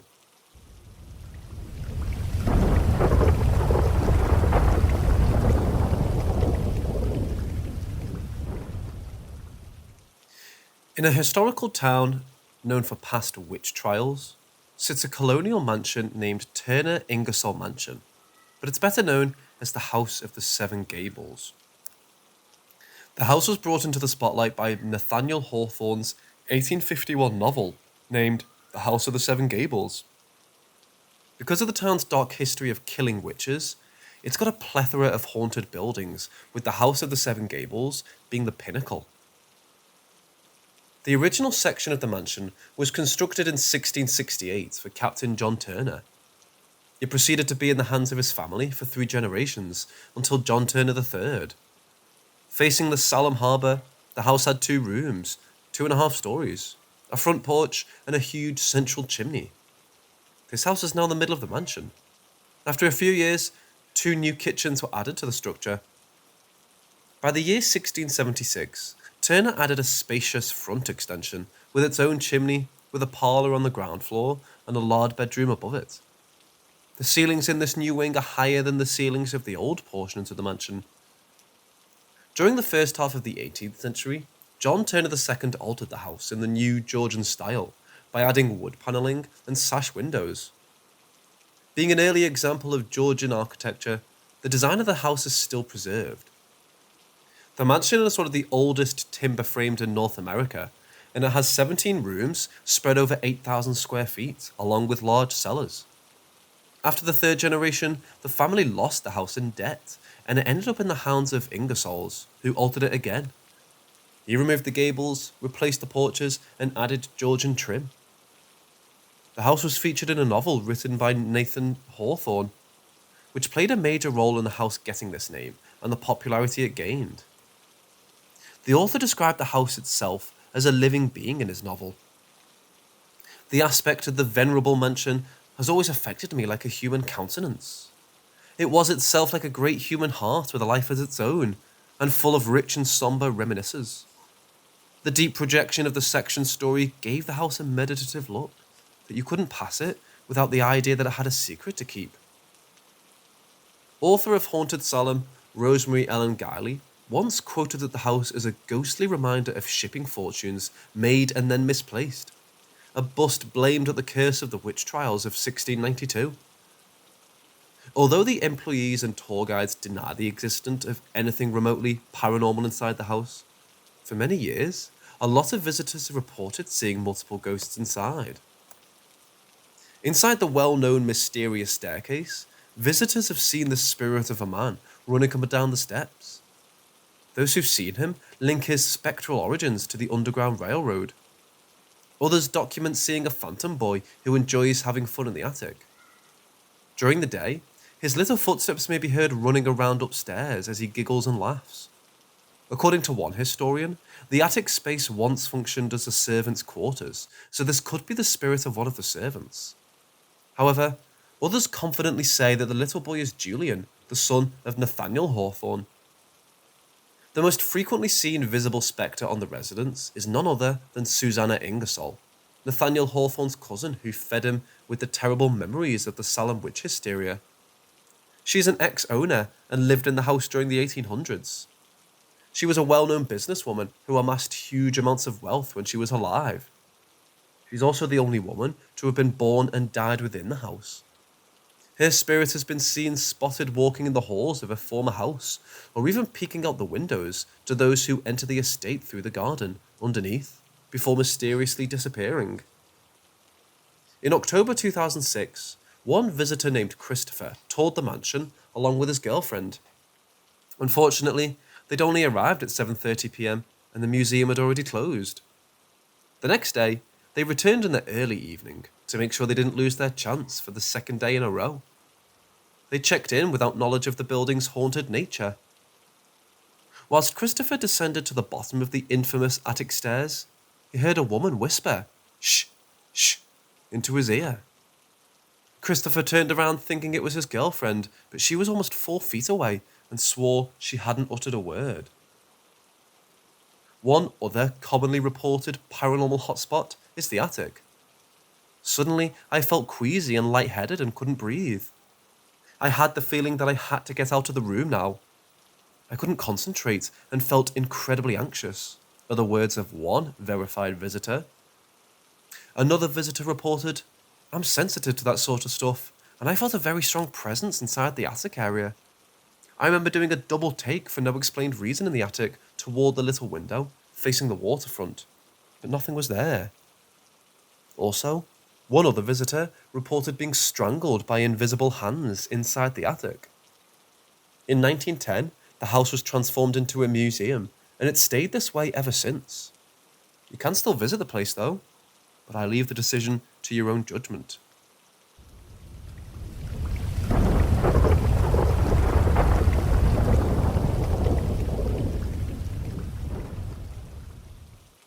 Among the top 5 biggest castle-like structures in the USA, the Ohio State Reformatory has the world's tallest steel construction. But this prison offers much more than world records and paranormal events are a top pick in its menu of offers. The history of the Ohio State Reformatory started in 1862, and the site in which the reformatory was constructed was used as a training camp for Civil War soldiers. The camp was called Camp Mordecai Bartley, in honor of the Mansfield guy who served as Ohio governor in the 1840s. In 1867, Mansfield decided to be the place for a new intermediate jail. The city raised $10,000 to buy 30 acres of land for the jail, and the state bought 150 acres of adjacent land for $20,000, with the expenditure of the property being $1.3 million. The Ohio State Reformatory was meant to be a midway factor between the Boys Industrial School in Lancaster and the State Penitentiary in Columbus, and was supposed to hold young first-time offenders. Construction started out in 1886, and the property was under construction till 1910, due to troubles with funding which caused construction delays. The real architect for the layout was Levi T. Schofield from Cleveland, who used 3 styles which are Victorian Gothic, Richardsonian, Romanesque, and Queen Anne. Schofield designed the jail with these particular styles to assist inmates to emerge as returned spiritual people. A well-known architect, F.F. Schnitzer, was entrusted with the construction of the building. In 1891, the name was modified from Intermediate Penitentiary to Ohio State Reformatory. On September 15, 1896, the prison opened its doors to the first 150 inmates. These prisoners were put right away to work at the sewer system and the 25-foot stone walls surrounding the construction. Schnitzer was awarded a silver double inkwell by the governor of the state in a lavish ceremony to recognize his services. In 1935, Arthur Lewis Glatke became the superintendent, and his tenure lasted until 1959. He implemented many reforms which included radio in cell blocks. Glatke's wife Helen Bower Glatke died of pneumonia 3 days following an accident in November 1950, where a handgun shot her while she was trying to reach out into a jewellery box. Glatke met his demise due to a heart attack he suffered in his office on February 10, 1959. Later, over 200 died there, which includes guards who got killed during escape attempts. During its operation, which was for almost a century, the Ohio State Reformatory had 154,000 inmates go through its doorways, although not everyone got out of it alive. Sickness, suicide, murder, and other ways rampaged the prison. taken the lives of 215 inmates whose corpses are buried in the prison cemetery, although the real death count of the building is said to be a lot more. Various spirits are stated to have been present in the Reformatory and remained even after its closure. The ones to visit regularly document listening to disembodied voices, footsteps, seeing apparitions or shadow figures, or even being touched whether or not just a snatch or brush, at times in a much more violent way. One of the regions that have baffled investigators for decades is the chair room. This is a small room in the admin building and the only room within the structure to include no windows. Some speculate that it got used for dark activities, as violent paranormal events are said to be experienced there. Some who sat on the chair have pronounced to be groped or even scratched by an invisible entity. Others have been documented feeling the chair shake under them. Another location said to be paranormally active is the West Wing attic. This is a place where many prisoners with violent backgrounds were housed because of overcrowding. Since the attic wasn't made with cells, the prisoners were housed in more of a dormitory style, leading to a variety of unruly behaviour.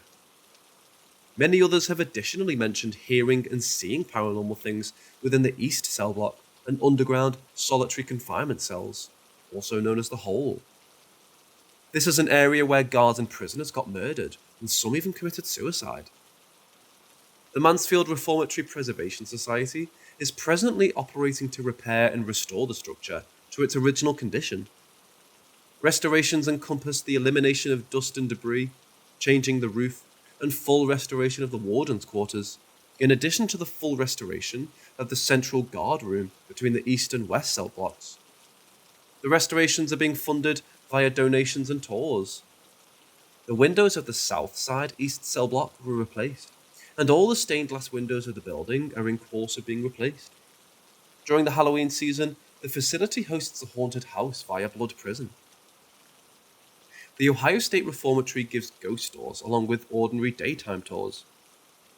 They provide public ghost hunts for casual ghost hunters, private ghost hunts for experienced ghost hunters, ghost walks for kids who are 13 or more, ghost hunt training for kids who are 13 or more, and special ghost hunt events.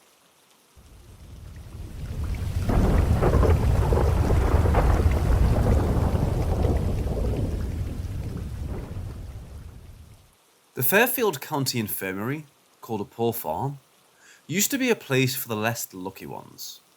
It used to shelter the homeless, and it was also a place where people with physical or mental health issues got admitted. It also housed people with disabilities who have been ill, the elderly who were too old to care for themselves, and also orphan children. With an extended history of over 170 years of serving the much less fortunate, Fairfield County Infirmary additionally preserves more than just history in its partitions. The Fairfield County Infirmary is said to be extremely paranormally active. It harbours a lot of darkish secrets, and after you know more about the infirmary, you'll quickly recognise why this brick behemoth has a haunted recognition. In 1828, township officials who were charged with overlooking the poor and unfortunate contracted the development of a wood building in the north of Lancaster, Ohio. It got filled to its maximum ability quickly, performing as a place where the impoverished, mentally sick, bodily disabled, abandoned elderly, and orphan children could have food, clothing, a roof over their head, and medical assistance. By the year 1840, the wooden building was turned into a huge brick building. Additions have been made to the facility in 1865, both to the principal construction as well as building some of the outbuildings used for storage, tenants, laundry, and farming. The farm was situated across the street, and plenty of residents laboured of the land to make food for themselves and others at the infirmary. In 1917, natural gas lines were laid out in the building to provide heat and lighting. Water pipes were laid in 1926, but the building only got electricity in 1958. A cemetery, which stands behind the construction, is where the bodies of the mendicants and residents without family lie, and most of these graves are unmarked. In line with documentation, the number of residents in 1903 was 82, and they had been admitted for numerous reasons, which included physical and mental health issues that their families couldn't handle. There were many residents, a majority of whose lives were at the infirmary, and they mostly met their demise in the infirmary as well. While residents usually lost their lives to old age or to their health conditions, some met their demise more abruptly and tragically. One such tale involves Jane Householder, a resident aged 72, whose clothes caught fire whilst she was near a gas stove. Whilst attendants working on the infirmary smothered the fire, Miss Householder was able to survive her burns for only a short duration. Tales persist that a former superintendent used to be especially merciless to the residents of the infirmary, reportedly hitting them as they worked within the fields of the farm. Those punishments had been witnessed by others inside the community, and it was stated in an article posted in 1851 in the Lancaster Gazette. The good souls of the vicinity ended the superintendent's brutality, and the life of the infirmary's residents became better once the abuse ceased. It's also stated that the county officials would periodically visit the infirmary and have a meal with the residents. People from the community would donate Christmas gifts. Nearby musicians might play for the aged, and ice cream socials were also held at times. Still, tales of suicide and violence persisted, as too many humans with different problems residing under one roof often proved to be disastrous. The infirmary functioned until 1985, after which it was seized, with the last 16 residents being moved to nearby nursing facilities or foster houses. The infirmary became remodeled in 1986, and the county offices got moved there after establishing multiple protection measures, including the installation of fire alarms, sprinklers, and emergency lighting. Its name was then changed to Clarence E. Miller Building, and the county health department functioned in the building till 2013, despite the fact that the structure was completely damaged in 2011. Mix the death, trauma, and mistreatment of the former residents, and you end up with a perfect blend of a haunting. Many spirits are reported to haunt the Fairfield County Infirmary, with eerie events often occurring in the building.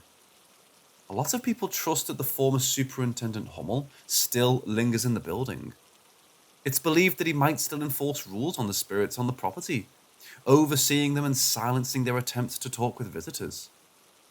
Another spirit stated to stay at the infirmary is that of Jane Householder. Her terrorizing experience could be the reason for her lingering around. Other spirits said to loaf around the infirmary is that of a young girl who has been named Susie, a spirit named Willie who is said to haunt the second and third floor, and a 9-foot-tall shadow figure who remains in the attic, additionally known as the dungeon, as misbehaving citizens were regularly chained to the partitions up there. There are lots of areas in which eerie activities have been reported. However, they aren't necessarily connected to a selected spirit. The prison-like cell in which residents were frequently locked up for not following regulations is paranormally active. The attic and dungeon, the toilets, hallways, some rooms, and even the lower floors that contain the former morgue are also said to be haunted. Site visitors have recorded hearing unclear voices and slamming doors and windows, smelling lavender fragrance and objects moving on their very own. Shadows, footsteps approaching when no one is around, device failure or malfunction, and unexplained banging are commonly reported occurrences in the house. The Fairfield County Infirmary is closed now, but those brave enough to visit can still visit the property.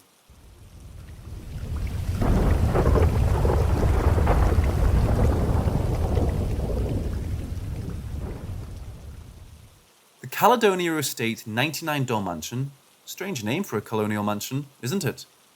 But what's stranger is its dark history.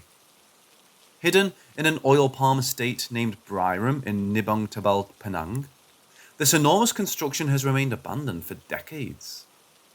It stays covered by an overgrown plantation, securing the privacy of the property.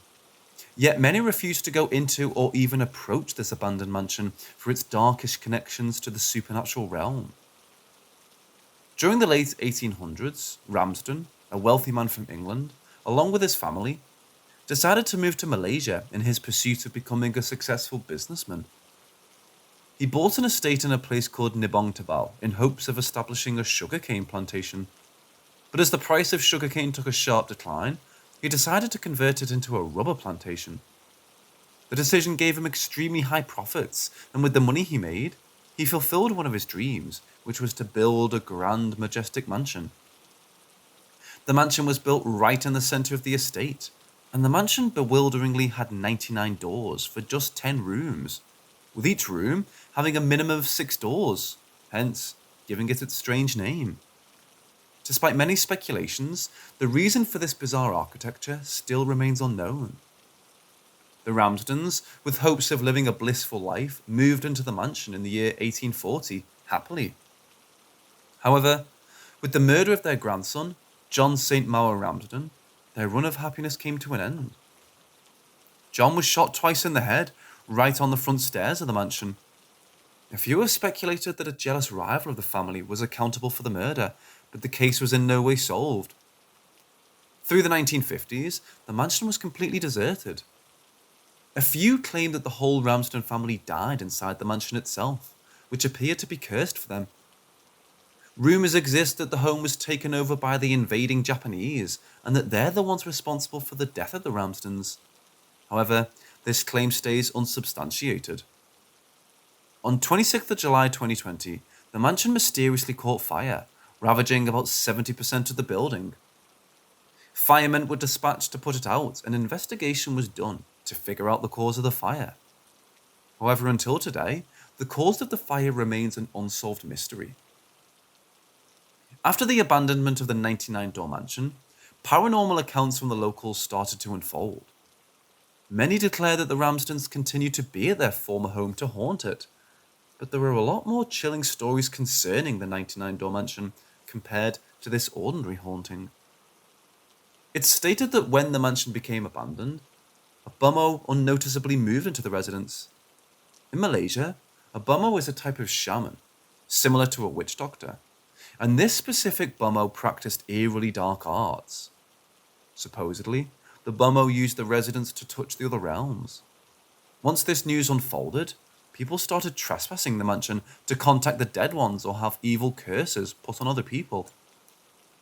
Though the mansion is uninhabited and dangerously damaged these days, many trust that the mansion's history has left back paranormal stains. Legend has it that when the clock strikes 12 a.m. each night, a special 100th door, hidden inside the mansion, appears and opens. This acts as a portal to the realm of the dead and allegedly lets evil spirits enter our realm as they please. Those darkish spirits are cursed and have been described as having soulless black eyes. Some of the supernatural events reportedly experienced within the residence include the sounds of ritual drums being played across the mansion, being scratched by invisible entities, growls, screams, and even possessions. The sound of heavy footsteps on the empty staircases has also been reported. In recent years, many have sought to turn the Caledonia house into a heritage site. Reports suggest that the 54-acre land, together with the mansion, was purchased by a businessman. However, the present owner is uncontactable. In line with the edge, the property's caretaker reported to the Star that the proprietor rarely visits, and that they locked up the fence to prevent outsiders from damaging the building even more.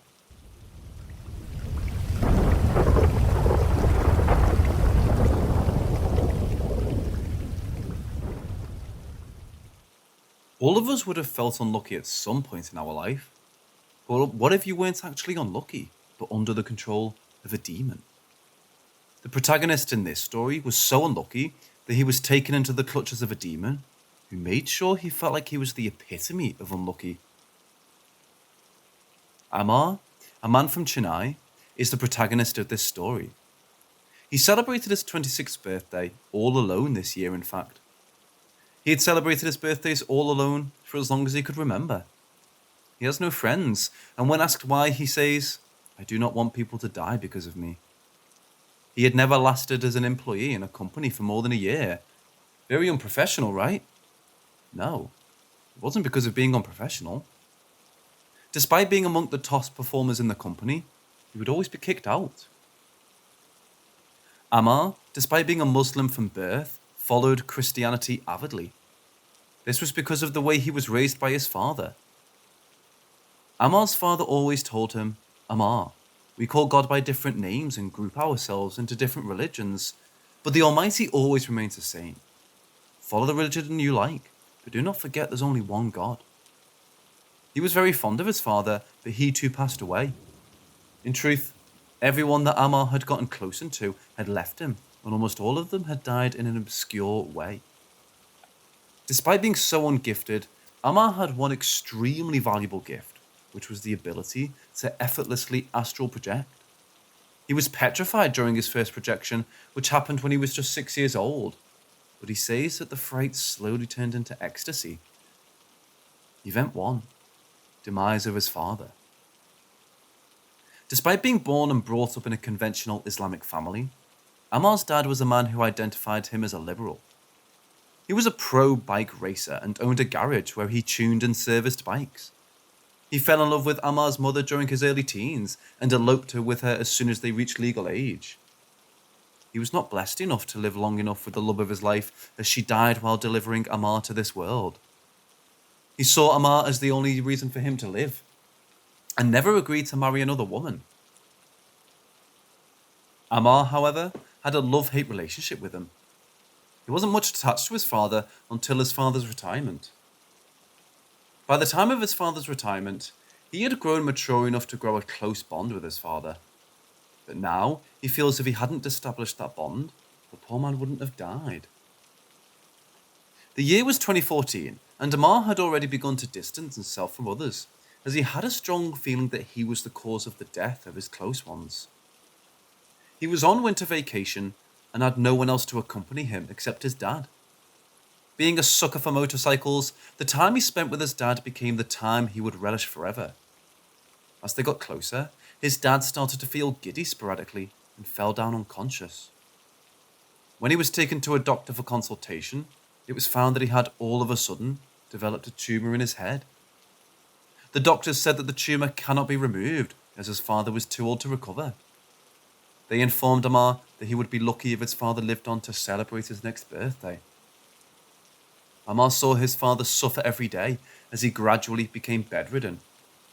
He felt nothing but helplessness when his father suffered a tragic demise in just a month after all the ordeals he had been through. Event 2. The death of his first crush. Amar was adamant about not having any friends during his college days, but his hormones got the better of him when he saw a girl named Mira for the first time, and he developed an unexplainable admiration for her. He confessed his admiration for her and asked her for a date. The girl also seemed to have an interest in him and agreed to go on a date. Things seemed to go fine during the date, and he felt that they were quite a match. Once they were done, he dropped her at home and they exchanged numbers. The next morning, he went to his college excitedly, only to not find her in college. He tried reaching out to her phone multiple times, but she didn't seem to pick up. While trying to ring her again, he heard his principal speak on the announcement speaker. He was startled when he heard, "One of our students named Mira committed suicide yesterday night. We got the information just now. Let us pray for her soul to rest in peace." He says even the cops were not able to figure out the motivating factor of her suicide. Cause of his ill luck. Despite many failed attempts, Amar was not able to figure out the cause of his bad luck until the day he saw his dad's closet burn all on its own. He could only save a diary from the flames, and the rest of his dad's belongings were burnt to ashes. The diary looked like his father's diary, and it dated back to his birth year. He was surprised to know that his father had a habit of writing diaries. Despite knowing it was ill-mannered to sneak into someone else's diary, he proceeded to read it, as he was overcome by curiosity. Amar, after reading the diary, got to know what a demon was cast upon his mother by his grandfather. The spell was apparently so powerful that despite many attempts his father was not able to remove the spell. From his father's words, Amar got to know that his father strongly believed that his wife's death was caused by that demon, and he also thought that the demon left his family after her death. But little did he know that it attached itself to his son.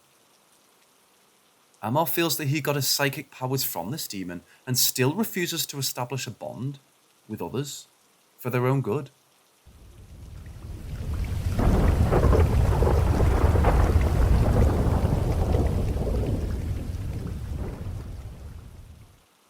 Aaron, a man from a city named Madurai, is the protagonist of this story. The year was 1999 when Aaron built his first house. He had grown immensely in his journey from working in a tea stall to becoming a landlord. His new house had 2 floors. He resided on the first floor and rented the second floor. The second floor had 3 houses with a shared washroom. After a grand housewarming, Aaron rented 2 of the 3 houses to 2 different families. The third house was a little bit smaller than the second one, so he wanted to rent it to a bachelor.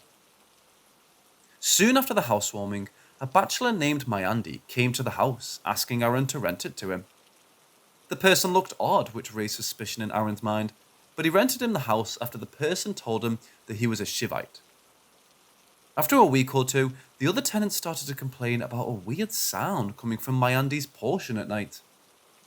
Aaron did not pay much attention to this and asked Mayandi to reduce the noise as it disturbed the other tenants. He later noticed that many unknown men were visiting Mayandi's portion during the nights, and the weird sounds that the other tenants complained of were ritual chants made by these people. He called Mayandi and inquired about the things happening in his portion during the nights. The latter said that those strangers were his friends, and they were praying to Lord Shiva during the night. Aaron could clearly sense that he was lying and told him, "Say the truth, or vacate my house." Mayandi told him that he was not a Shivite, but a black magician. He warned Aaron, saying that if he questioned him again, he would cast a spell on him. Aaron says that he went speechless hearing this and felt helpless as he started practicing black magic more brazenly. The other tenants eventually vacated because of the disturbance felt by the sounds from his portion. Aaron was struck in the middle and didn't know what to do. One day, his friend came rushing to his house saying that his newborn baby was missing and asked Aaron to accompany him to the police station to lodge a complaint. His friend stood still after stepping out of Aaron's house, looking at a piece of blanket. "This is the blanket my baby was wrapped in when it went missing," he told Aaron, pointing at the blanket. Upon hearing this, Aaron rushed into Mayandi's portion and broke into the house. When he entered, he saw a baby in Mayandi's lap who had a knife in his hands. He snatched the baby after a tough battle and gave the baby to his friend. Knowing that he was caught red-handed, Mayandi ran out of the house, leaving behind all his things. Aaron tried to follow him, but he was nowhere to be found. When he came back inside, he heard the sound of someone breathing heavily from the washroom. He locked the door and tried calling the police. While the phone was ringing, Mayandi started to chant spells which Aaron says hypnotized him. When he tried to open the door in a hypnotized state, his friend shook him and brought him back to his senses. He was enraged by what happened and set the washroom, along with Mayandi, who was inside it, on fire. After a trial by the police, Aaron was sentenced to 2 years in prison. The house remained uninhabited for the course of his punishment. After getting released, Aaron renovated the house and decided to rent it again. During the renovation process, he demolished Mayandi's portion completely as he felt it gave out negative energy. He rented the houses to 2 different families. The very next day after moving in, one of his tenants complained to him about someone constantly walking around the washroom at night. She said that she could also sense someone else's presence while she was inside the washroom. Aaron thought some burglar was hiding inside and went into the washroom to check it himself. When he entered, he sensed the smell of a burning body, and as he stood there, thinking of what had happened inside the washroom before, he sensed the breath of someone on his shoulder. He ran outside in a jiffy and sought the help of a priest he knew. When he returned back home with the priest on his side, he saw an ambulance near his gate. When he rushed to see what happened, he found out that one of his tenants had slipped inside the washroom and had her skull cracked. She was bleeding profusely. She was admitted to a nearby hospital, and when she gained back consciousness, she complained of a burnt man who hit her hard on her back, which caused her to slip and fall. There was a handprint on her back, which proved that she wasn't lying. The poor lady, as Aaron says, died of a heart attack the very same night. The priest, after performing a few rituals, told Aaron that my Andy's spirits haunted that washroom and asked him to demolish it and make a chapel for his deity in its place. Aaron obliged and contracted a builder for the task. The bathroom was successfully demolished, but at the cost of an amputated worker who lost one of his limbs while demolishing it. The disturbances vanished after he constructed the chapel, and he still resides in the same house peacefully.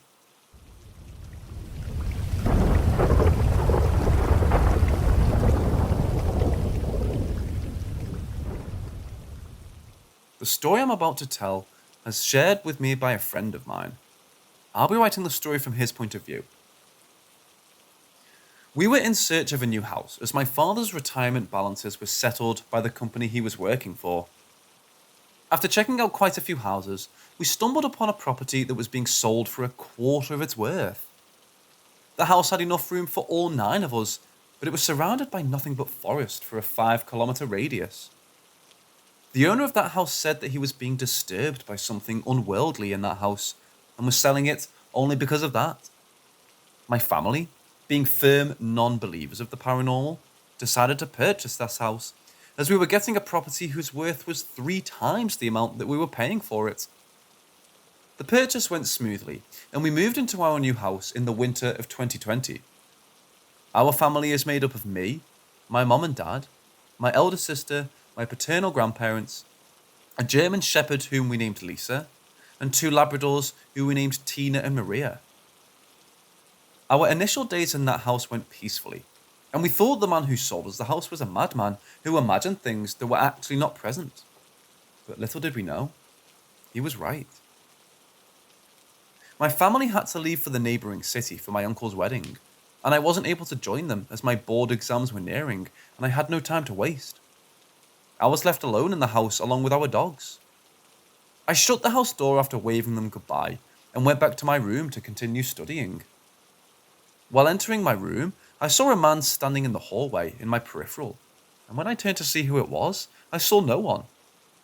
I paid less attention to it and continued studying. The clock struck 8 p.m, and it was time to feed our dogs. I went to the kitchen using the light of my mobile phone flashlight, as there was a power failure.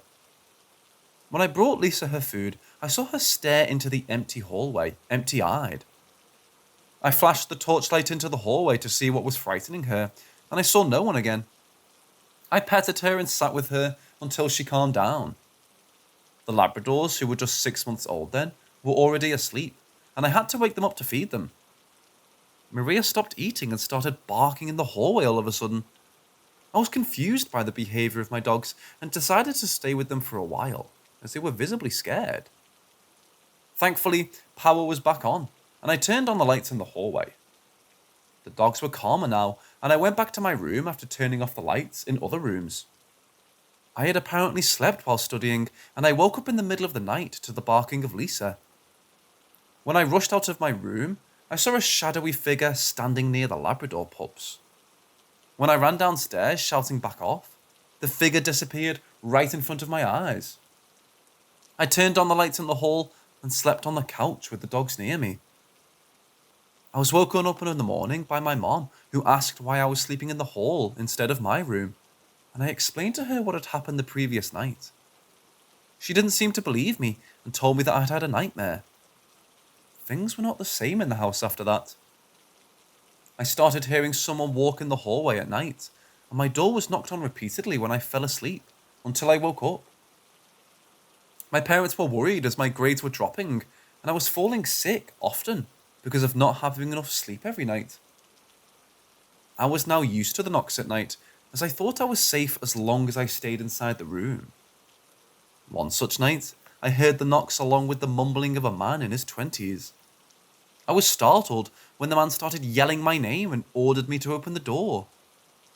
I covered my face in a blanket, and with the Holy Bible in my hand, I wished for the night to end soon. I rushed to my sister and told her what I had been going through, and I was relieved when she told me I wasn't the only one, as she was also experiencing the same. The hallway was always colder than the rest of the house, and we were not able to figure out why or how it was happening.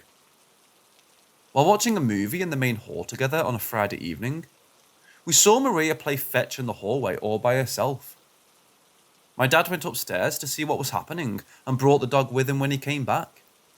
He was pale and didn't tell us what he saw, despite us asking him multiple times. Later that night, all of us were woken up by a screaming Maria. And when we rushed to the hall to see why she was screaming, we saw her being carried and thrown from one corner by a shadow. The shadow disappeared when we turned on the lights, but the poor dog had already died. My dad now told me what he had seen earlier. He saw Maria catch a ball that came out of the darker side of the hallway, and when he turned on the lights, he saw no one.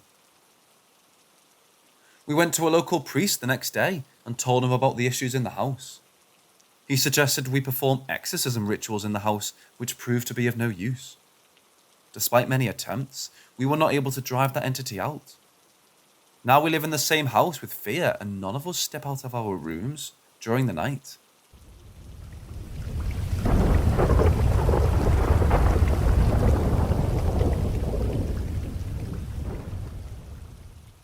So a few years back, me and my best friend wanted to try out a Ouija board.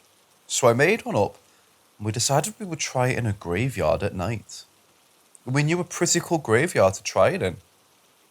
It's a massive one that's locked up pretty tight at night, but me and him had climbed in quite a few times in the past.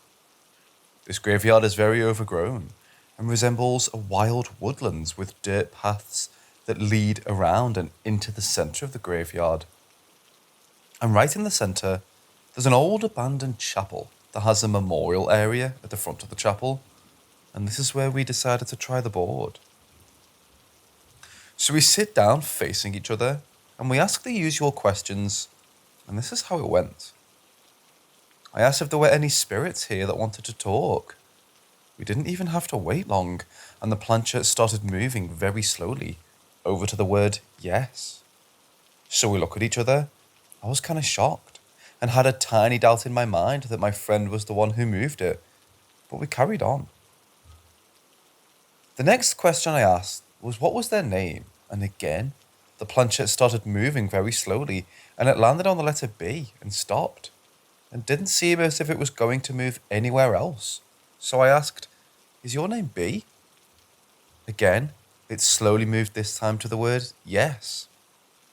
So I asked another question. "Are you male or female?" Again, as before, the planchette moves very slowly and stops at the letter F and just sits there. Now I'm starting to think my friend might be messing with me, seeing as it's moving so slowly and not actually spelling out words, just stopping on letters. But I've known this friend most of my life and I trust him, even though I'm having small doubts. So I ask my next question. "Are you happy?" Then, for the first time, the planchette moves really fast and stops dead on the word no. And at that point, I had this really strange feeling come over me. It was like a really sharp, cold feeling, and the night seemed to get darker and really quiet, as if the wind completely stopped moving, and a strange calmness took its place. I looked at my friend and he seemed to feel the same thing I was feeling, but for some reason, I didn't want to stop. So I asked, "Is there anything we can do to help you?" The planchette moved fast again, this time to the word yes. Now I'm starting to feel fear because I'm realizing it's not my friend moving this thing. He looked afraid too, and he's a pretty tough guy. I've never seen him scared in the 15 years I've known him. I asked my last question, "What can we do to help you?" And this is when the planchette moved really fast and really accurately. It spelled the words, "Get out." We look at each other. I say, "Okay, goodbye." The planchette moves fast to the word goodbye. At this point, we were pretty freaked out. We stood up and literally ran through the wooded pathways until we got to the main gate and climbed out. As soon as we were outside and on the streets, everything felt normal again, with the cars and lights and a couple of people walking by. We caught our breath and walked down the road, both pretty shaken up about what just happened. Was it all real? Or was it one of us subconsciously moving the planchette? I believe we actually spoke to a spirit that night. I've never done it again, but I think about that night often. I'd love to hear what you guys think of it.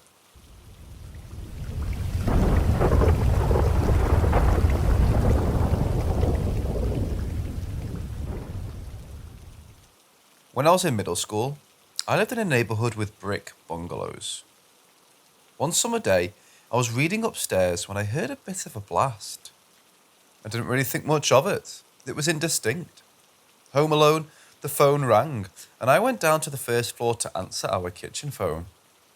It was a family friend calling to say they'd heard on their police scanner that there was a gun fired at the address next to my house. During the call, I could hear sirens, and once I hung up, I went onto my front porch to see what was going on. Outside, one of my neighbours was screaming, "She did it! Oh my God, she did it!" and was also screaming as some of the emergency responders held her and tried to calm her down. Her DIL had taken a shotgun and killed herself at the top of the stairs to the top floor. Apparently, her husband had cheated on her once again. He owned a bar and met women all the time. They lived there a bit longer until he decided he was going to take his mom, the lady screaming, to a warmer climate. A new family moved into the house with 2 daughters. One of the daughters was my age, and we became quite close. She and her sister slept in the top floor area of their bungalow. It was one long room with a private bathroom and enormous closets. While in high school, a big group of us were going to a school dance together, carpooling. As we were pulling away from our houses, my friend remembered she forgot the ID she needed to get to the dance. As she was lodged back into the back of the car and I was more towards the front, I volunteered to go into the house and get it.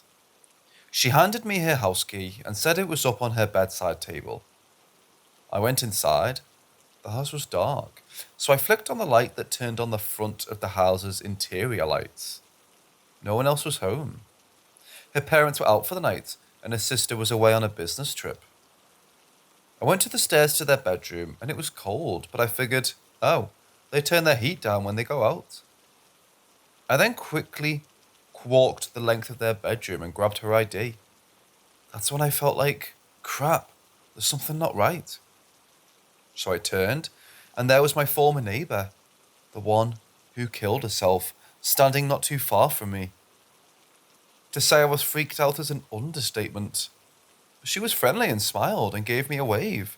So I remember blurting out, "Hi Fern, nice to see you again." And then I ran out of there so fast that by the time I got into the car, my friend was screaming, "Don't tell me you saw, don't tell me." Because she knew I'd seen something that she'd experienced regularly. I was literally trembling in my seat, and our friends were trying to console both of us. I felt bad afterward for the ghost. I think she was always a lonely woman. She has no ill intent.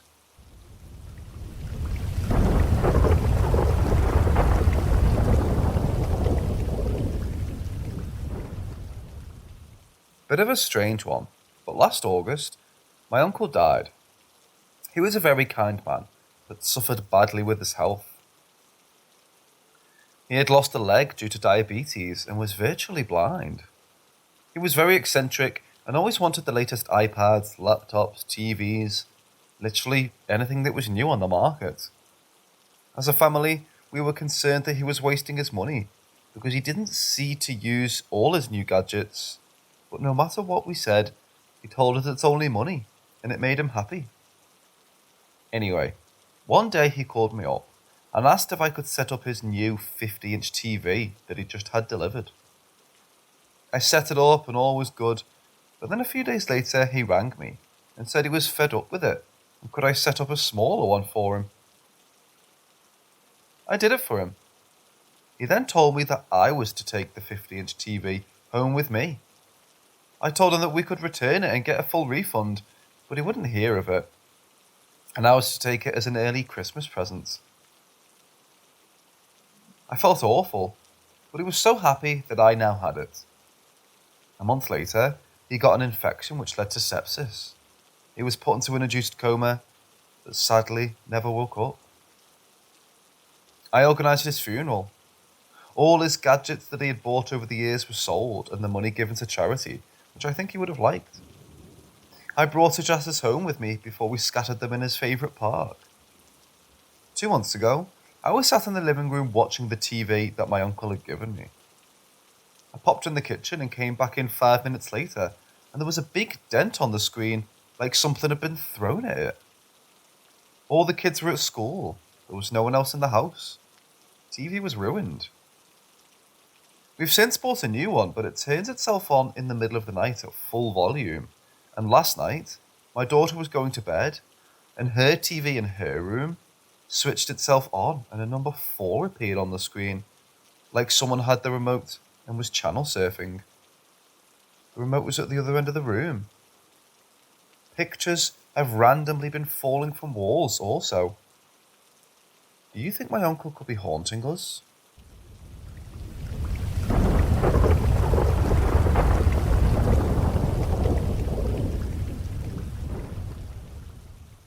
Roughly an hour ago, my wife and I were talking on our couch.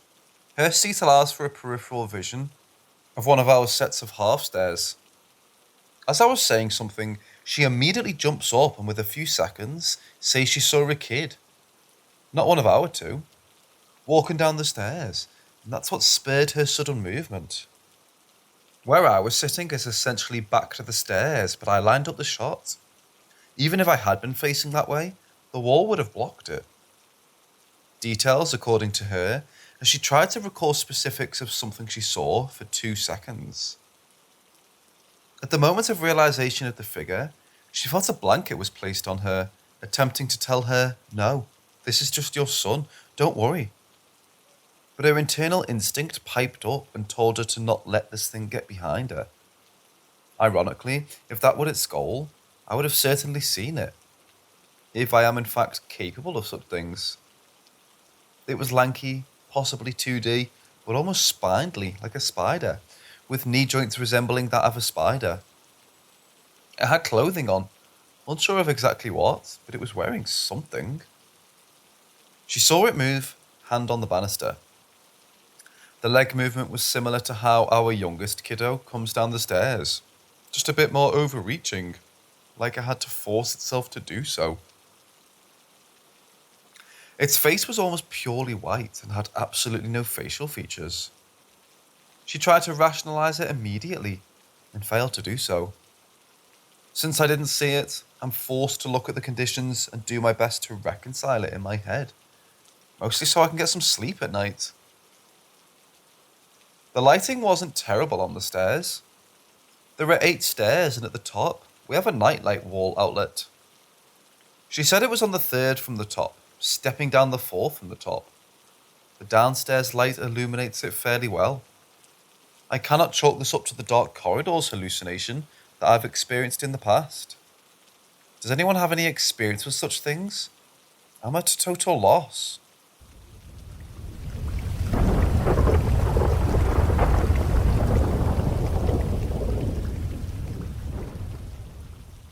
Okay, so when I was about 7 to 8 years old, I was at my grandma's outhouse, outside playing in the front yard with my cousin, who was just a few years older than me, 10 or 11, something like that. So we're out in the front, and something catches our eye at the same time, almost as if something subconsciously told us to look. We both look over towards the street, where there are a few large trees lining the street, one of which has a man standing next to it. And the very moment we look, he turns and walks behind the tree. It all happened so fast, it was almost as if he knew we were going to look before we did. My cousin and I both glanced at each other in shock, as if to confirm, you just saw what I did, right? But without saying a word, we both dart over to the tree. And when we get there, the man's gone. I look up thinking he climbed the tree. I look at the other side of the street and thought the only explanation would be if he ran straight back, keeping in perfect line of the tree, so we couldn't see him. but he would have had to have been so fast for us not to spot him while running over the tree, so I just don't see it as likely. I'm 28 now, and still to this day, I have no explanation.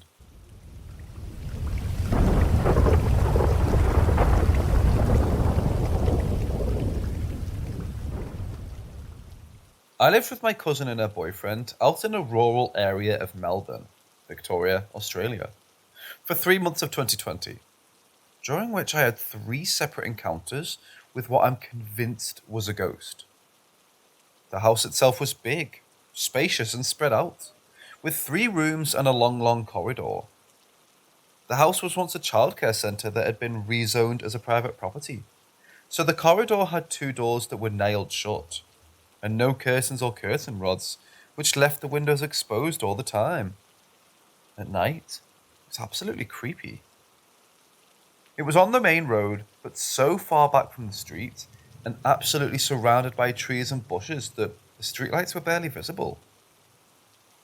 My first encounter was extremely terrifying, and even thinking about it now scares me. I was in bed, long day at work in the hospital during COVID, extremely stressful, so I went to bed around 9:30 p.m. I remember waking up in that slow way you sometimes do at night, but it wasn't because I needed to use the toilet or get a drink. It was because I felt a heavy presence on the end of my bed. I slowly woke up, and the presence on my legs felt heavier. I was trying to control my breathing, trying to move my legs, and the heavy presence moved up my body, until it felt like something was crouching on my knees and thighs. I tried to pretend to be sleeping, because I felt like if the presence knew I was awake, something would happen to me, so I lie as still as I can. I slept under 3 blankets, all of them wrapped around me, so I felt like I was safe. Until the blankets started slowly being pulled down from around me.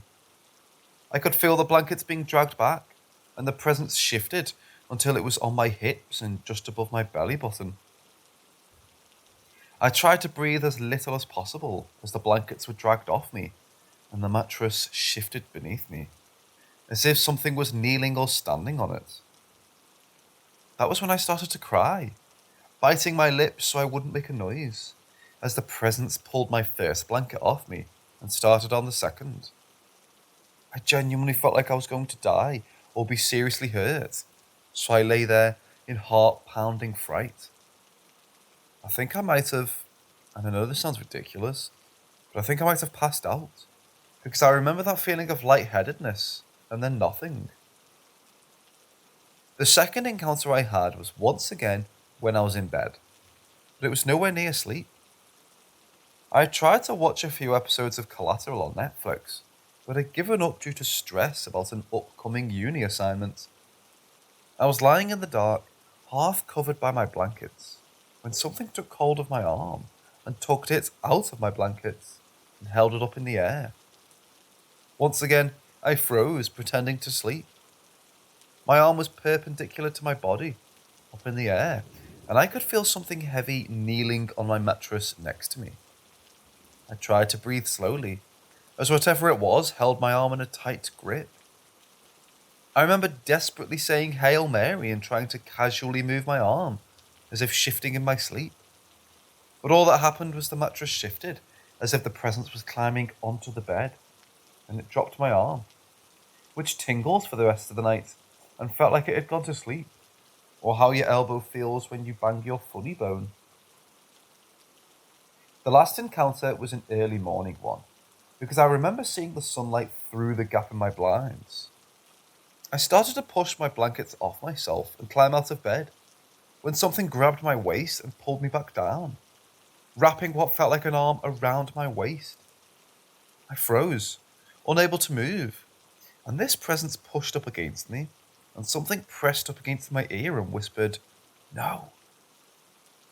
I remember shaking extremely hard as I pulled myself out of bed and basically bolted from the room, smacking into my cousin's boyfriend, who was walking up the hall from their room.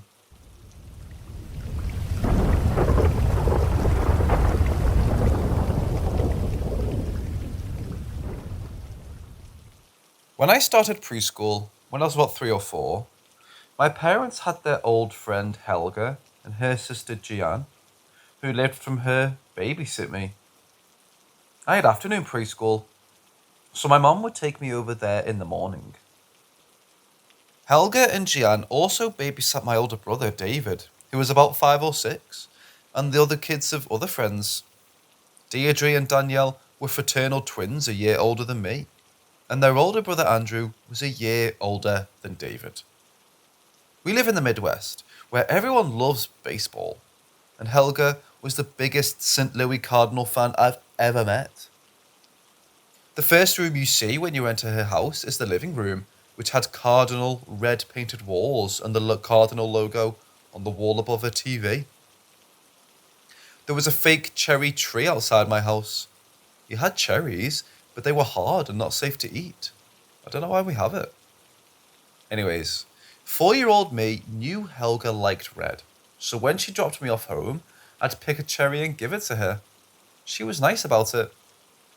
Her rocking chair was right next to the front door when you walked in, and she was always knitting a rainbow blanket for me. She finally finished it before she died. I don't know why I gave so much backstory, but I remember walking in front of the door with my mom. David, Deirdre, Danielle, and Andrew weren't in preschool at this point, so it was just supposed to be me, Helga, and Gian until Helga drove me there. I walked in first in front of my mom, and I looked to the left, and Helga was sitting in her rocking chair, asleep. Or I thought she was asleep. It didn't look comfortable, but Gian was sitting on the couch watching something on TV, so I took it upon myself to wake her up.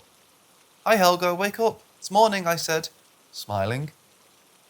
Helga always let me nap in her room before I had to go to preschool.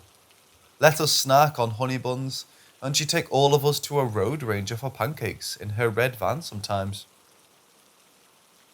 When we got the mail, she would choose someone to run and get it, and when we came back, she'd pretend to forget to shut the door for a few seconds, which was hilarious and incredible to 5 little kids. I remembered all of this while I was trying to shake her awake. My mom and Gian realised before I did, but I was crying before I knew why. Olga's skin was wrinkly, but still kind of warm. She had her Cardinal baseball cap on. She looked normal, but still. She had a heart attack in her rocking chair whilst asleep, and that was that. I remember my mom ushered me out into the driveway, and the police came eventually. I remember asking them to come back many times to say goodbye. I don't remember the goodbye, but I remember running back out into the driveway in tears. A few years after that, I still remembered Helga and the itchy blanket she spent so long knitting for me. I didn't have many friends, and my parents divorced when I was 5. I was a sad kid, and I think it was Veterans Day when my dad took Grandma, David, and I to see our papa's grave. Before we came home, we also went by to see Helga's grave. I talked to her for a bit, but didn't feel much better. When my dad pulled up to the driveway, I saw a bright red cardinal in my dad's fake cherry tree. There are cardinals everywhere, and I realised it could be a coincidence, but I like to think Helga's still looking out for me.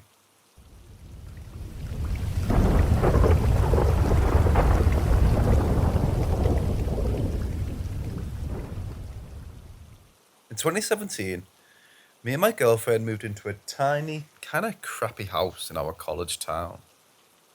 The house was made by a couple of students a few years prior, so the architecture was a bit sloppy. For example, the roof was flat.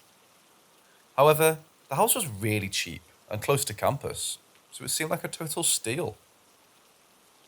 The first couple of months living there, nothing out of the ordinary happened. But it wasn't too long before we started experiencing strange paranormal activities. The first odd occurrence was with our smoke detectors. Our smoke detectors would go off constantly.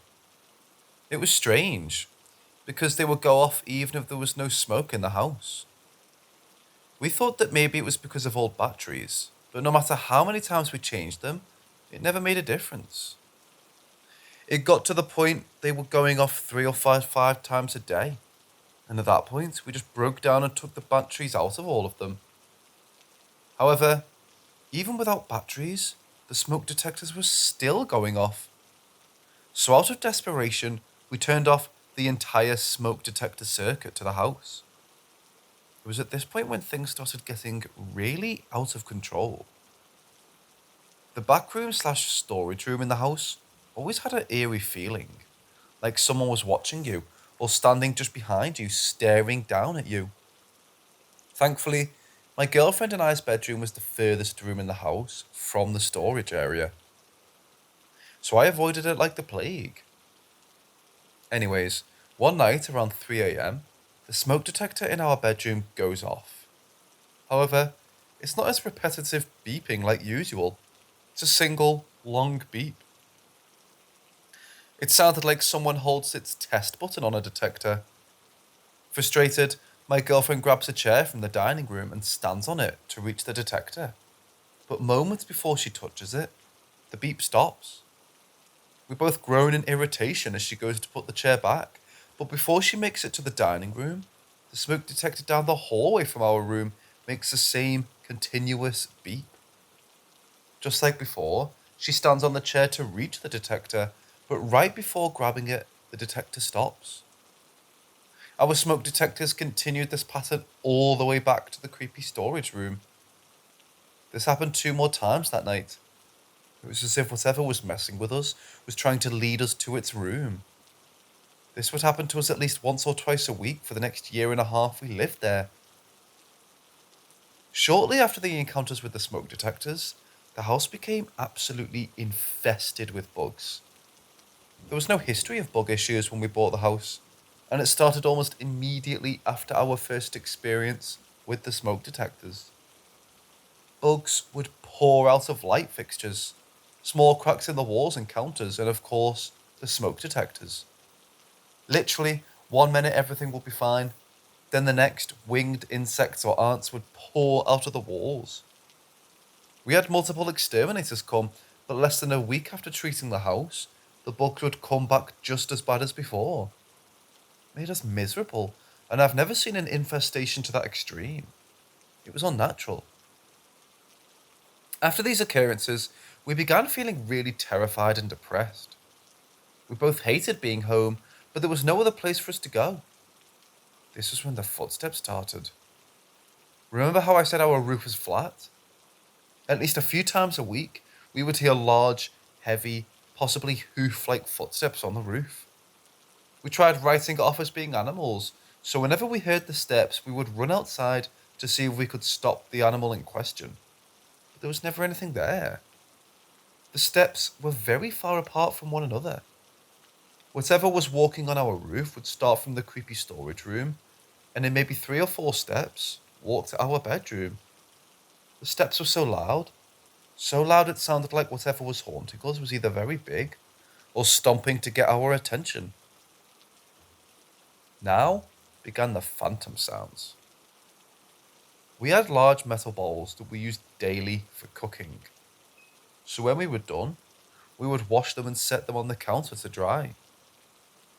The first time it happened, me and my girlfriend were sitting on the couch in the living room. The couch was right next to the living room, but there was an island that blocked our view to the sink area.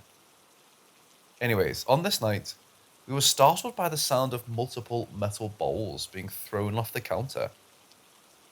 At this time, we didn't have pets, so we assumed the worst and thought someone might be breaking into the house. We both shot up and ran over to face our worst fear. But not only was no one in the house, nothing in the kitchen had been moved. The bowls were still on the counter just where we left them. This was the most common paranormal occurrence in the house, and it happened at least 5 to 10 times a day at all hours. After a while, we were so sick and tired of these disturbances, we stopped using our metal bowls. Or if we did use them, we would hand dry them and put them away right after use. This didn't make the spirit very happy. So next, we started hearing what sounded like our ceramic plates being thrown to the ground, and our kitchen cabinets slamming over and over again. Do you know those type of cabinet hinges that close slowly? Yeah, that's what we had. So to slam the cabinets like that, they would have had to have been closed with excessive force. The next phase in our haunting was sightings in photographs. The phone I had at the time had one of those automatic face tracking features, meaning when you take pics on my phone, yellow boxes would appear around the person's face to focus on them. One night I was taking a picture in my girlfriend's bedroom when a yellow face tracker square appeared at the foot of our bed, way above our bed. If that was a person, they would have had to have been at least 7 feet tall. At the time, we did have posters on our bedroom walls, so while focusing on the face tracker square, I circled the room to confirm that the tracker wasn't just focusing on one of the posters by accident. To my dismay, no matter where I was in the room, or from what angle the square stayed in the exact same place. Oh yeah, even better, I was home alone for a few nights. I don't think I've ever experienced such sheer terror as I did when I went to sleep that night. After this first encounter, having cameras track faces in our pictures became a constant occurrence all throughout the house. The final phase of our haunting before getting the heck out of there was physical encounters. This happened more often to my girlfriend than me, but something would occasionally grab and pull our hair, especially when we were walking through the living room. But the most terrifying experience goes to our friend Jamie. She came to visit us for a few nights, and while she was there, she would sleep on our couch. She was aware of all the paranormal encounters in the house, and she had seen most of them firsthand, but nothing compared to what was about to happen. It was around 3 in the morning when she woke up with an eerie, uncomfortable feeling. All of a sudden, she experienced what felt like someone or something stepping up onto the couch. It stepped both of its feet up, one on either side of her body. Starting from her feet, it slowly walked up the length of her body until it felt like 2 feet on either side of her head. She said she felt an intense malicious energy staring down at her, but she was too terrified to open her eyes. Meanwhile, the cabinets in the kitchen began to slam over and over again. For the next few hours, she pretended to sleep, all while this presence still stood over her. She told me she's not exactly sure when it went away, because she eventually became so exhausted, she fell asleep. Not too long after this experience, we were finally able to sell the house and get the heck out of there. We lost tons of money because we sold the house for way less than we originally paid. I can't help but feel bad for the person who bought the house. It's been almost 3 years, and she's still living there. I think the takeaway from this story is if a house is priced too good to be true, then it is.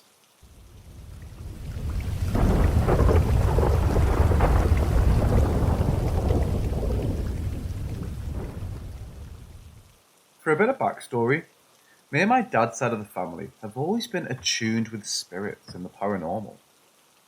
It's affected my grandmother, aunts, uncle, most of my cousins, and of course, my dad and I. Spirits are drawn towards us because it's easier for us to see them and be positively or negatively affected by their presence. My earliest spiritual memory is when I was a kid seeing and speaking to spirits. Basically, what I'm trying to say is I've seen many full-body apparitions in my life, but this experience was by far the most surreal. I was a freshman in high school when this encounter took place. On this day, I got to school much earlier than usual. I got there about 30 minutes before class started, so I hung out by my locker for a bit. The student population was fairly small, so the entrance to our school was a narrow double-door entryway. During the start of a school day, students and faculty were usually squished together like a can of sardines while trying to enter the building. Anyways, my first class was near the front entrance, and my locker was on the opposite end of the school. While walking to class, I had to push against the flow of people entering the building, all while getting slammed with backpacks and glared at by annoyed upperclassmen. But suddenly, I got a very uneasy feeling.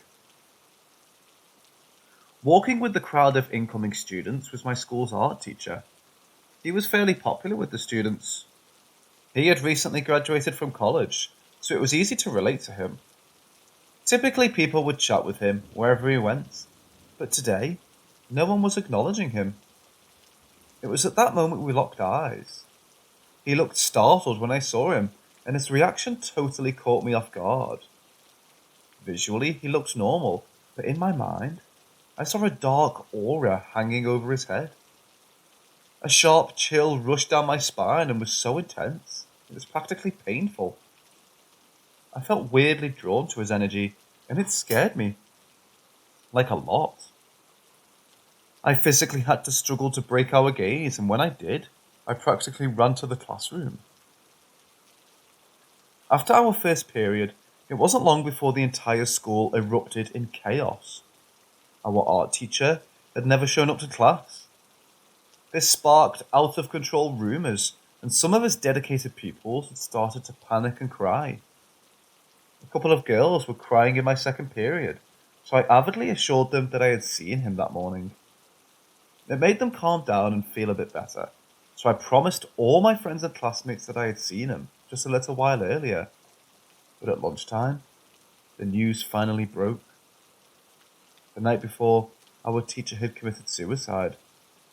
Students were crying and the school fell silent, but I had seen him. I was confused and frustrated, so I was begging my friends, teachers, and even strangers to listen to me when I said he was okay. People became furious with me. I was accused of making up lies for attention and was shunned by a lot of close friends. I was an insecure 14-year-old, so getting attention was the last thing I wanted, and I had no reason to lie. However, I would soon find out I wasn't the only one who had seen him. During lunch, as I was rambling on about what I had seen, 3 upperclassmen approached me. They all began to corroborate my story. Yeah, I saw him by the school entryway. So did I. Me too. Something was off, but I'm certain that it was him. Did no one else see him? And so on. Not only had we all seen him, we were at the same time, in the same location, and we all had the same reaction to his presence.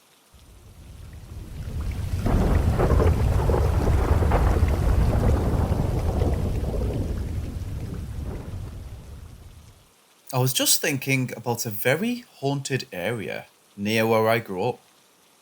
I'm often homesick for the mountains and was reminiscing about one of the strangest things I've ever seen. When the old mining cemetery was open and you could drive up, we went there annually at night on Halloween. There's a lot of lore. People seeing full-bodied apparitions and handprints appearing on the windshield if you drive up on a particular foggy night. We took our annual trip up. This was about 2006. I remember it clearly. My dad's friend was running around with his cigarette, shaking branches to try and scare us. I was tough as nails, and he wasn't going to frighten me, as the rest of the kids ran back to the car. I was standing there looking around at the old headstones and taking in the chilly night air. It was perfectly calm, and he walked up behind me. Still smoking and carrying on about how he could tell I was my father's daughter. As we were chatting, a white pickup rolled up next to our truck with the cab light on. The cemetery is on a hill, and we were only about 100 feet up the hill, so I could see clearly into the cab. I couldn't see the driver. I said to my dad's friend, "Hey, who's driving that?" He said, "I don't see anyone in the cab." Me neither. My dad's friend looked extremely confused. I yelled down to my friend who was outside the truck to look in the window. She looked in, turned completely pale, and jumped in our truck. Both my dad's friend and I ran down the hill and the truck slowly backed out and went back down the path, cab lights still on. No one is visible driving. I jumped in the truck and she was yelling, "No one was in there." Either this was the most elaborate redneck prank ever pulled off, and someone has hid it for 10 plus years, or I saw a ghost truck. In our area, news travels fast, and I'm sure if some redneck rigged a self-driving pickup, it would have been used for days.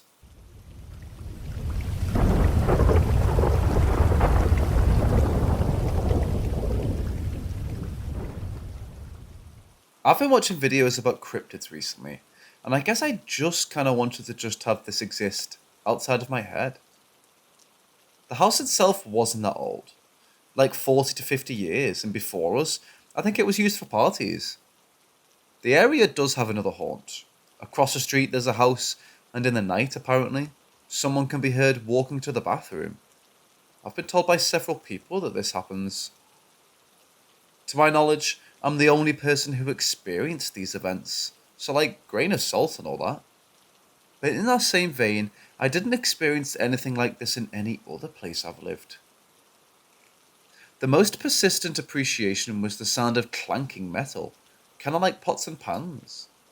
It was very faint, but my room was the furthest point from the kitchen. So honestly, I spent a lot of my time as a young child just assuming someone was making something. It did really freak me out though. Like the first time I entered the kitchen past 8 PM to find no one was making anything, I had no clue where the noise originated from. I think it happens every night. If not, it was common enough where it just kind of lured me to sleep.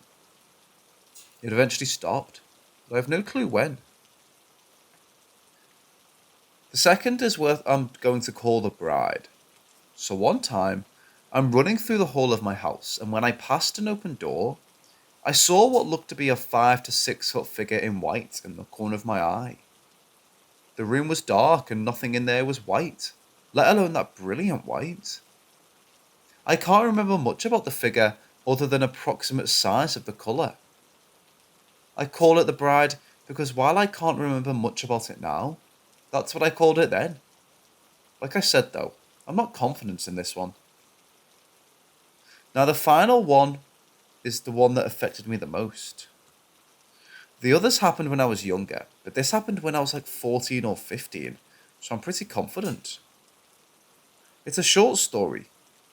One night, I got up at like 2 AM, and I heard the sound of like a chainsaw or something revving up in my house. And I know the sound had its origins inside, because my place had an echo, and an outside noise wouldn't have moved like that. It scared the shit out of me, and it was so vivid I can't imagine it being my mind. It only happened once, but the fact I got scared like that as a teen made it so this one really stuck with me.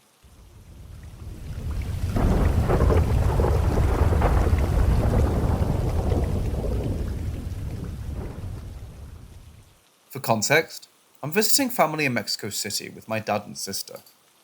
We're staying at my grandparents' house, where my sister and I are staying in one room and my dad in the other. Moving on, after what was a very normal day, I decided to go to bed since it was getting late and I was getting up early the next day. Keep this in mind, the curtains on the window in front of me were closed. It did take me a while to sleep, but that's not out of the ordinary for me. After about an hour, according to my watch on my nightstand, I was woken up by the buzzing of a fly and the itching of bug bites. After about an hour, I decided to go back to bed since I couldn't kill the fly. Thankfully, I was able to go to sleep, but not for long. It was now 1 AM. I woke up cold and sweaty to the fly buzzing again. The blinds of the window in front of me were now open halfway. I was getting mad at this point, so I turned the lights on to try and kill the fly. I didn't see it once. If it wasn't for the bug bites, I would have thought I was hallucinating.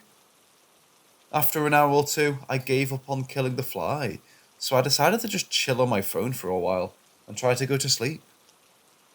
This is when I got an overwhelming sense of unease. I realised just how off things were. Not a single noise coming from the house, which is usually very busy. Not a single noise coming from inside, which had a lot of people. I sent a text to my dad to see if he was awake, and we could watch TV or something. The text didn't even go through. This was when I got scared. I looked out the half-open window and saw that there was no movement outside at all. Not a single car passing by, nothing. I tried to go to bed because I was getting very scared at this point, but I couldn't. No matter how hard I concentrated, I just couldn't go to bed. By now it was 4:30, and I decided that I would just wait until I had to get ready, since I couldn't sleep. I could still hear the fly every now and then, but other than that, there was still no noises at all. It must have been around 5 or 6 when I was finally able to sleep. My dad woke me up about an hour later, where I woke up feeling super tired and groggy. But the scariest part was seeing that all my bug bites were gone, and that the curtains were all closed.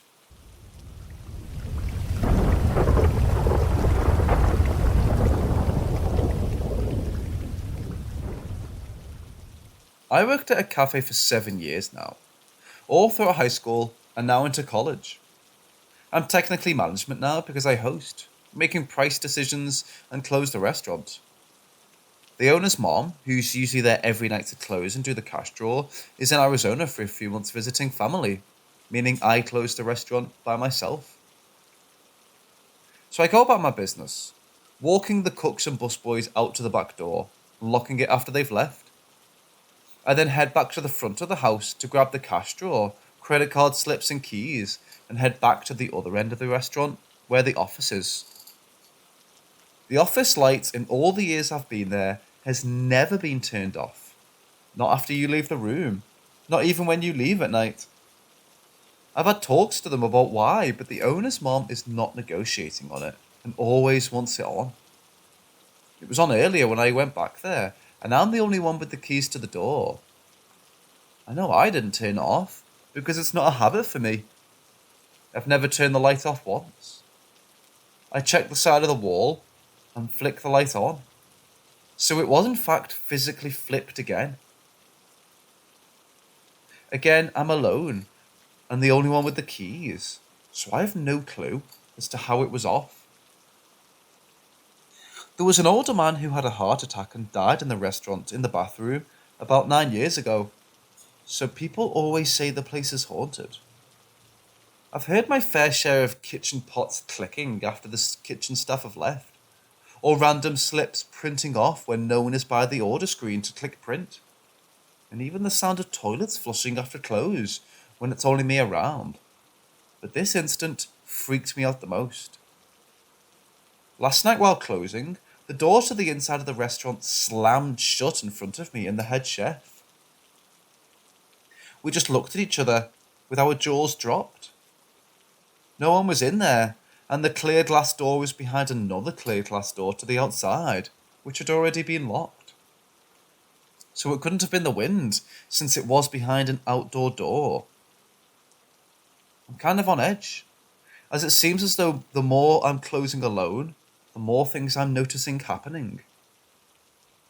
It really picked up when the owner's mom left town, and I was left to close by myself at night, with no one else. I don't want to get yelled at for not wanting to close, so I'm thinking about making the back of the house guys wait for me and leaving altogether.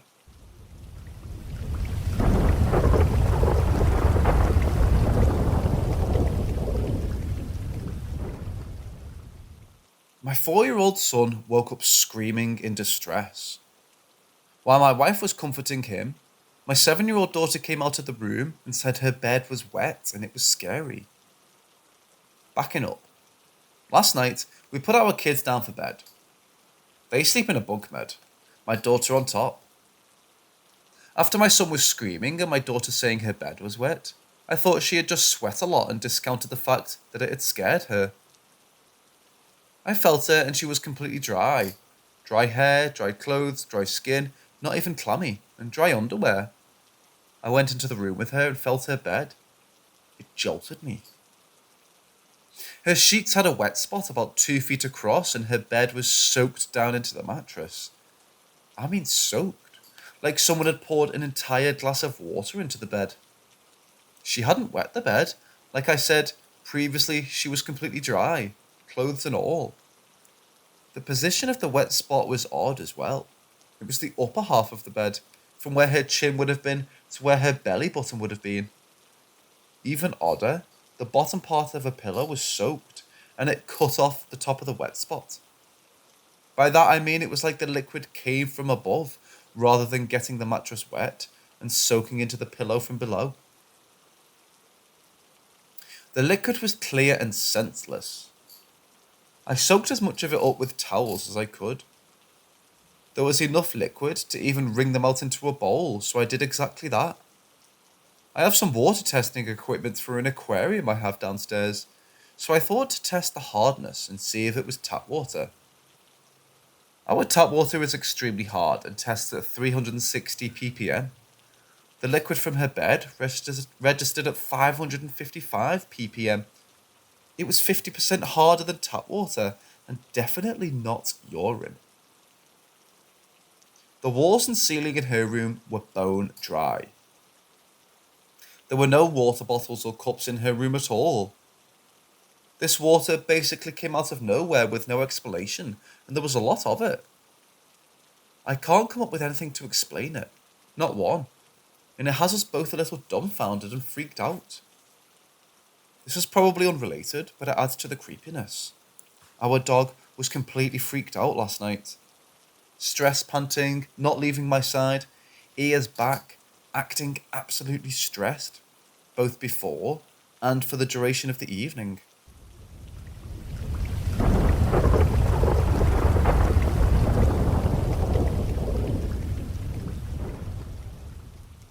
Back at the very end of my sophomore year of high school, I had an event after school that caused me to come home a little late. My parents had just split, so my mom and one of my sisters lived in an apartment together, and my dad worked nights back then. As for my other sisters, the oldest was married and the other was rarely home.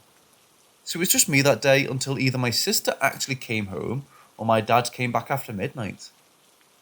I was chilling in my room and I heard the garage door from downstairs slam shut. It scared me so badly, especially as the next thing I heard was the front door open and slam shut as well. My bed was right by the window to look out front. No one. No one left the house, and even stranger, my family's dog wasn't barking. She was a rescue who was all bark and no bite, but boy would she bark at anyone or anything she didn't recognise. Or even if someone came into the house or left, yet she didn't bark once. She actually ran into my room seeming a little spooked, and when I went downstairs to check, everything was in its place. I opened the front door and no one was there, possibly just staying on our porch out of sight of my bedroom window. My first encounter was after one of my very last days in high school. I was somehow home alone again, despite having extended family move in after my parents split.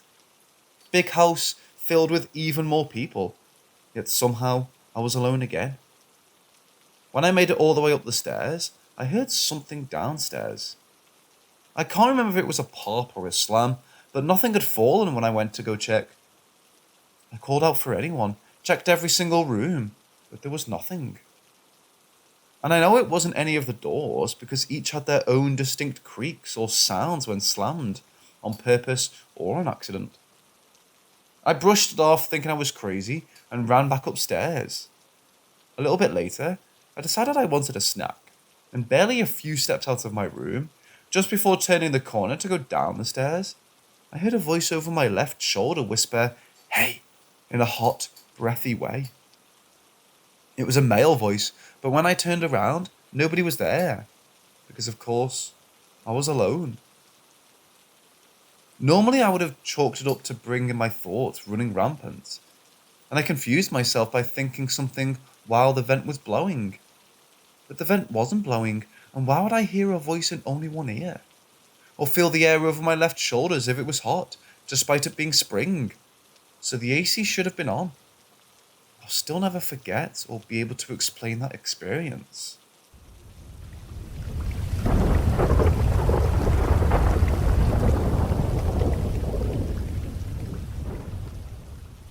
So to start off, I want to explain that I suffer from bipolar disorder, and I deal with many sleepless nights because of it. I've experienced sleep paralysis so many times in my life since I was little that I never kept count. When I was little, I was absolutely terrified. I wouldn't be able to move and there would just be this dark silhouette of a person standing nearby. Distance would vary from each experience. The most terrifying one that stuck with me was when I was maybe 10 years old. The figure was standing on my chest, and I had difficulty breathing. I never understood why this was happening to me. Then, as I got older, my fear turned to rage. Instead of wanting to scream out of terror, I was trying to let out a war cry and would try to charge the figure, but to no avail. I turned 21 and I stayed up playing games all night. When I finally drifted off, it was the figure, but this time was different. Again, I was filled with so much rage. All I wanted to do was attack the mysterious figure. I managed to lift my arm towards it, took a step back, and I woke up. That was the first time I saw it move. I then went a very long time without suffering sleep paralysis. My wife left me unexpectedly when I turned 29. My grief consumed me. I spent many nights sobbing without sleep. Then one night, when I finally did fall asleep after being prescribed a powerful sleep aid, the figure returned. Except it was more aggressive this time, and it was no longer a shadow, but it would never let me see its face. Still filled with rage, I would try to change it, but my movement was very slow, and took so much effort to just lift a finger. It grabbed me by the foot, but to its shock, I grabbed it by the hand back. I then tried to pull myself up using all the strength I had. Just before I could look at it, it shoved its other hand in my face, blocking my view. I then bit its hand as hard as I could. I woke up shortly after that. So far it hasn't returned. That was only a few months ago. I'm sure that isn't the last encounter I'll have. Every time I have these episodes, I make it my goal to defeat whatever it was. And I'll get stronger every time I face it. Given my bipolar condition, this could just be my imagination, since I don't have a very good self-image. I don't claim to know what it is or what's happening to me, but what I do know is I will not stop fighting it till it's defeated, or leaves me forever.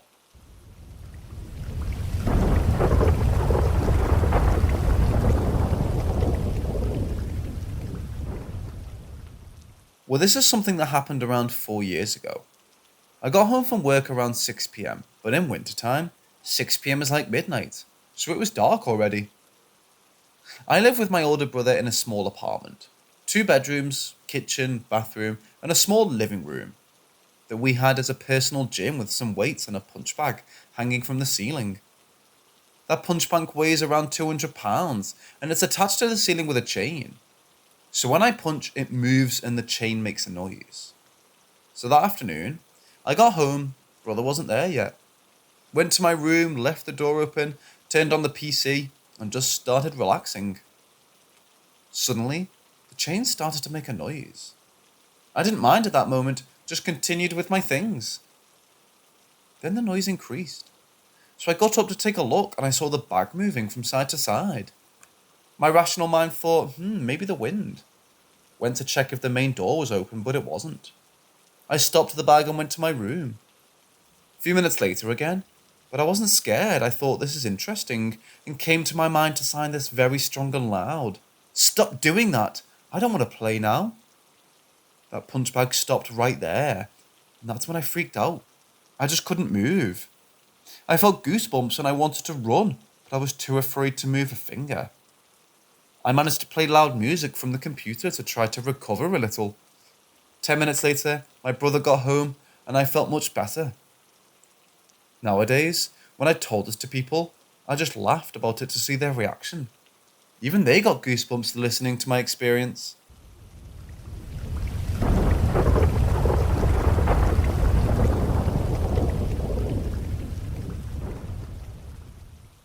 I had a person in my life when I was in high school that changed my perception of my life forever, and I never felt a stronger astral connection before with anyone. In those years, my borderline personality disorder was not yet diagnosed, and I was in the worst years of my life, struggling seriously with drug addiction and with a preoccupying case of bulimia, depression, anxiety disorder, and my mood swings were uncontrollable. I met this guy from another school. He was the cliched, deranged, and artsy guy, with a magnetic personality, and everyone looked at him with a strange perception. We used to date, and he revealed to me that he was an Indigo child, and he truly believed that I was too. We had this connection that I haven't experienced before or after him. We were in our cloud above the others, and my life was a continuous discovery of new angles and shades of myself. I connected with my inner me and finally tried to find a cure, a palliative for my mental illnesses. One night he escaped from his home and walked 40 kilometers through the countryside to come to my house just to give me my letter. In that letter, he talked about his upcoming death. He knew with certainty that when he would be 19, he would be dead. He pictured his death in detail and he was not preoccupied about it. He said that he would be surrounded by blood, needles and pain in his deathbed, and it had no connection with drugs. Anyway, his 19th birthday came and went, and I was crazily paranoid.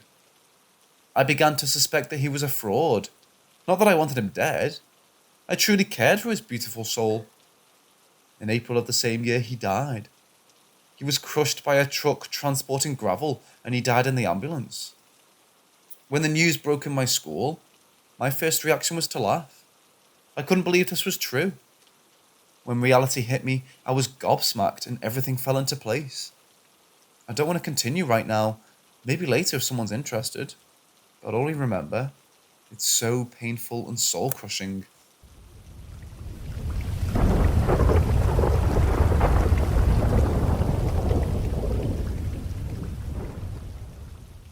So this happened in 2013 when I was 18 years old.